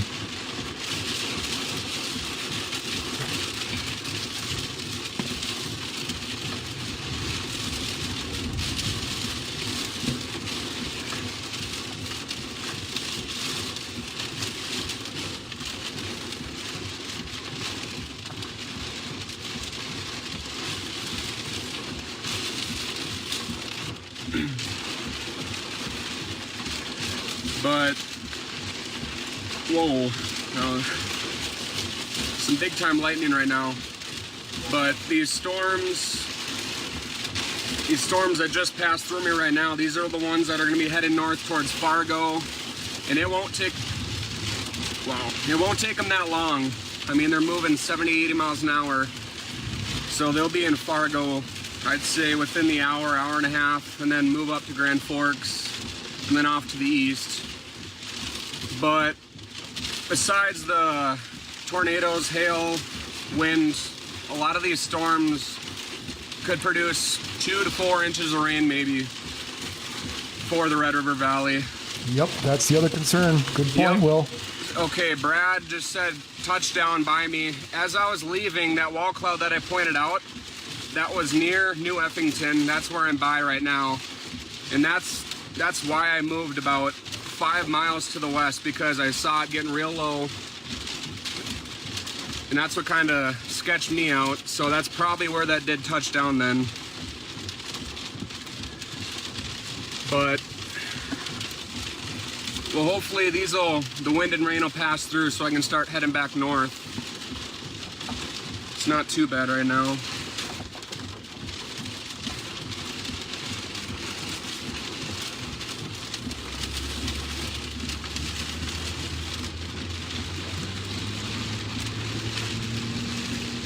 All right.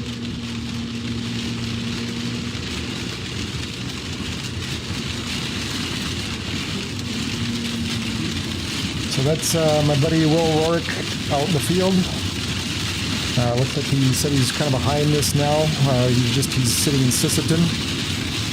So he was real close to that now New Effington brief touchdown. So he got a little nervous there and he kind of got out of the way. It looked like he said he saw some lowerings there, but unfortunately, as happens a lot of times, when you get into the thick of these storms, you lose not Wi-Fi, but data, and then all of a sudden you can't broadcast anymore. So that's kind of what happened. Oh, that was a good flash. Angela calling some light roof damage so far, they say on that. I don't know if you guys could really see it that well, but back when I was kind of pointing out the lowering wall cloud, that happened within a matter of 30 seconds. There was nothing there except a low cloud base, and while I was talking to you guys on the live, that wall cloud really kind of spun up, and it got low very quickly, so that's why I kind of headed out. And I couldn't quite see whether or not something touched the ground. I was right in the way of that, and I'm not in a tank, so I'm not gonna sit there and wait for it to go over top of me.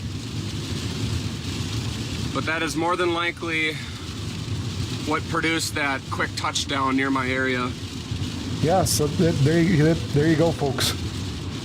That's what happens with these storms. That's a perfect example.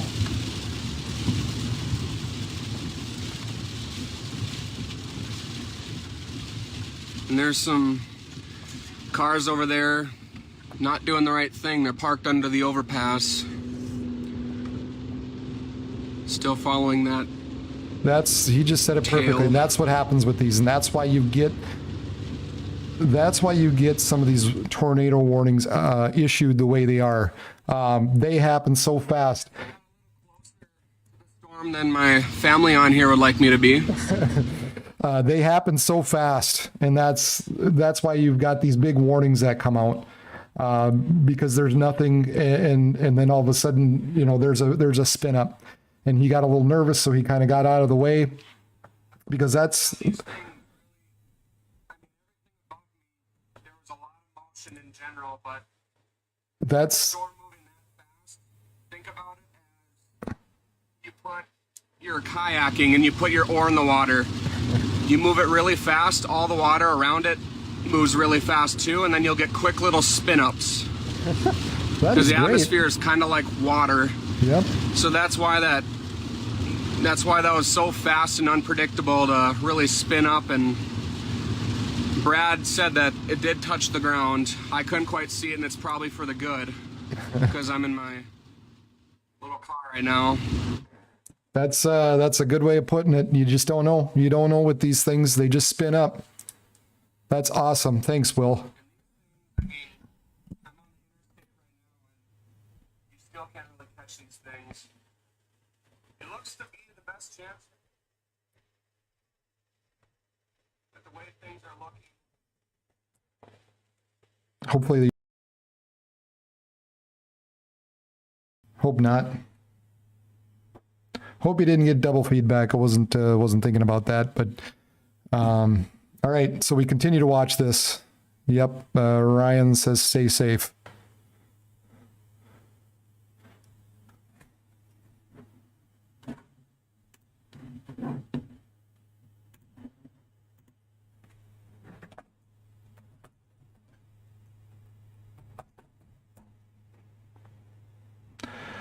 So that's what happens, guys. He was watching it, and it was quick.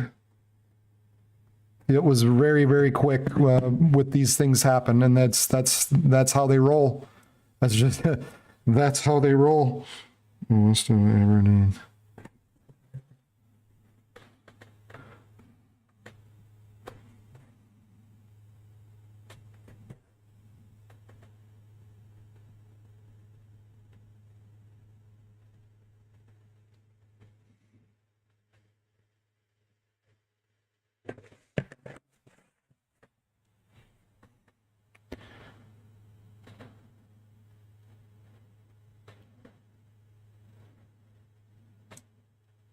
That's yep. I'm just talking to him here. That's how it rolls a lot of times. It goes quick and it happens fast, and that's why this little tornado spun up. So now we continue to watch this because we've got these little appendages here and there coming up, like in Fairmont and Hankinson. So we've got some of these that they just happen so fast. So along with the wind damage that's associated with these, we get these little spin ups that occur, and the Weather Service is trying to keep up with them the best they can. They see these rotations, flare up, and then that's what happens. And then we gotta watch out for them. Yeah, a wall cloud. Okay, good. Wind and giant wall cloud entering Alex now. Hey, if anybody's got any pictures or video, if you can take them safely, if you got a nice shelf cloud coming to you, go ahead and send them to Region WX. Just, if you can do so safely on Twitter, that's the best place to do it. And yeah, we've got this area coming up to Alex, crossing the interstate right now, coming up to Sauk Center, Cold Spring, Litchfield, St. Cloud. All of you now under the gun. Fergus Falls, Wadena, Detroit Lakes, Brainerd, coming up to Lisbon, Fargo, Valley City. All you guys are looking at the potential of wind damage. And again, just, note the wake of, damage reports and high wind reports involved between this line just cranking to the north and north, just cranking northerly, and then this area continuing to bow out and move to the east. It's going to be rolling through Hutchinson really quickly, rolling into Minneapolis soon, before you know it. So take your precautions now. Take your precautions right now, and you never know when one of these tornado warnings are going to spin up. I wouldn't be surprised if anywhere on this line north of Hutchinson, right now, north of this Hutchinson to Minneapolis line, up into St. Cloud, Little Falls, Wadena, Brainerd, Fergus, maybe Fargo, Lisbon, Foreman. Wouldn't be surprised if you get a tornado warning issued within the next hour. So these are continuing to move very quickly. This is moving north at about 60 miles per hour. Storm motion from warning. We're going to place our marker here, and we are going to do storm track. So about every 15 minutes, Wahpeton, you're about 15 minutes out or less.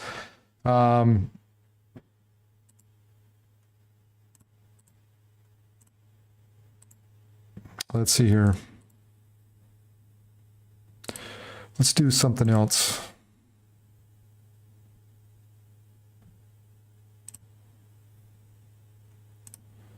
Trying to do a different.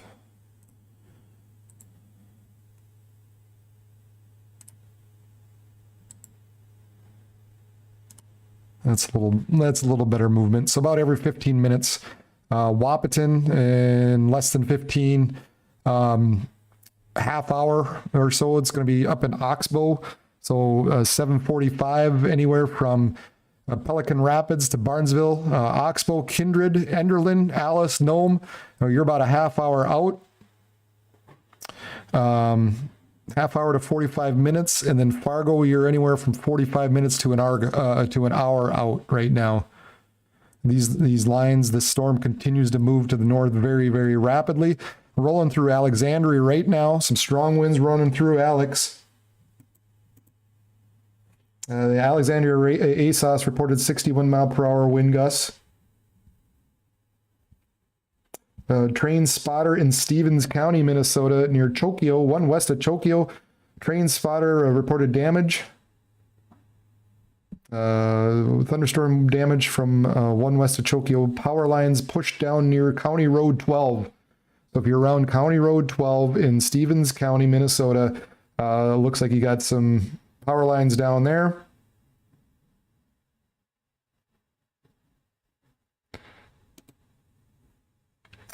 One southeast of Graceville in Big Stone County. Mesonet reports a 65 mile per hour wind gust. Artichoke in Big Stone County, Minnesota. Wind gusts at 80 miles per hour.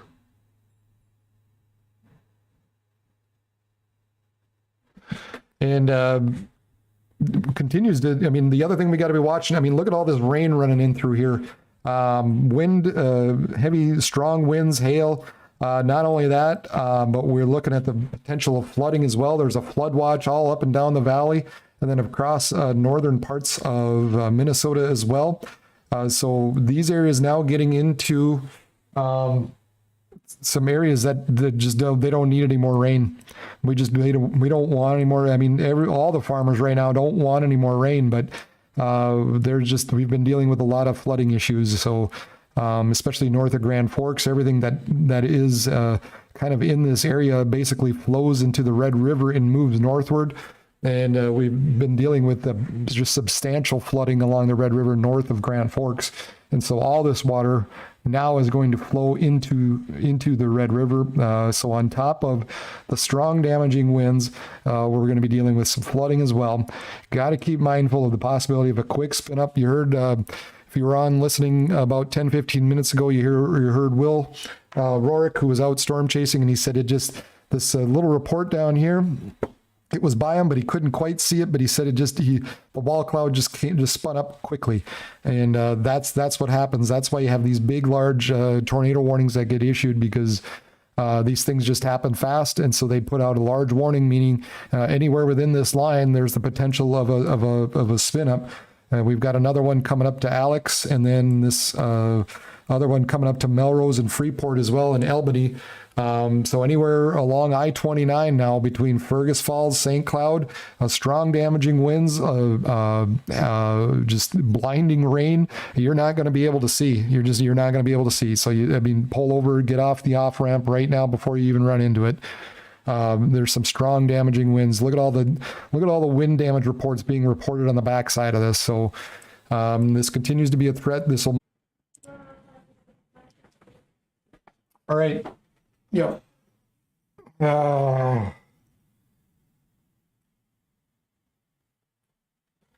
Yep, that's what happens when the computer crashes. That's what happens. Is you lose the feed. You lose the feed and you try to pull it up as quick as you can, and you do with what you can. Well, I appreciate that, Bobby, but you know, the other people have been enjoying it.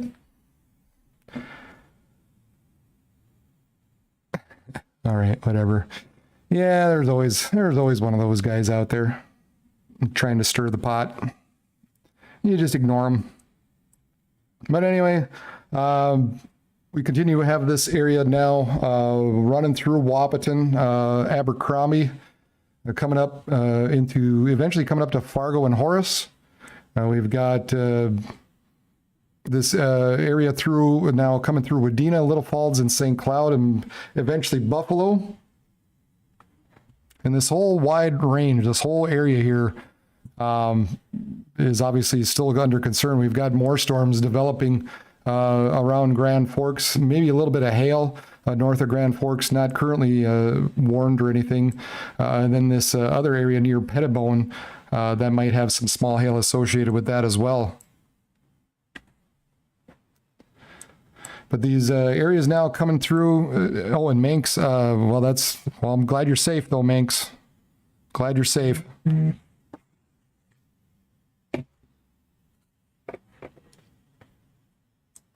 The noise was ferocious.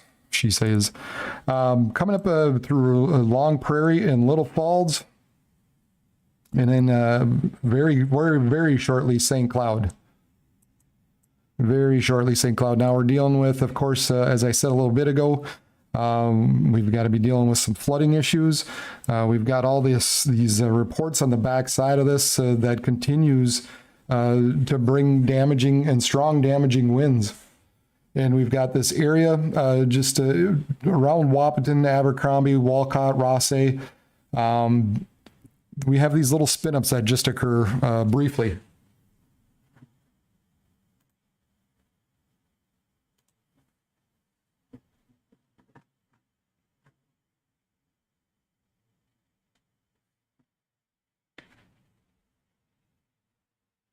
So we gotta continue to watch this area.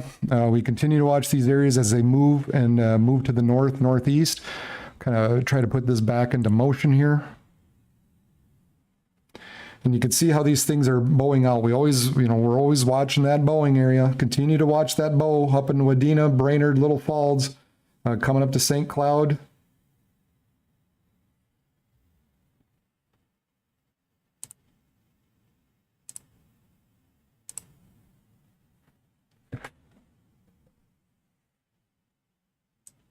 You know, bad thing is, oh, there we're back. There we're back. You lose a bunch of people. Yeah, that sucks. People kind of drop out and they wonder what happened. That's just what happens here, unfortunately. At some point, I'm going to I'll just get a better computer, but at this point I can't. So you deal with what we can. And I don't know. Everything's been spot on. I think everything that's been going on tonight has been, I've been given a good heads up to everybody that's been rolling through here. Now, at this point in the night, we're going to lose more and more of this tornadic activity, and it's just going to become purely a wind event. And I think it looks like, especially out here in the eastern side, I'll take a look at the winds. Now these storms are they're in a bit of a no man's land right now. They're not really well covered by Mayville. They might be a little bit more well covered by the Chanhassen radar, because you can't really see some of the velocities. But what we do know, as this continues to move to the north and east, these areas in through here is probably the most susceptible to wind damage. So we're going to go ahead and try and switch this over to the Chanhassen radar. As we continue to these things are moving. They continue to move anywhere from 65 to 80 miles per hour. We've been seeing plenty of wind damage with this. Let's see. 29s west, wind damage radar estimated dented grain bin by 5 west-northwest of Artichoke, Big Stone County, Minnesota, 1 south-southeast of Graceville and Big Stone County. Is that 65 miles per hour? Garfield in Douglas County. A few minutes ago, power lines down, semi tipped over due to thunderstorm damage, due to winds. Glenwood Airport in Pope County, Minnesota, 59 mile per hour winds. So still plenty of wind damage being reported. Boy, there you see that line there. Now you switch over to this radar that's out of Shakopee. Shakopee. I say Shakopee. Rolling through St. Cloud right now. Just there, it's hauling butt. Moving, it says northeast at 75. We're going to call it more, let's call it east-northeast at 75. Rolling through St. Cloud right now. Here's this line here. That's your shelf cloud. So very likely from St. Cloud to Glencoe, Gaylord, St. Peter, Mankato, you're probably seeing a pretty neat shelf cloud rolling through right now. Here we had wind gusts of 58 miles per hour near New Ulm. So once again, rolling through areas that had all the wind last night, and we were watching it last night as it went through the Twin Cities. Now, the strongest part, not through the Twin Cities, but still, you don't need more wind damage. You don't need more wind after you're dealing with probably a cleanup from last night.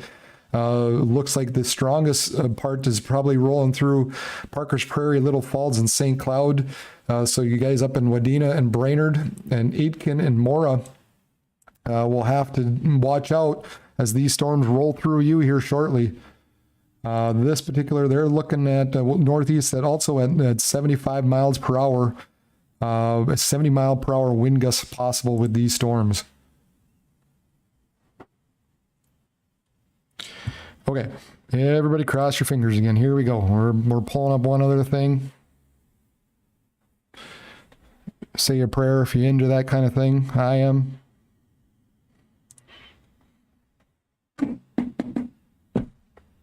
Help me, Jesus. Help my computer. Losing our pine trees in Alex. Oh, yeah. Oh, man. Wow. Okay. Whew. Yeah, a lot of, I mean, you got to be indoors, guys. You got to be indoors. Don't be outside. Take shelter, get inside, get into your lower part of your building that you got, a sturdy building. Make sure it's a sturdy building. Stay away from windows and doors. Because this thing is rolling through. I mean, it's packing a punch. The Minx Cat says they lost some trees. And Bobby Fleener is mad that I lost my computer. Hey, Bobby, how about you buy me a computer? How about that? You got any extra money? I don't. Anyway, let's see. Let's get rid of some of this. I do this out of the kindness of my heart because I like doing it. That's why I'm doing this. A new severe thunderstorm watch up here near Brainerd, Park Rapids, Bemidji to Duluth, down to Rice Lake. Max hail 1.5 inch, gusts to 70 miles per hour. So this is tacked on now to the front side because of this Boeing Echo here. Just tacked on to the tornado watch that's currently out there. You've got this line that's moving up. It's moving, coming up to Fargo now. It's just kind of crossing Lidgerwood. Let's see here. You've got at least 38 minutes, maybe 45 minutes or so before it hits Fargo as these storms quickly move to the north. You've got additional storms further to the west coming up to Jamestown, Valley City-ish. These storms now,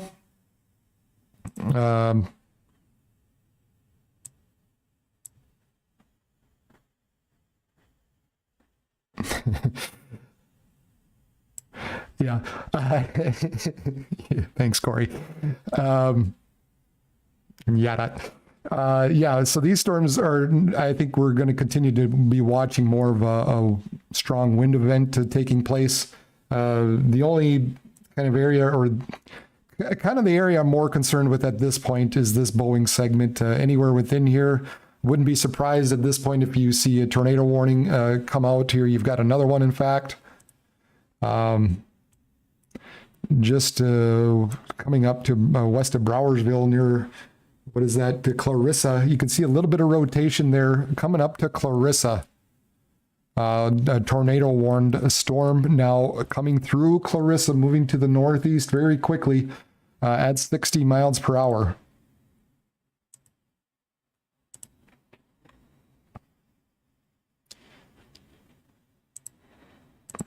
We'll see if there was anything in there before that a person maybe could pick up on. If you weren't listening earlier, I had a buddy of mine, Will Rorick, out there storm chasing. We had this storm report down here by Sisseton, a brief touchdown, and he was near there. He was very close, and he described it very well in that it just the a wall cloud he was watching just spun up real quick, just real fast, and that's what happens with these. So he kind of got out of there, and that's what happens with these lines. All of a sudden, I mean, they're hard to pin out. So along with the strong winds, along with the severe winds, you might have the potential of a brief spin up of a tornado spinning up. And you remember last night how this kind of bowed out and it punched into the Twin Cities area, and that's kind of in the same area we're concerned about again. Man, some strong winds up here. Holy cats.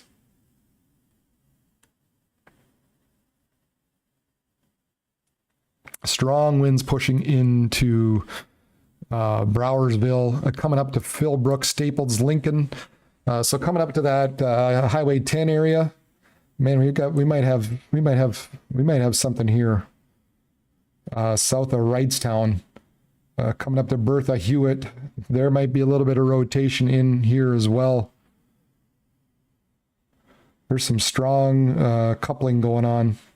So we've got this area by Clarissa, and then kind of an area concerned right now south of Wrightstown. So watch out. There's no warning there yet, but kind of a concerning area coming up to Bertha, Hewitt, Verndale, Wadena. Wadena's a little bit of a larger town, I guess. I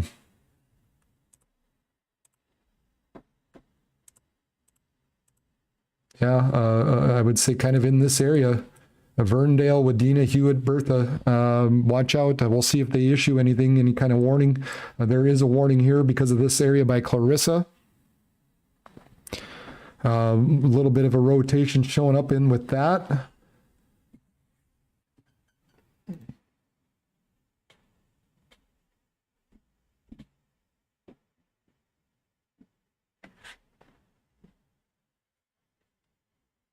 Now we've got this other area now north of St. Cloud, or northwest of St. Cloud, coming up to St. Stephen, Rice, Holdingford, and Bowles. Again, another area rotation showing up in there. Let's see here if I can. We've got, oh, Lordy. Kind of got that inflow notch right in through here, this area poking out. So we've got, we're watching this area kind of just northeast of Avalon.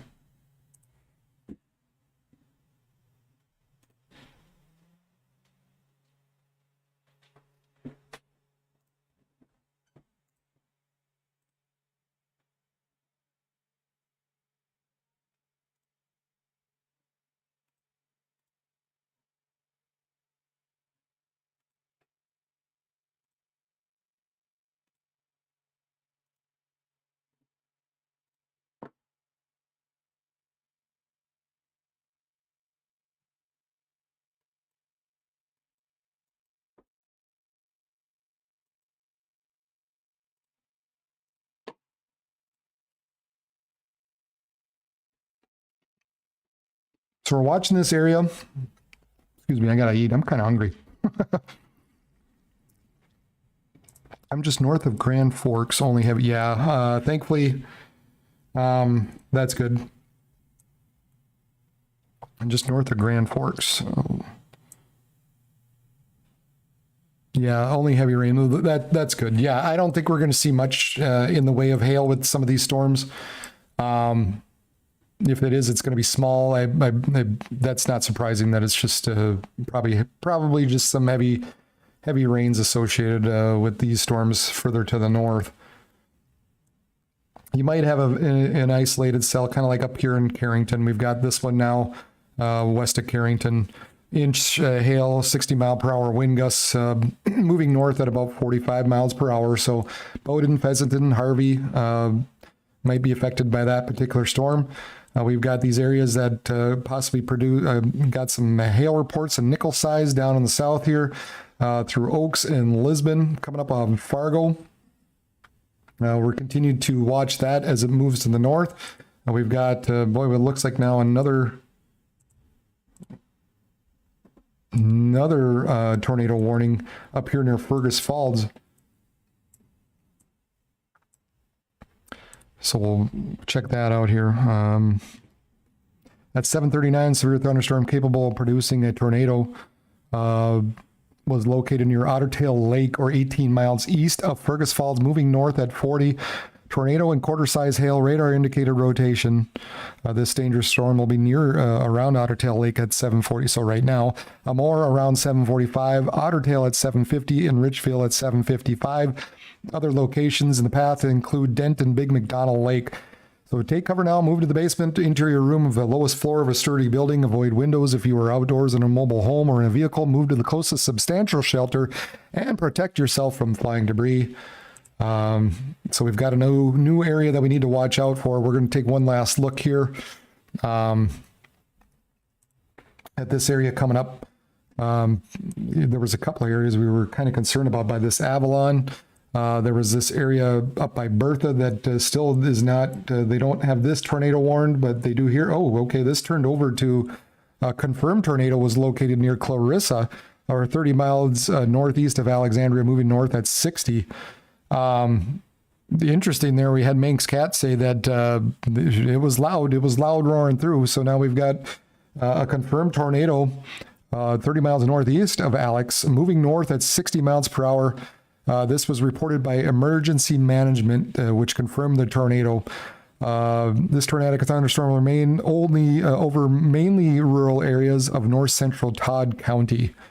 So there again, just we've got some rotation in there. Doesn't always pick up real well on these types of situations.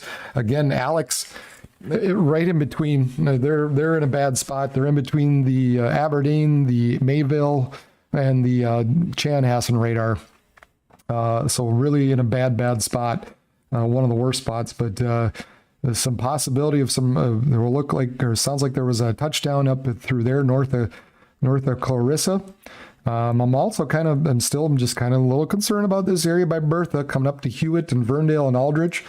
So we continue to watch this whole line now, from Otter Tail to Wadena to Staples, Little Falls.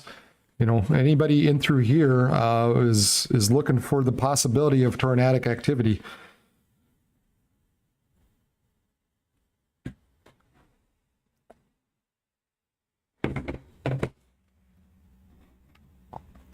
This line, as it continues to move north, we're gonna try and flip back over to the Mayville radar, and we'll switch you over to this, and we'll back out a little bit. The severity of it, the area of most concern, will kind of transition into, I think, kind of in through here. This now is sort of your main area that we're watching. Those of us up in Grand Forks, I think we're going to be fine, especially now that we're so far north of this warm front, and now we had this rain move overhead. That only helps stabilize us.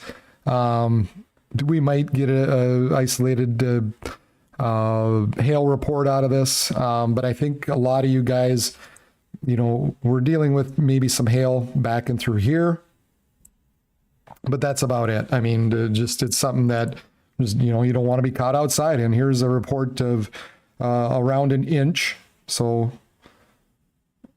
kind of the smallest part of severe warned hail. This is, we'll take that off. So 1 northwest of Valley City in Barnes County, public reported 1 inch hail with some of this stuff. So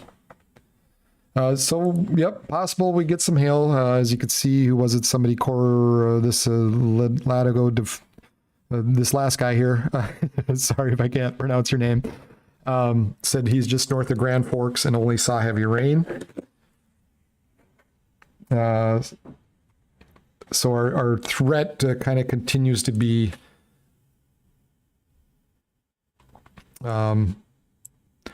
basically from Fergus now.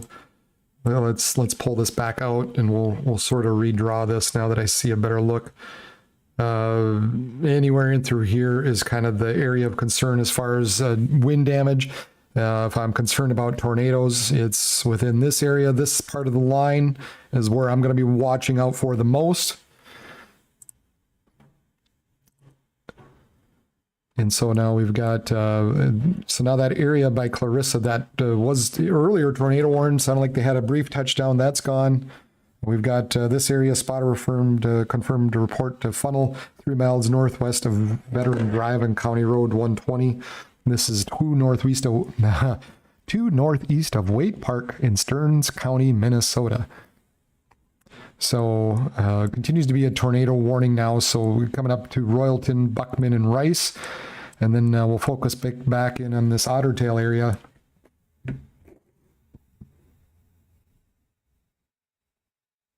A lot of things to cover, a lot of different, there's a couple different radars a person needs to switch in between and find the right one. Real hard to pick out always the rotation in there. The Weather Service guys, they're real good at picking that out. But not only that, but they have the ears of the storm spotters as well.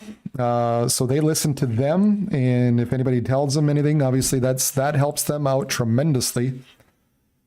But as we pull off here, I mean, look at this. A lot of the severe warnings on through the North Dakota side, north of Fergus Falls, have dropped off. So that's good. That's good. A lot of this area now has dropped off.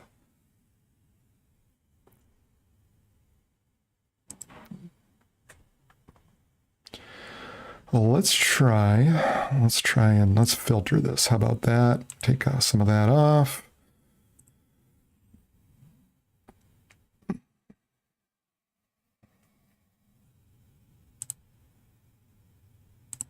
Let's just pull some of this back a little bit. Yeah, yep, you're right. Yep, thanks, Pierre. A lot of this had reduced down from a moderate risk, which is kind of backing through here. Everything's moved through that area now. This area is now turned into just an enhanced risk, and you can kind of see where that line follows. Kind of the darker orange. Doesn't really do it justice, but the main thing is this moderate risk has now dropped off.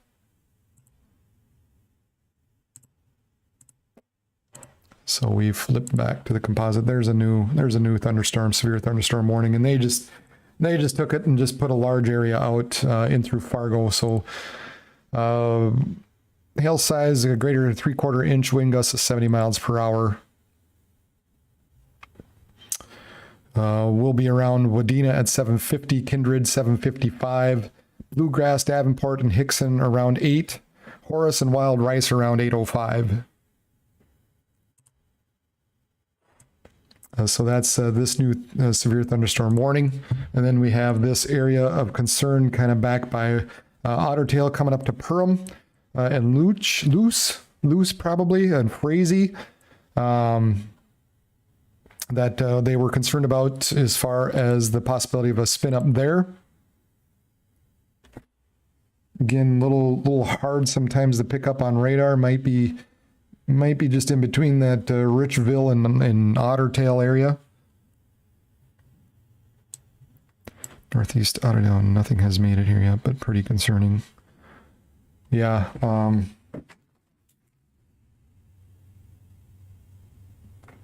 Yeah, yeah, just you might get these spin ups, and that's how it goes with these types of storms. You might just get a brief spin up. Just take shelter and just be in your shelter, be in the lowest part of your home. Stay away from the windows, and you'll be fine. Stay in the innermost part of your building. Like I said quite a while ago, you're not going to see. This isn't the EF4, EF5, very likely not even an EF3 type of scenario, but just something that is going to do a little bit of damage here and there. We continue to see all these reports of strong winds and the occasional funnel clouds like Richmond in Stearns County, 70 mile per hour winds. Up here, Otter Tail, 60 mile per hour. 1 inch hail in Otter Tail. by Wrightstown. So along with that, every once in a while, still seeing just the occasional large hail being reported in that as well. Okay, here's a new one. Here's another one now. Wadena and Sebeka and Nimrod, Managa. Pretty sure I said that right, actually. So a new area of concern coming up to Wadena.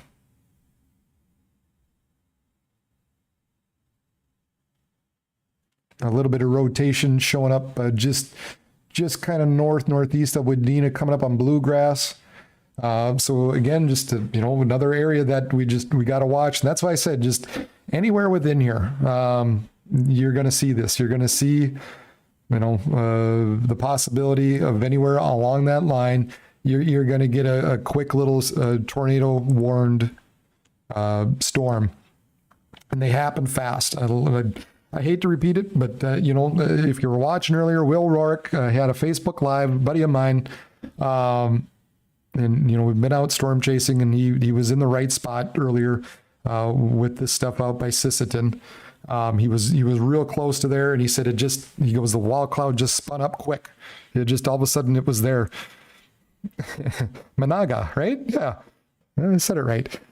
See, I know my area. I'm from around here. I kind of know how to say some of these. There's a lot of these times I'm like, geez, I've never heard of these. I've heard of Nimrod because it's Nimrod. That's just a funny name, and I know I've seen that place before, and I know I've seen Managa. I just wasn't sure if I said it right. Been to Wadena before. Anyway, so we continue to watch these areas as this continues to move north. So Park Rapids, so from Detroit Lakes, Wolf Lake, Park Rapids, Bacchus, Pine River, Nisswa, Cross Lake, Crosby, Brainerd, Garrison, Harding, Onamia, Malacca, Gilman, kind of anywhere in through there. You never know. You might see a tornado warning pop up. Now this isn't showing up very well. We'll switch. Let's just focus in a little bit here on the Wadena. See if we can pick out that tornado. Or the spinning or the area rotation. My mind is just going. Still kind of hard to pick out there. Might be actually something just south of there, closer to Hewitt. Maybe something just even in there. So they saw something out there earlier that they issued this warning. Looking a little precarious just north of Hewitt, potentially. But anywhere, Bluegrass, Becca, these things, they're moving fast. Just got to remind you guys, they're moving fast. North at 40, so not quite as, some of these were moving quicker than that. They've been moving as fast as 60 in some of these.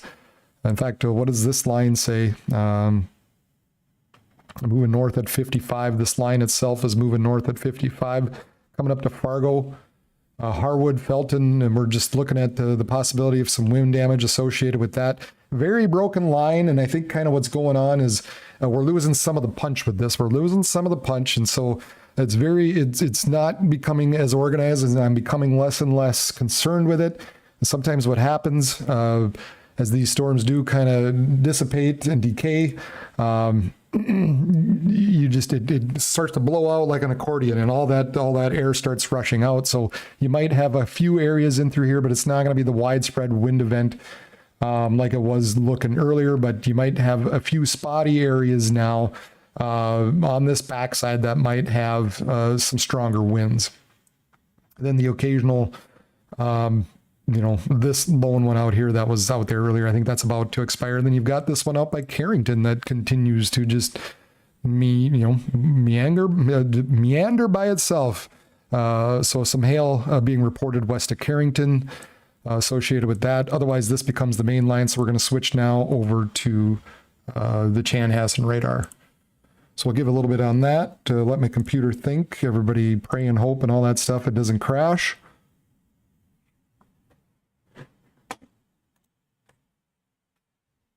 Hey, appreciate once again everybody watching. Appreciate you all watching. I do this. I do it because I like it. I do it because I found a way to get back into my weather, get back into the thing that I've wanted to do for a while.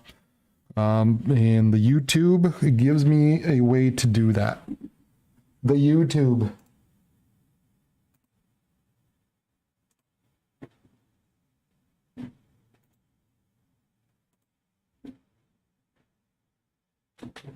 All right, let's see here.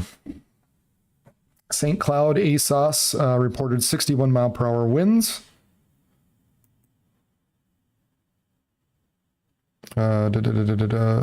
Fordham Colony in Clark County, South Dakota, wind gusts of 57.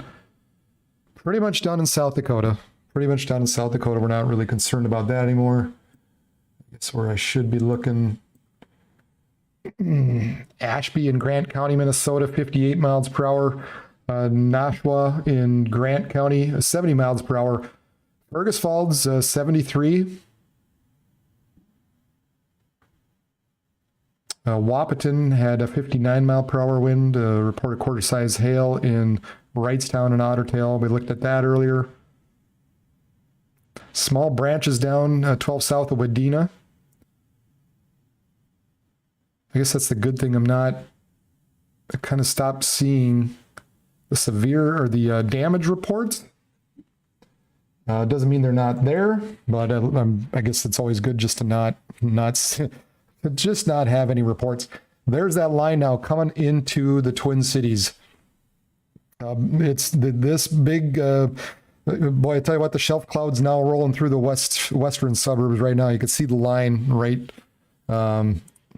You can see that line now, fully, and right through here. That's the shelf cloud way out ahead of this main line. You're going to be seeing the winds are going to pick up. They're going to pick up out of the west, and they're going to increase. And then eventually, a few minutes later, comes the big rain and the strong winds behind that.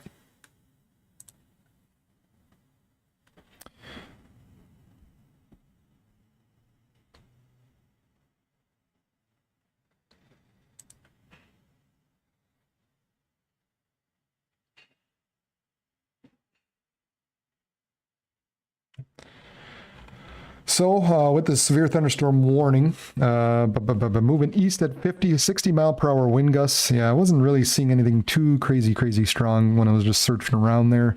So 60 mile per hour wind gusts. So you might see some damage to roofs and sidings and the trees, and it'll be around, let's see here, be New Prague, Jordan, Medina, Independence, Maple Plain, 805, Maple Grove, St. Michael, Otsego, Rogers, Corcoran,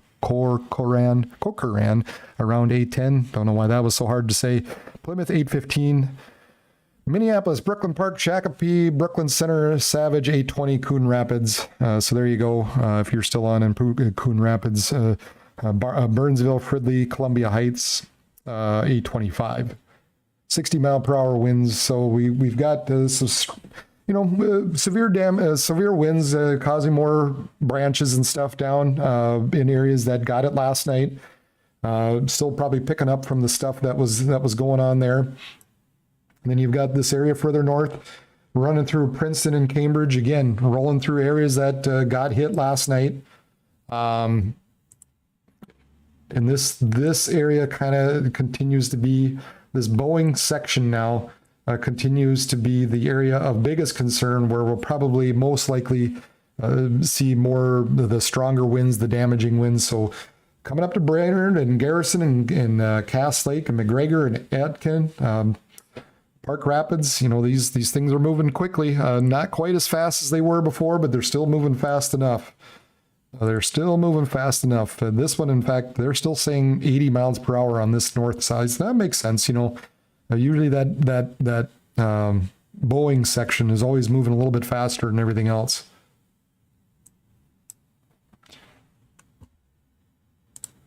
So I think looking better now back in the North Dakota side. We still have some of that tornado watches left over. A lot of these have now been canceled. You got more just general the storms kind of rolling through Sioux Falls. Just more. I mean, again, these things just, they don't quit. They just don't quit. Hail inch and a quarter 70-mile-per-hour wind gusts. This came basically right out of out of Nebraska, and just kind of clipped the southeastern parts of South Dakota.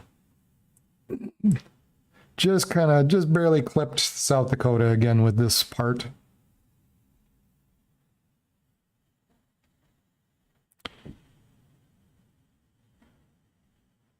Tornado coming in Twin Cities. I don't think so. I mean, I think your bigger threat of a tornado warn area would be north of the Twin Cities. Never can say it's completely cannot happen just because of these straight line winds. They can briefly spin up something, but I think your main threat is looking like it's going to be just the damaging winds of 60 miles per hour, maybe 70. Right now, I think the area up and through here is kind of the area really to watch. And then you've still got this area by Wadena, Monaga, coming up and through here. I would expect this probably watch. I would think that watch or that warning eventually will die off here. Oh shoot! I keep forgetting to switch back. Sorry.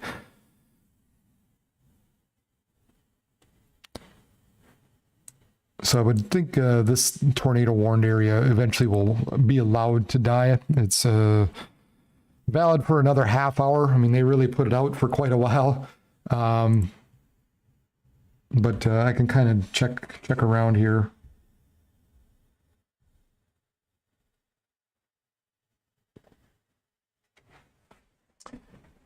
Yeah, without switching radars.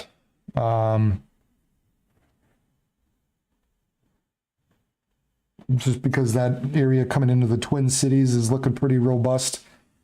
I don't think that area, that this tornado warning, I mean, you still got to watch out. I'm just saying it, as I'm looking at it through a different device here, doesn't look as bad.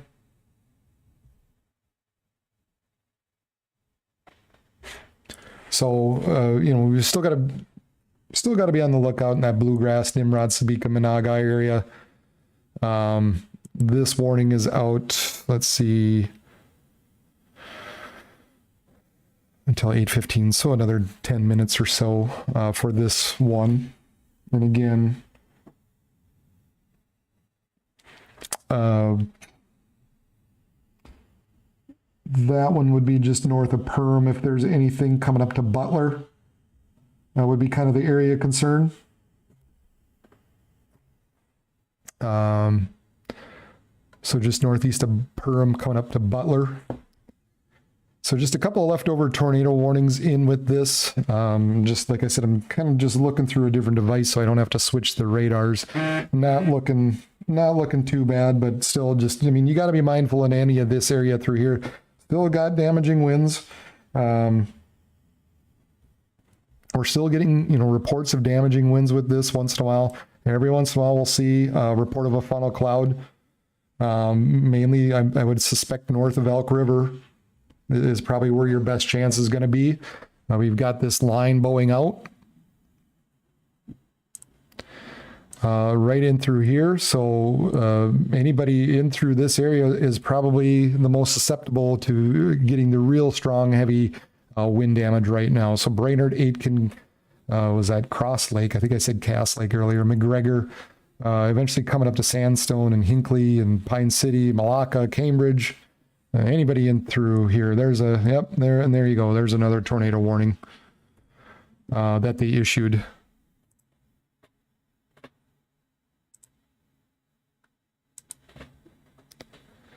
Oh yeah, that's interesting. They got a little rotation in there through Morill. We'll switch over to the 4-panel and see if it can't just pull anything else out of that.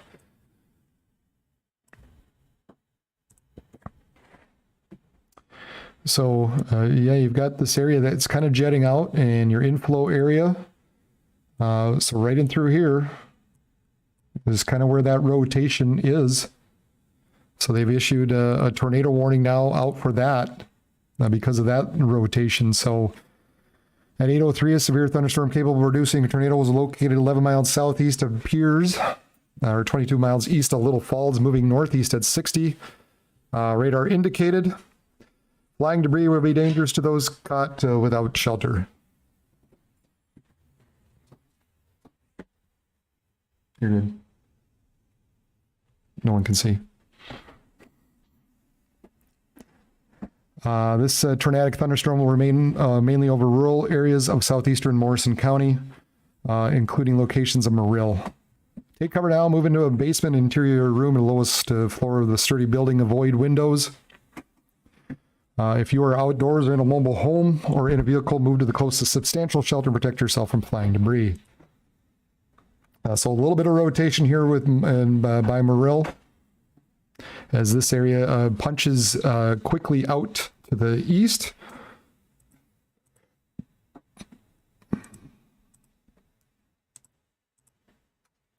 And actually, I think basically what happened is it took over that other tornado warning. It looks like they were concerned about this area by Morill, and it took a little bit more of an easterly turn, so they had to reissue it.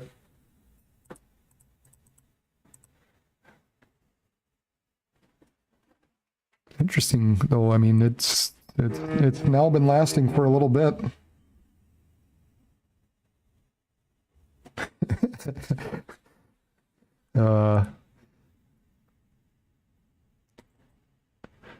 I got some comedians. I got some comedians for friends. Probably shouldn't say I won't say it. I'll be nice.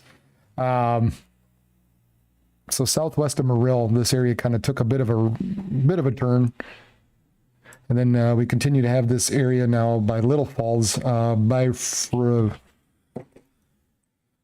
trying to keep my glasses off because they're bugging me. Freedom. And we continue to have some of these areas by Wadena. Let's see here. Again, funnel cloud reported by law enforcement earlier. That was a while ago. That was about 30 minutes ago, one east of Wrightstown. So just continuing to watch these storms. You know, the quick little spin-ups. That's all I got to keep saying, guys. Quick little spin-ups that happens with these. Right now, it looks like coming up to Morill, Buckman, Piers, Hillman. Right now, that's the most imminent area that we got to be watching. And then maybe in Freedom, coming up to Hardy, Fort Ripley. We'll just kind of try and keep an eye on that line and just see if there's anything else that pops out of this. Here's a wind report, 61 miles per hour, 6 east of St. Cloud in Sherburne County. Train spotter, let's see here. Kind of hidden there. Train spotter reported a funnel cloud 3 miles northwest of Veterans Drive. We read that one earlier. That was over about 40 minutes ago. 60 mile per hour wind gusts, kind of around that St. Cloud area.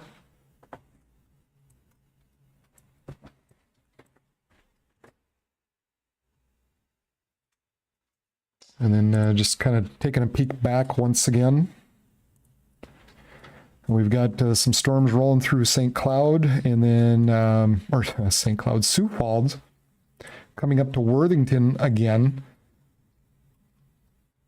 This one looks like the hail being the main threat at this point with these storms rolling through. So no, we still might have a 75 mile per hour wind gusts associated with this, but looks like we're also dealing with a little bit of hail as well. As I just kind of take a look back down. Lake Benton had a wind gust of 68 miles per hour. Once again, this is way now back down to the southwestern parts of Minnesota.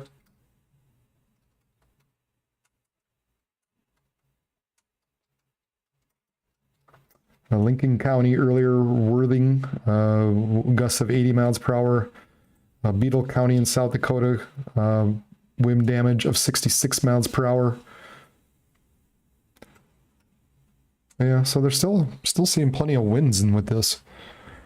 with this area now running through Sioux Falls, Laverne, Worthington, Pipestone, and new watch basically issued because of these storms that kind of are slipping through on the backside of this. You know, this area here, is still plenty unstable, obviously. I mean, they're just going to keep on rolling through, and I think these are going to kind of crank eastward, maybe eventually head towards Fairmont and Mankato as we get later into the night. I don't know if they will or not. Sorry, Ryan, I just saw your little message there. I don't know if they'll blast them in Minneapolis or not. I would suspect not, but you never know. Sometimes they do anyway. Then we've got this area running through Fargo right now, the way it's looking. Again, not looking quite as bad as some of these other areas, but going through Detroit Lakes. Let's see, Moorhead, West Fargo, Dilworth, Detroit Lakes by 8:18, Holly by 8:21, Park Rapids 8:33, and Ada by 8:57, eventually coming up to Mahnomen. So, I think eventually east of 29 will be safe of these storms. And the way they're looking, they're going to continue to move kind of in a northeasterly direction. They're also not looking as well organized as well. So eventually they're just going to fizzle out. And then, you've got some of these further north that might have some hail associated with them. But the main area, the main concern is kind of more on the apex of that bow, right in through here, and then further south as it digs into the deeper moisture, the deeper humidities further south.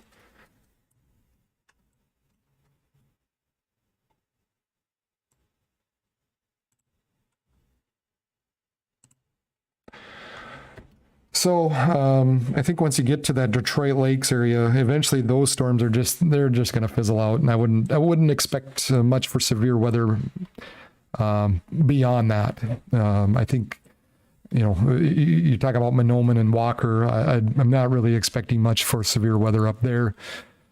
It's really running away from some of the deeper moisture. That warm front is way further south. And if anything, at some point, it's just, if you get a severe report, it might transition more to a hail type of event there. So I think the wind damage part of it is dying off on the north end of here. We're kind of talking in through this area. We'll continue to keep an eye out, but right now, the areas we're really kind of keeping an eye on is running through Brainerd and Onamia and Wallaka and Cambridge, and now running through the Twin Cities.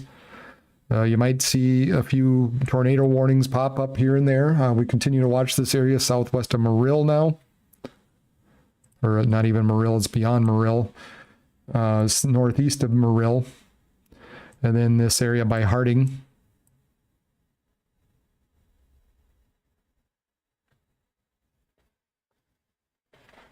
Yeah, well, a few minutes ago, law enforcement relayed a report of a tornado on the ground near the Cenex gas station near Pillager.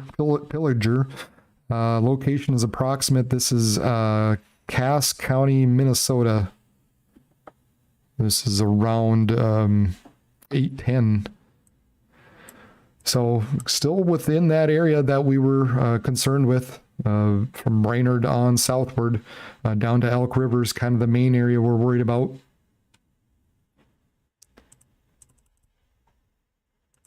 Brainerd also was in that severe warned area just southwest of Harding. Actually, let's see how well it fits in with that box that was there. No, that's far north. So just some funnel clouds here and there, kind of in those areas we were thinking about from Brainerd on south, maybe down to Elk River, I think is probably the main areas we got to keep our focus on right now. And then we've got these storms running through Worthington one more time, more on the back end. Ryan, I'm guessing you're seeing a pretty good shelf cloud running through you right now.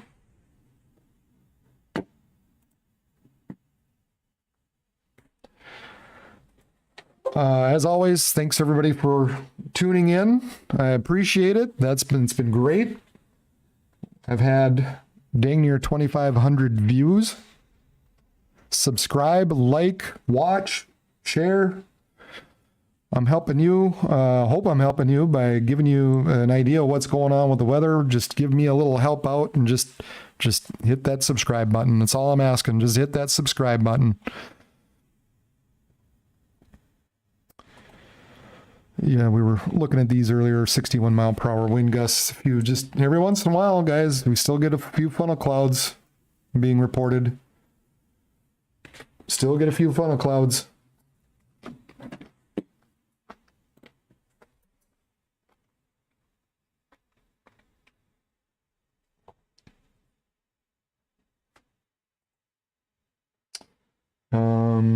Let's see here. Maple Lake reported a 63 mile per hour St. Cloud thunderstorm damage. 10-inch diameter trees down.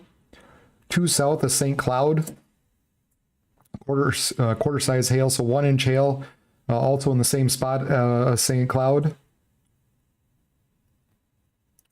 61 mile per hour, 6 east of St. Cloud.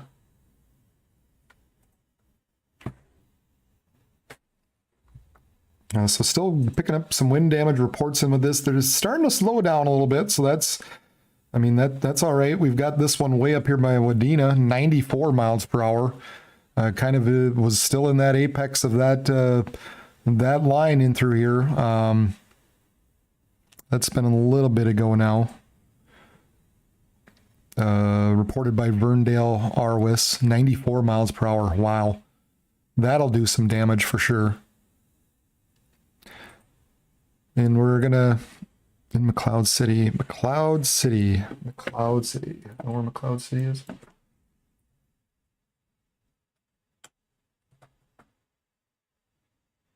McLeod County or McLeod City?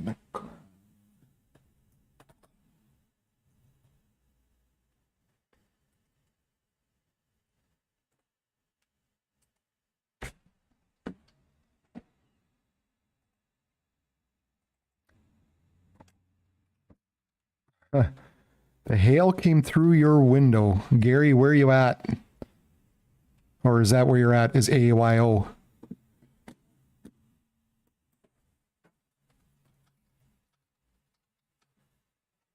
Or are you just saying AO? Gary, where are you at? Hail came through the window. You know what, guys? If you have any damage reports to send along, I know a lot of you are, I'm sure, on some sort of social media. If you post it, just go ahead and tag your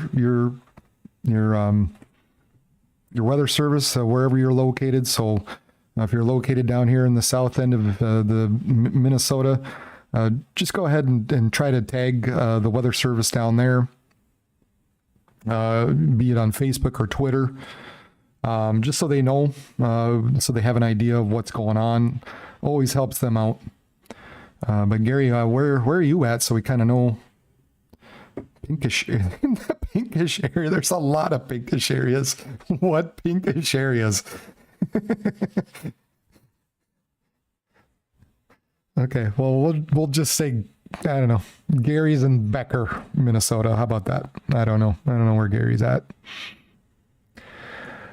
So, and there's a 55 mile per hour wind, 59, sorry. Crow Wing County, 4 northeast of Brainerd. So a couple different areas to watch. We've got this area coming up to Cambridge, Mora, Elk River. Potential of seeing could still yet maybe see a few tornado warnings out with this area. There's been a few reports recently, so that obviously the possibility is still there as we go along, as this continues to push to the east. That will diminish, and it will likely be more just a purely wind event. So we're just gonna continue to watch that. We're just going to continue to watch these areas as it moves through the Twin Cities, basically north of Faribault, in through the cities, up to Cambridge, up to Sandstone, over to Aitken, and eventually running into Wisconsin.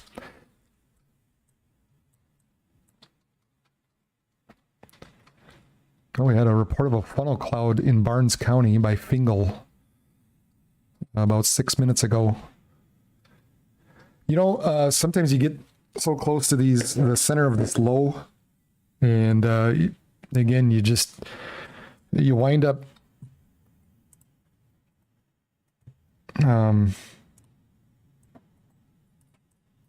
there's these storm, this system's so vigorous, and it's wrapping back on the back side of this into western parts of the Dakotas now. You just never know. You might see a funnel cloud out of this. Not real likely. It's still this is the main area from Brainerd on south. But I mean, yeah, not out of the question. I mean, really any time with a thunderstorm is just never completely out of the question. There's just some areas are just more likely than others.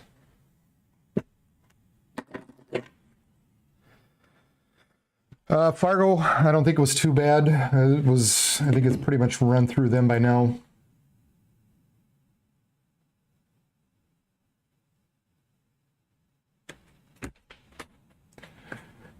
So Park Rapids funnel cloud corrects previous funnel cloud from one south of Park Rapids. Less than a quarter mile away to the ground. In Hubbard County, that's Hubbard County in Park Rapids.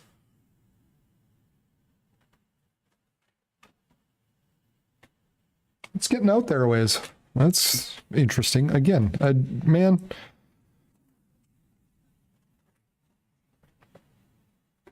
That's a really interesting one, actually. Okay, so that's associated with that. Well, yeah, I suppose as those storms kind of rolled through. That wouldn't, not too surprising. That maybe a brief funnel cloud popped up with that. Yep, running through the cities now. We're looking at 60-mile-per-hour winds. We'll take a look at the velocities here and see what we got.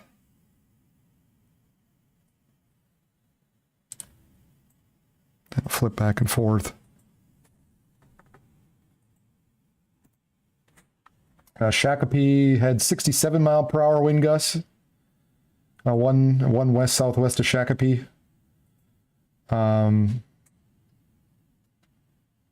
Stevens County. Should know where that's at.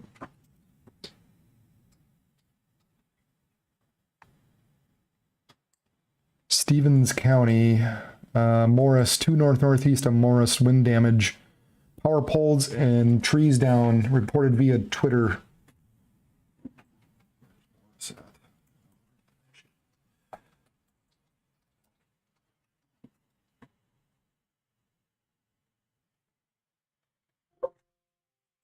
Yeah, so that's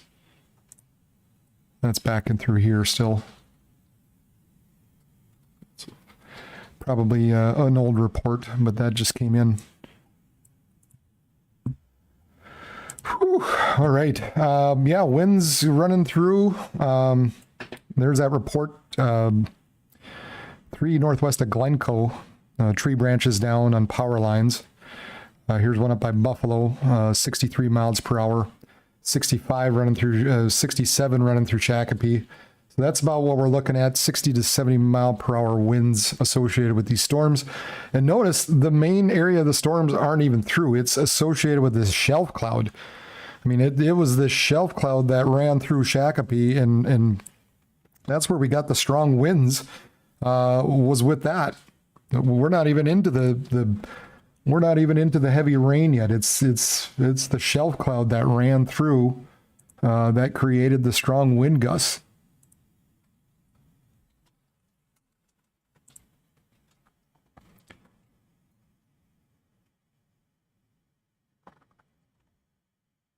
So we're looking anywhere from 60 to 70 mile per hour winds running through Minneapolis.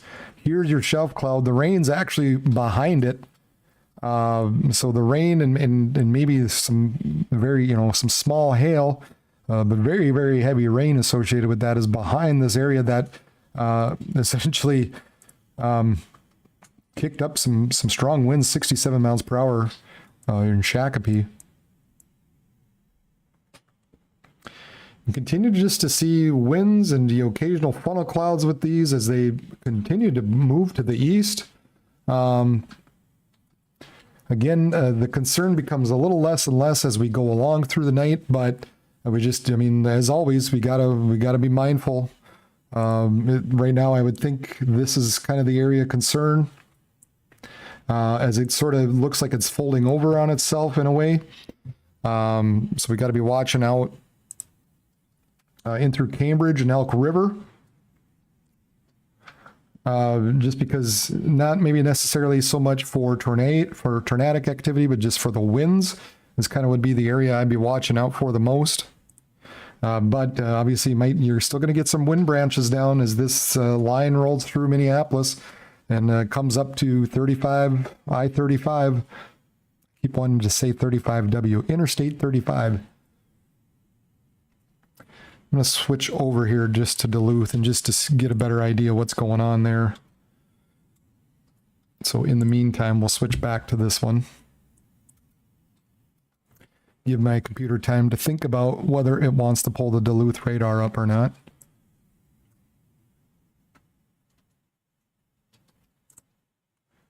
Whoops. Hey, as always, thanks everybody for watching. Appreciate it. Hit the like, hit the subscribe, let people know about it. Let people know about this channel. I watch the Dakotas and Minnesota. That's kind of my shtick. I've been doing this now for a few months. I've been, in the field of meteorology for quite a while.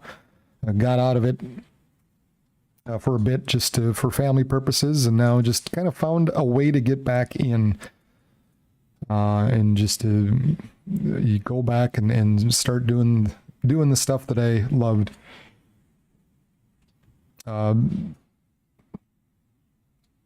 So I appreciate my family allowing me to do this, and we'll see if we can continue to keep this rolling.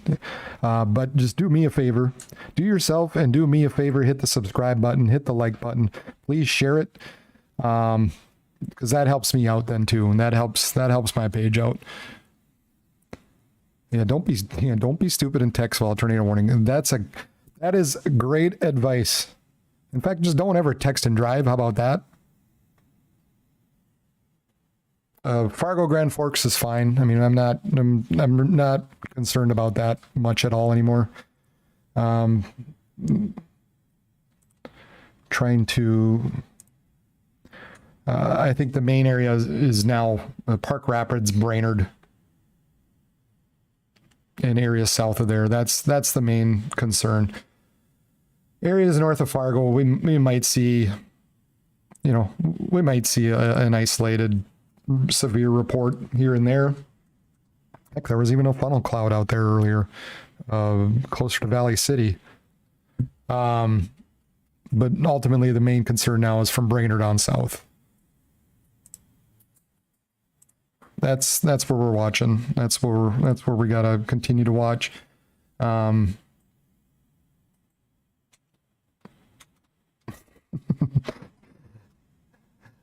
Oh, just everybody be nice. Everybody be nice. This is just a area to just watch the weather, keep an eye on the weather, ask if you have questions. But that's what this is. Just don't, let's not turn it into that channel. There's plenty of other channels to troll. Don't troll this one.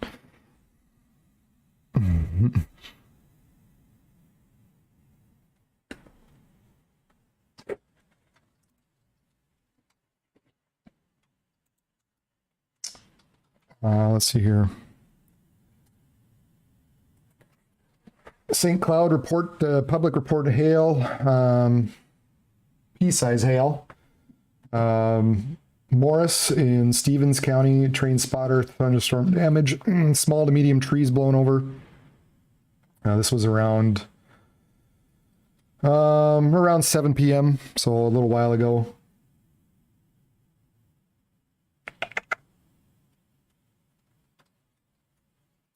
Gotta keep an eye on the times there. All right, there's our Duluth radar. There's our Duluth radar, and we're going to continue to watch this area in through here as it continues to bow out. This is almost kind of taking a southerly turn, so that's keeps it even more interesting. But I just wanted to take a look and make sure I'm not missing anything on the north end here. But it's looking less and less, precarious. I think Hill City, Floodwood, Cromwell, Moose Lake, Willow Lake, Sandstone, Hinckley, Pine City. These storms still moving pretty quick. They're moving northeast at about 65 miles per hour.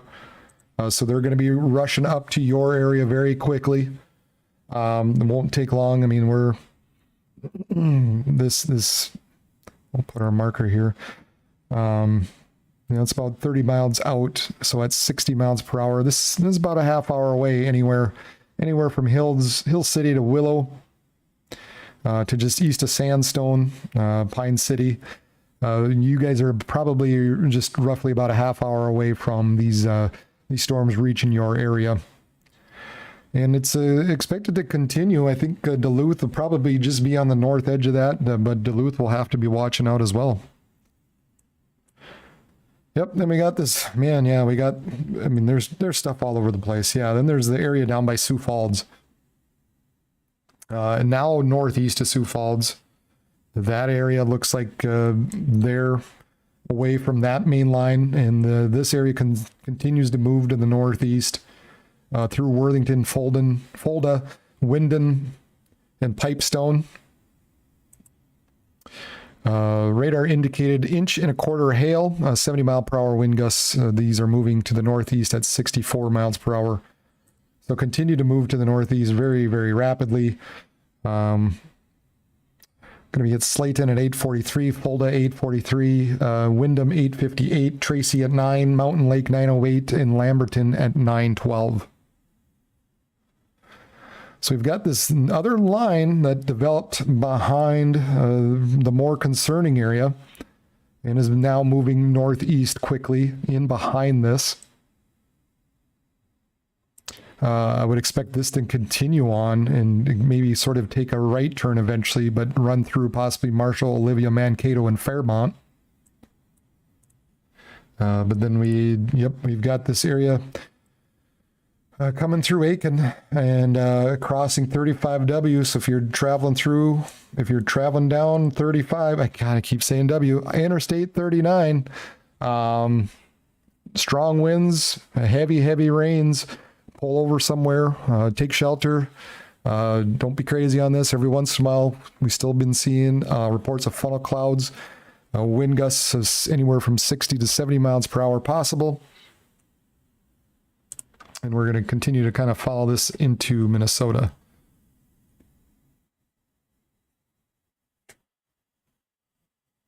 I was extremely scared of Fargo. Yeah.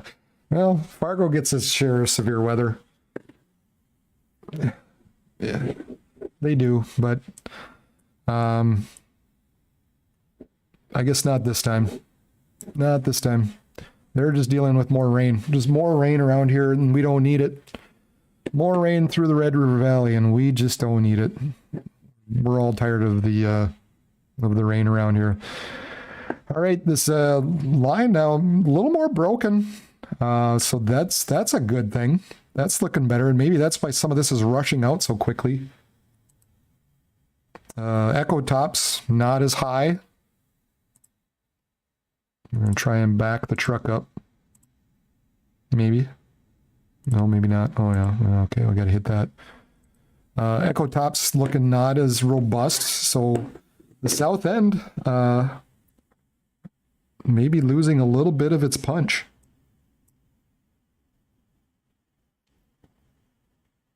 Maybe losing a little bit of its punch.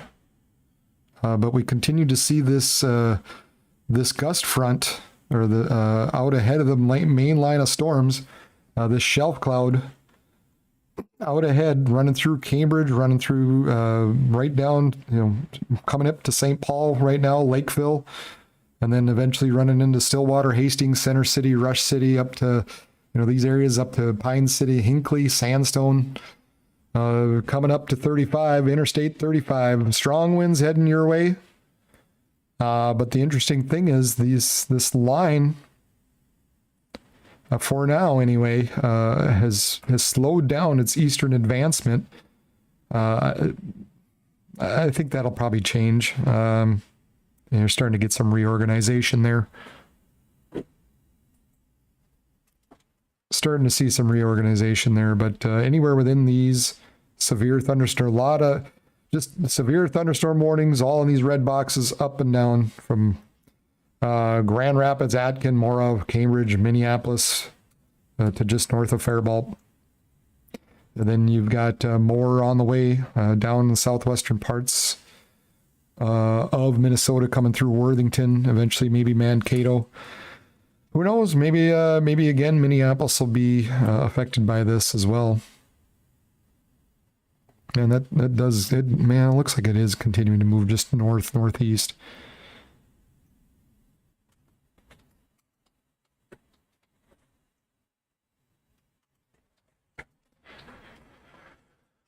So we'll watch this for just a little longer as it continues to roll into Wisconsin. It's going to be coming up to Duluth here shortly. We've got this new severe thunderstorm warning. Continues to move to the northeast at 65 miles per hour, 70 mile per hour wind gusts possible, and quarter-size hail. With this very far northern severe thunderstorm warning that's been issued. Locations include Deerwood, Aitken, Wabito, Woman Lake, Longville, Palisada, Boy River, Leech Lake, Big Sandy Lake, Libby, Zempel, Ball Club, Days, High Landing, Deer River, and Jacobson. A lot of names I've just never pronounced before. I think you know what the red means. The red means not good. Red means heavy rain. Purple is bad. Purple is even worse. Red is bad. Purple's worse. Purple means hail, strong winds. This area to the north really pushing out quickly now.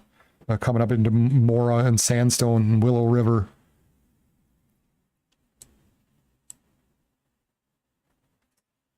So this area, that's the main line of concern right now.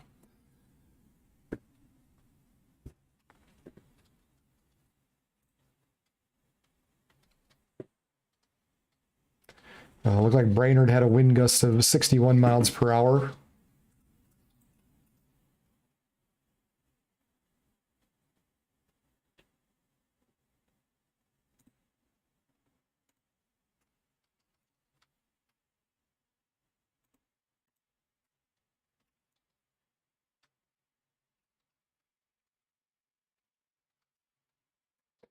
I'm just taking a look at these models and seeing what basically what they're doing with this area down in the southwestern part of the state. Does continue to move kind of to the northeast, apparently. So it might run through the Twin Cities and northward once again.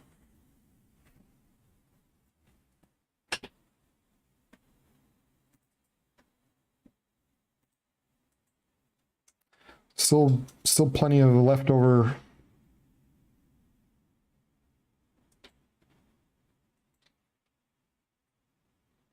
Still plenty of moisture and energy to work with.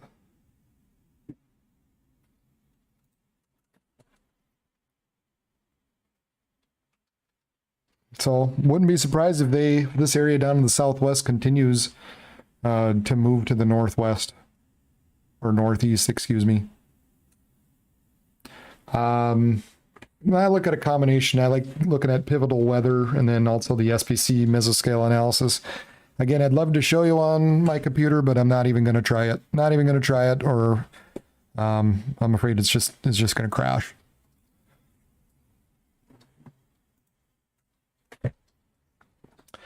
Hey, the other thing, just if you want, go ahead and tell me where you're watching from. That's always kind of neat to see. Just a quick little, here's where I am, here's where I'm watching from. Always kind of curious as to who's out there and who's watching.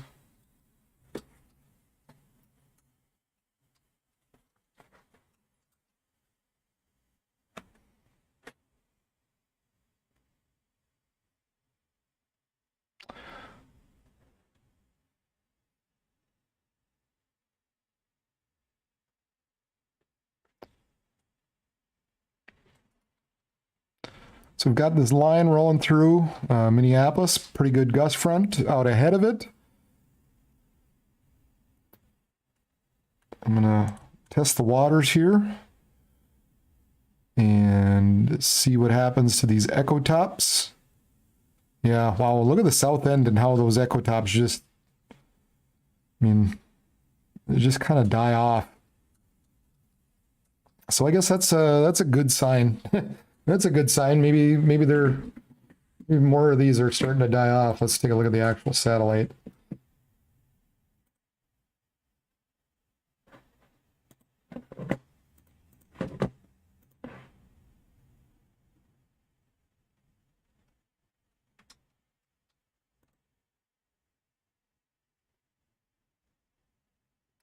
Yeah, they're starting to cool. Starting to cool off on that south end. It's looking more and more like coming up into Duluth, Mora, Cambridge, Balsam Lake. Might be more of the area to watch at this point. Through the Twin Cities area, through the Minneapolis area, I think, still looks like you're going to get some storms running through. You guys on the east side might actually, and if you're lucky enough, you might just avoid the rain.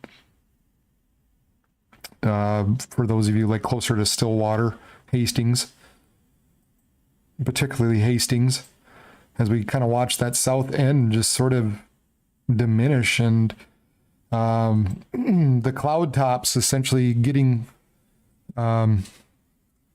they're getting warmer. Did I say cooler earlier? Getting warmer. So that's a good thing. That's a good thing. That means the cloud tops are not as high on the south end. More of the focus, more of the energy remains up here. And that typically does happen, when you have the gust front, when you have this shelf cloud outrunning the main line of rain as much as it is. This is typically what happens, is that the rain, the storms just kind of die off. And so the shelf cloud itself kind of becomes the wind event. Meanwhile, further north of the Twin Cities, Cambridge, Mora, Sandstone, Willow River, Moose Lake, Cromwell, those areas more likely are probably going to be seeing the stronger winds. Pretty good lightning outside here, up here in Grand Forks. At least one little bolt anyway.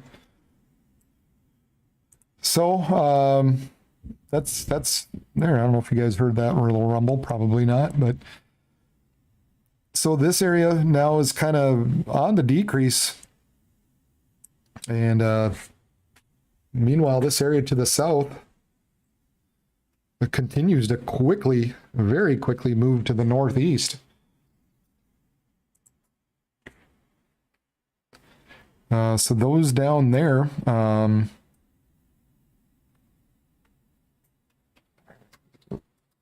moving northeast at 65 miles per hour. We're still looking at wind gusts of 70 and $50 size hail.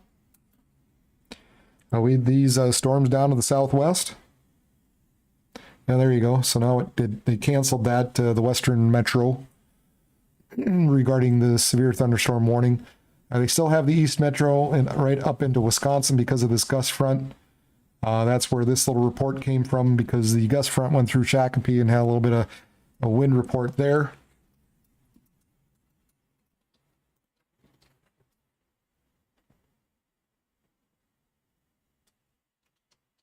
St. Louis County, Britt in St. Louis County. It's been a little while ago, probably about 40 minutes ago, but reports a penny size hail, so about 3/4 inch. Wind damage not too long ago in Manhattan Beach in Crow Wing County. Tree down on power line and fire and on fire. Local fire department en route. Manhattan Beach in Crow Wing County. This is where that report was. You're in Boy River. 1 second. Where is Boy River at?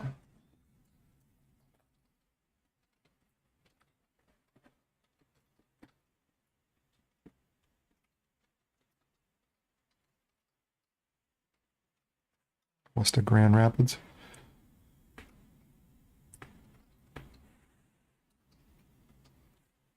No, so you're way up there. Boy River. Well, I guess we can change over to the Duluth radar and see what it says. Looks like that area down to the south is maybe sort of falling apart, or at least on the southern edge of that line.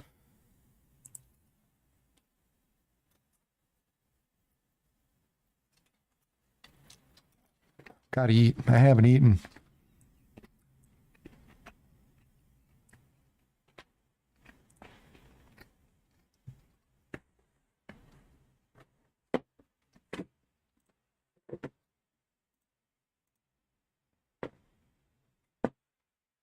Hey, we crossed the 2,800 viewer mark. Thanks, guys. That's awesome.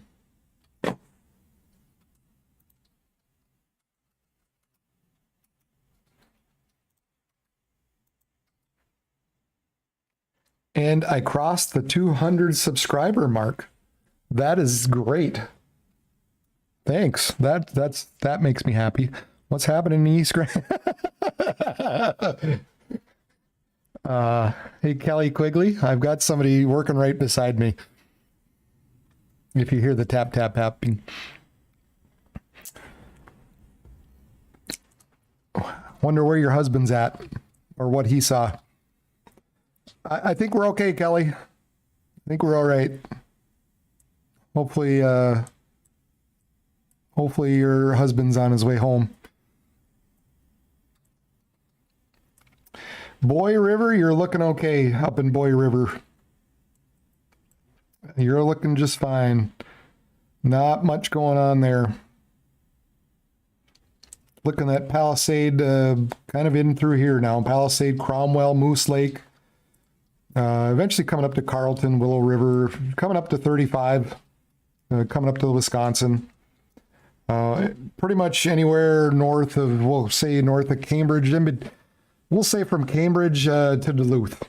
That's kind of the area we'll be watching. South of Highway 2. South of US 2 is the main area that we're continuing to watch.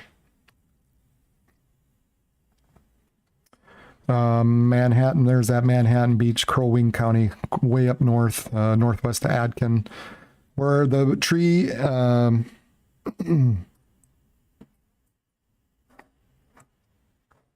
where the tree line, power lines are down. Tree down on power line on fire, local fire department en route. So that's this report here. This one over here says multiple trees larger than 12 inches in diameter down along Hessman Hill Road. And that was about 30 minutes ago. So still getting some reports of wind damage out there, obviously. They've slowed down. That's a good thing. They're starting to slow down. But we're still, we're still looking at 60, maybe 70 mile per hour winds. And that, just that rush of air, that little bit can just take down branches and, lands on the wrong place. And all of a sudden it's on a power line, and that's kind of how things roll.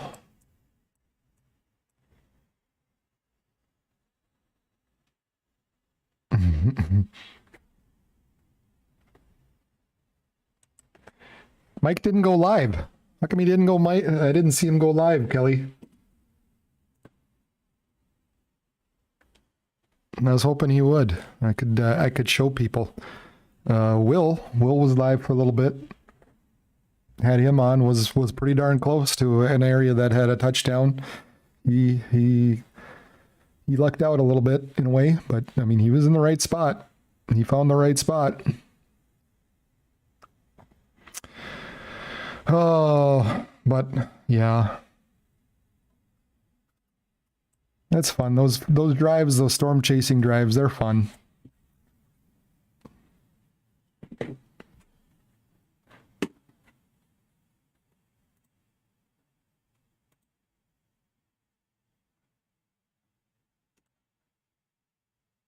Hey, 210. We crossed 210 subscribers. Thanks. That's great.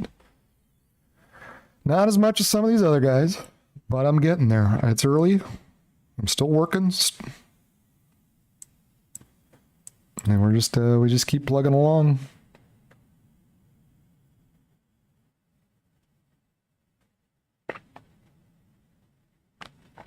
So we're watching the wind. Just the possibility that's the main threat right now. 60, maybe 70 mile per hour winds, running through Hill City, Floodwood, Duluth, Moose Lake, and then running into Wisconsin. And at that point, somebody else can take it over. Like I've said before, I kind of stick to the Dakotas and Minnesota.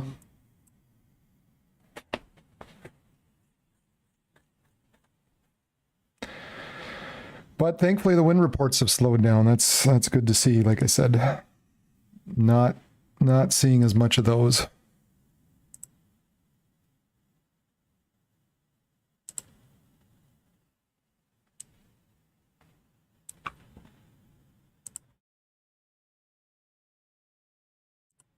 So this area down in the south, Marshall, Slayton.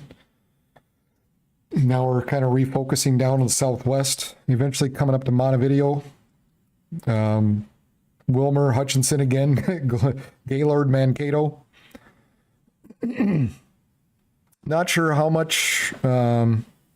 long that'll keep going. I mean, I think the storms will keep going. I don't know how long they'll keep their punch, their severe punch. It's going to be running into areas where it just got done raining.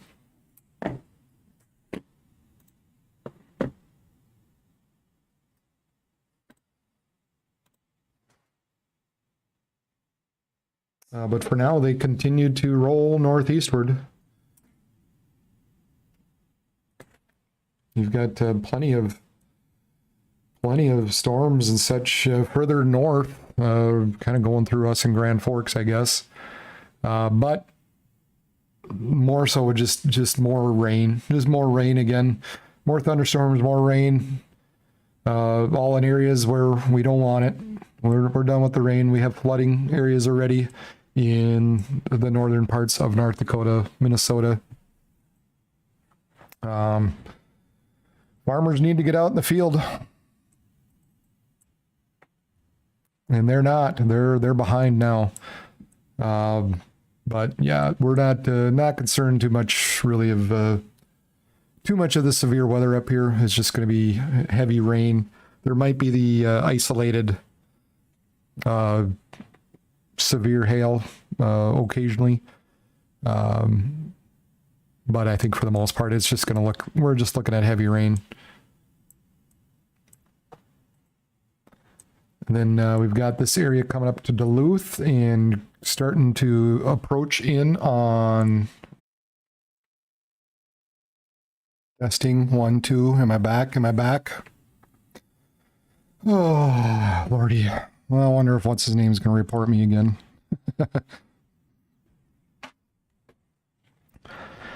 Oh man, well, if you know anybody who owns a company who would like to advertise and sponsor a new computer for me, Brad at regionweatherlive.com.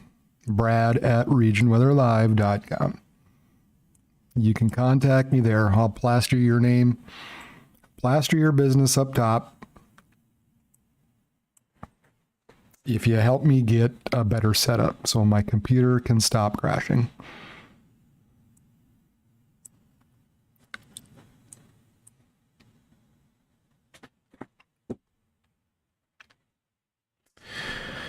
All right. The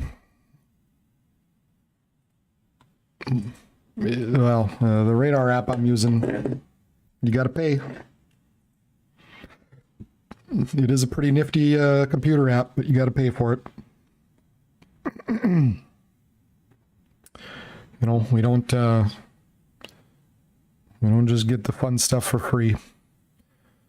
So Floodwood, Duluth, Cromwell, Moose Lake, Willow River, Sandstone, Hinckley, Pine City. All areas that probably we're looking at still the wind potential. This area further to the south running through Minneapolis is kind of dying off.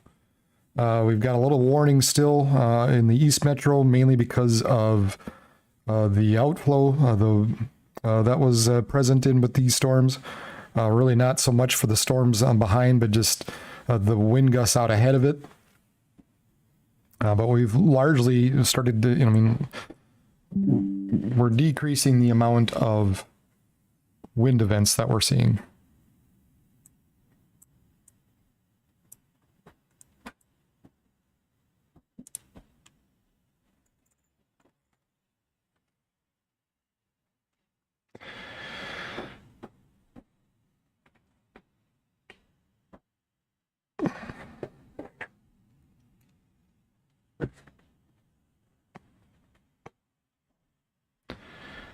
And we're trying to take a look down in Sioux Falls. There's those areas near Marshall and Windham, and coming up to Redwood Falls again. Redwood Falls, you're coming up with more storms. Near Marshall, moving northeast at 60 mile per hour winds and quarter size hail. So hail damage to vehicles is expected, possibly roofs and siding and trees. Locations include Wood Lake, Hanley Falls, and Granite Falls. So that's with this system in through here. Tornado threat, largely gone. Not much of a concern anymore. We're just dealing with more wind and hail down southwest of the cities. And then we've got this other area coming up to Duluth that's going to be dealing with some stronger winds up there. I think this area down here, the southern end now, is becoming a little more, probably the more robust area.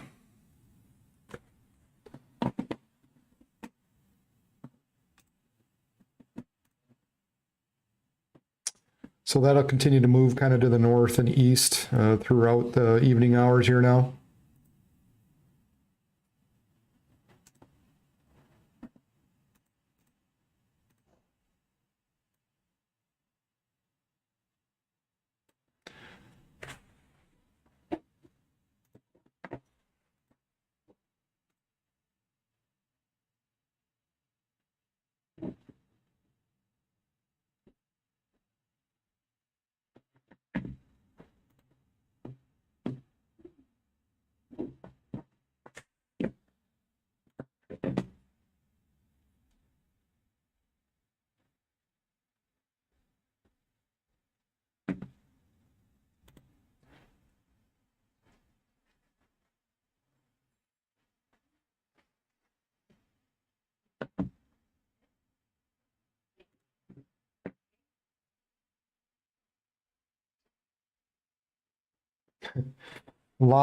We've had a lot of wind damage reports. Thankfully, not a whole lot of tornadoes. What I've seen for tornadoes have been brief touchdowns, very typical for these types of storms as they roll to the north and east, or as they move out, a lot of wind damage reports that have been rolling through this.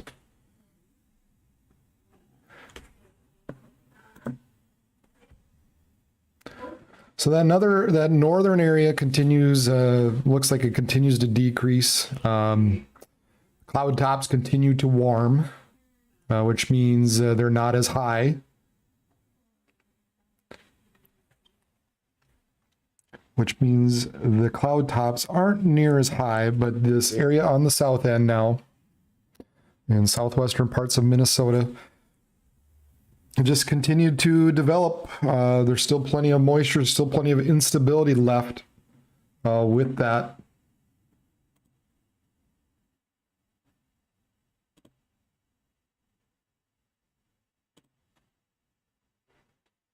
The cold front is actually lagging back a little bit yet, even from that line. So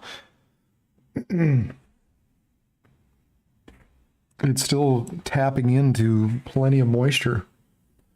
Still got temperatures. Let's see here. Still have temperatures in the 80s and dew points around 60 in eastern parts of the of Minnesota.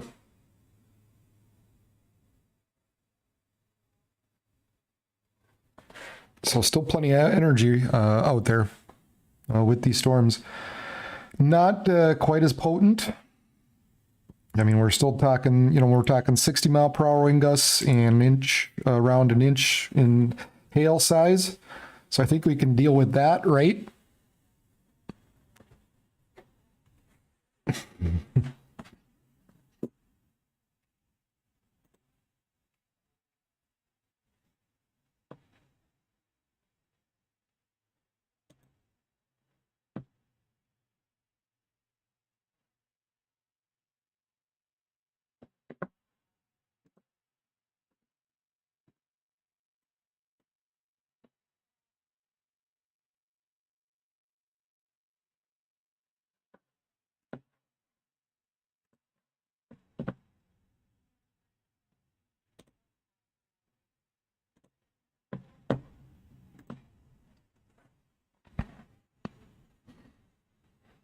Yeah, right. Let's keep it civil. Keep it civil. People are just kind of messing around. People are just messing around. Not a big deal. Taco Man's been just kind of chirping all night. It's fine. Yep. Well, we can put him in. We'll put everybody in timeout for a little bit. We can put people in a timeout for a little bit. And that's fine.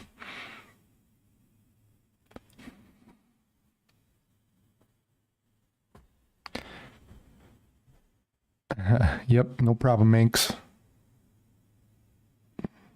Hope you're good up there in Alexandria. I might not be on for too much longer though. Been here for a while. Been streaming for quite a while. Need to talk to the kids yet. To talk to the wife. She's been great tonight. She's busy. She's busy this time of year, so. And I sure do appreciate her letting me do this. 8 inches of water covering the road at Skunk River in Piers, Minnesota.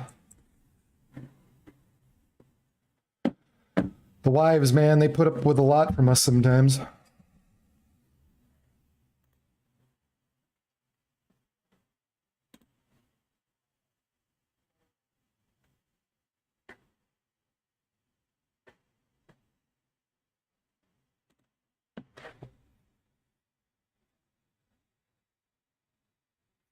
Lincoln County, Lake Benton, 62 mile per hour wind gusts.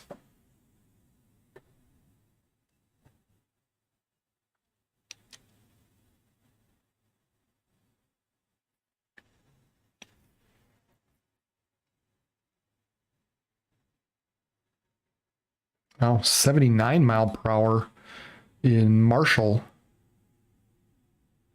Minnesota. Well, we're still picking up some pretty good winds with these then.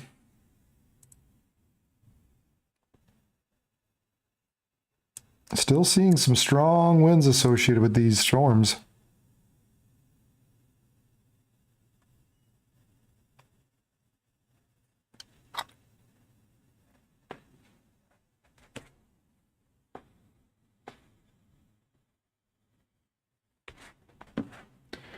Yeah, thank you all for watching. Make sure you like and subscribe and share and all that fun stuff, because like I said, I've got a wife and kids that I've been kind of ignoring, and my wife's been busy, so God bless her. And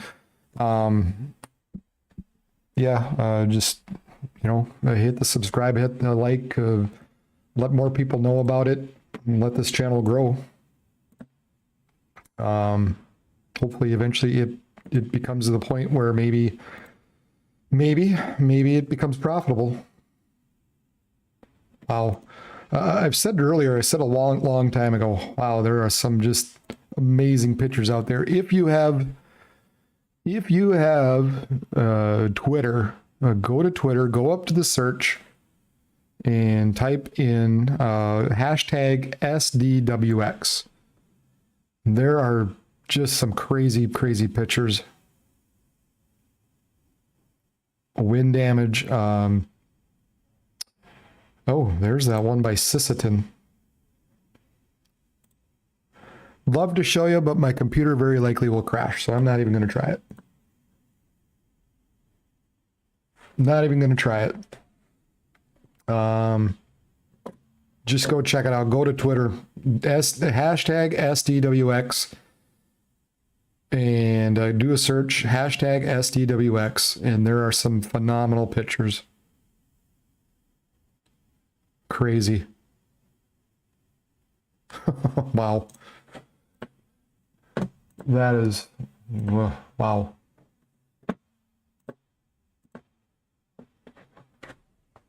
Amazing. Amazing stuff out there. Been a crazy day. Been just a crazy day. So coming up to, we're still looking at Duluth and southward is kind of my main area that I'd be concerned with. We're still looking at 75-mile-per-hour wind gusts and quarter-size hail. Although thankfully those have been on the decrease, so we kind of switched our focus now down to the southwest. With these storms coming up to Redwood Falls and Olivia and Hutchinson, Mankato, Wilmer, Litchfield, and they may too run through the Minneapolis area. So leaving a little bit of wake once again of some stronger winds. Moving to the northeast at 60.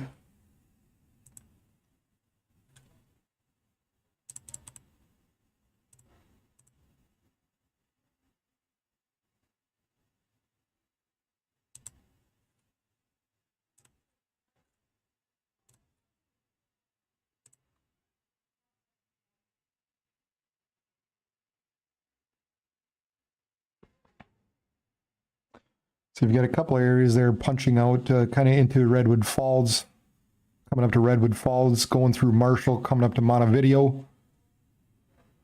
Some stronger winds in through here. And you can see how they just quickly push outwards. And coming up along, I don't know, what river is that along New Ulm, Redwood Falls, Montevideo.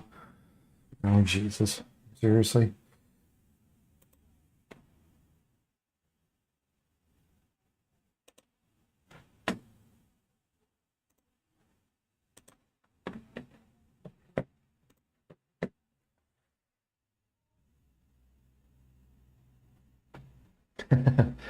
Yeah, thanks. Well, good. Appreciate that, Minx.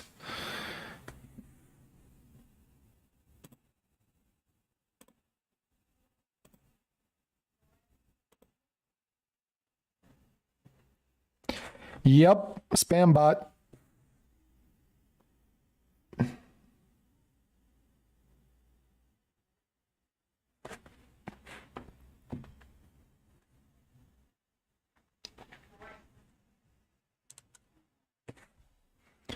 So Redwood Falls, Montevideo, Olivia, Hutchinson, possibly New Ulm. Coming up to the west side of the Twin Cities one more time. Coming up to the west side of the Twin Cities again, Wilmer, Hutchinson, maybe St. Cloud eventually, if they manage to continue on. All right, hold your breath. Here we go again. Let's try this other radar. I'll stick around for a little bit longer, guys. These storms, while they will pack their own punch, I'll keep the radar going, and I'll kind of check in once in a while. But I think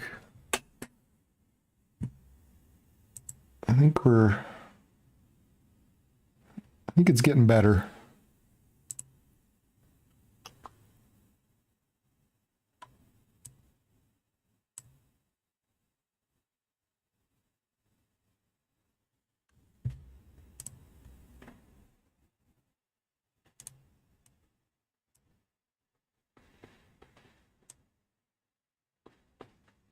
Yeah, in fact, these areas far to the north, all the warnings have dropped. There's just a special weather statement still.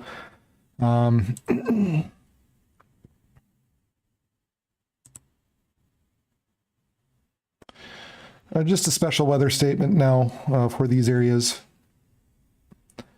So we're looking at Moose Lake, Cloquet, Proctor, Hermantown, Superior, and Duluth and Arnold, all within the hour.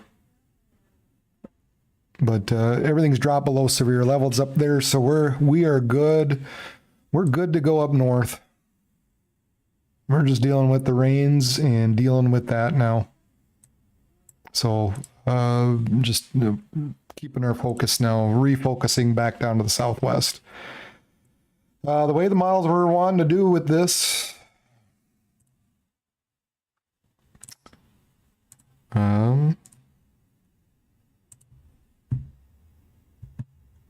is kind of pushing this in through here, continuing to develop and moving that to the north into St. Cloud and Elk River, maybe just east of Alexandria. Once again, not thinking, I mean, we're not looking quite as strong as earlier. Man, they're moving fast to the north, that's for sure. They're moving quick. They are moving fast to the north. Yeah, I mean more, but it's, I don't know. You know, it just, you're in your house, you'll be fine. If you're in your house, you'll be just fine. It's not these storms, I mean, especially they're going over areas that had already seen rain. So that helps stabilize things some. I mean, obviously there's still enough energy out there. But there's still enough energy out there, obviously, to keep these storms going. But I mean, largely the tornado threat has died. I better stop this before it decides to kill.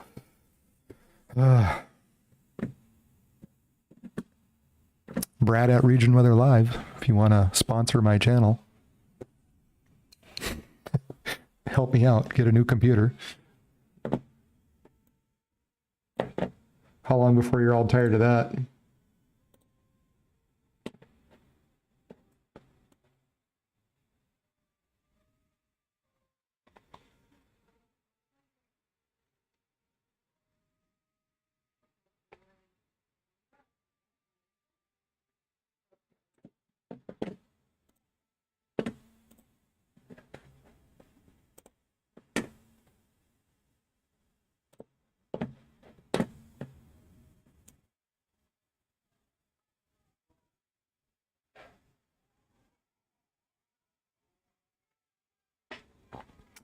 Yeah, a little more maybe.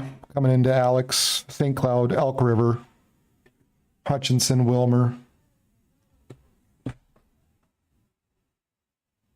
You know, if some of these develop out ahead of it, then we're, you know, then we're worried about heavy rains and flooding as well. Because you got some of this developing out ahead, and then you got the main line coming through.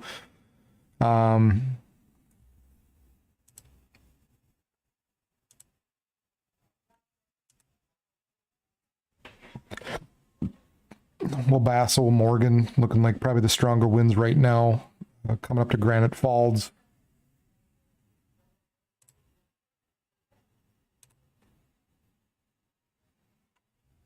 Probably should switch over to the Twin Cities radar. They're moving fast. I mean, they're moving 70 miles an hour again. So that's, I mean, unfortunately, that's why you've got some of the, you still deal with the wind damage just because they're moving so fast.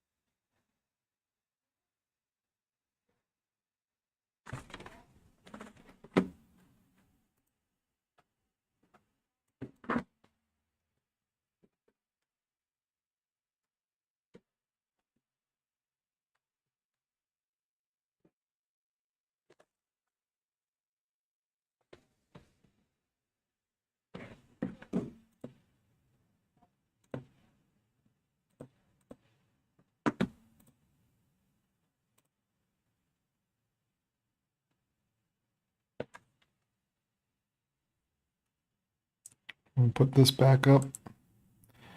Don't forget, follow me here, Region WX on Twitter. And then also my Facebook page at Region Weather Live.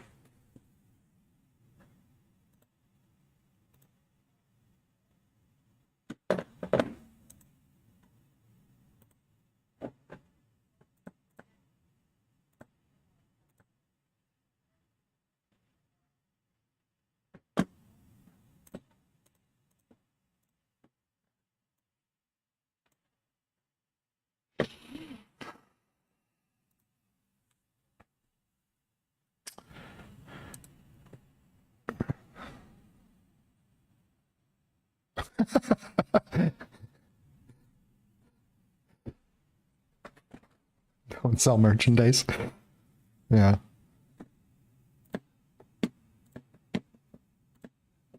Right now, I don't plan to.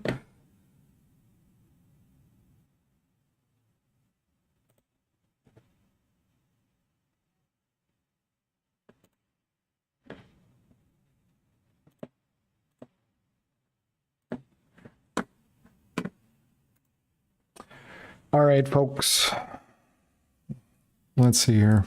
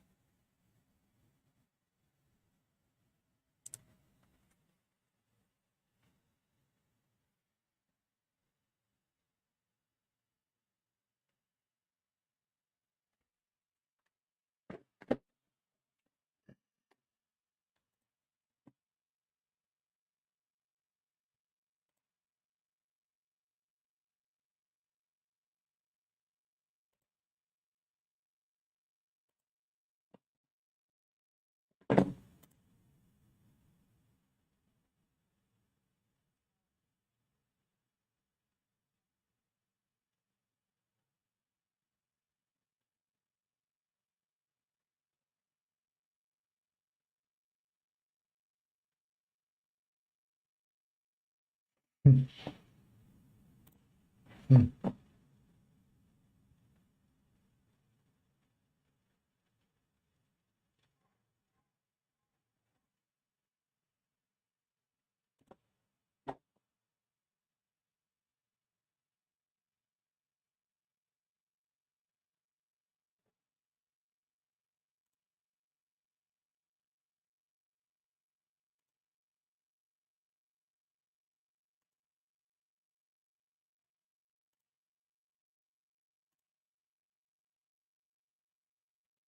Yeah, this area. Yep, no problem. Thanks, Minx Cat. Let's see here. I'm just trying to figure out what to say here with this area before I kind of just let the radar run. But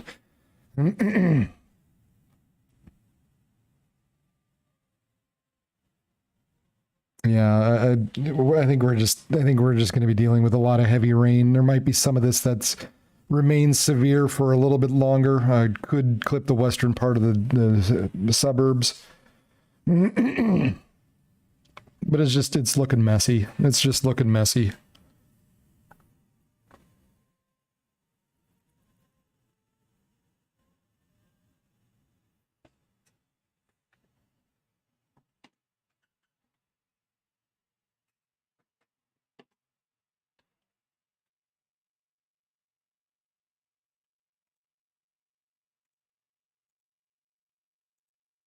Okay. All right, guys.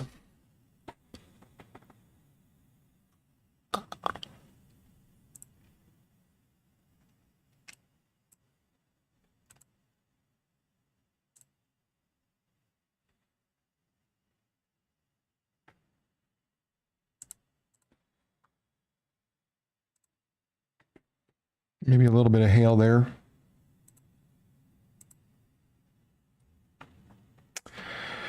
Well, I think other than maybe some flooding issues for the rest of the night, we'll just kind of let this go. I'm going to kind of sign off here. We can let the radar kind of run here, but for a bit longer. But hey, appreciate everybody that's been on here tonight. That's been great.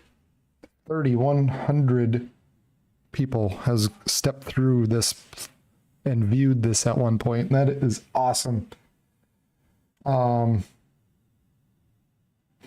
is so cool. That is so cool. Subscribe, like, share, let people know.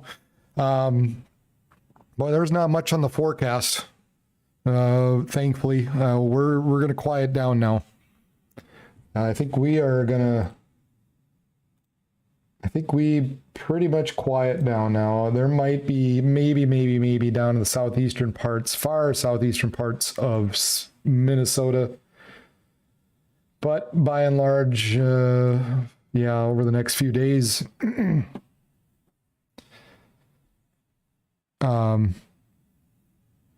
this is, you know, it looks a lot quieter. Yeah, great. Glad I helped you. That's why I'm here. That's why I wanted to be here. You just listen. And you just, you know, it's fine. We're not, you know, I always say we're not. I try to give good reports, and you know, sometimes I get excited, and then I try not to. But just, you know, as you say, just stay in your shelter. You'll be fine. And yep, there's going to be some damage out there.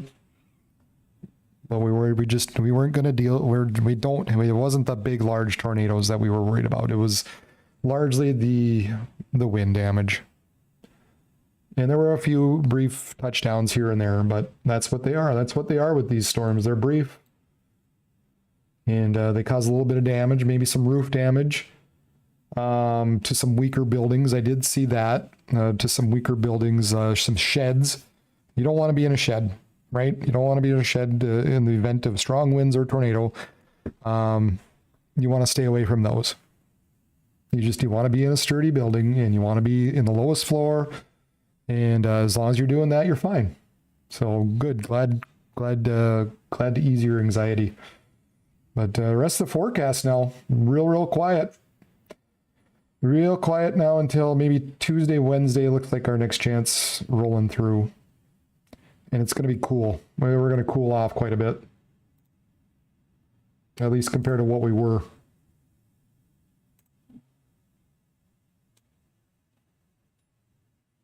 At least compared to what we were, it's going to be cooler. Especially those of us in the north. I don't even want to tell you what the temperatures are going to be, so we'll just ignore it. All right. All the warnings have dropped. All the warnings have dropped.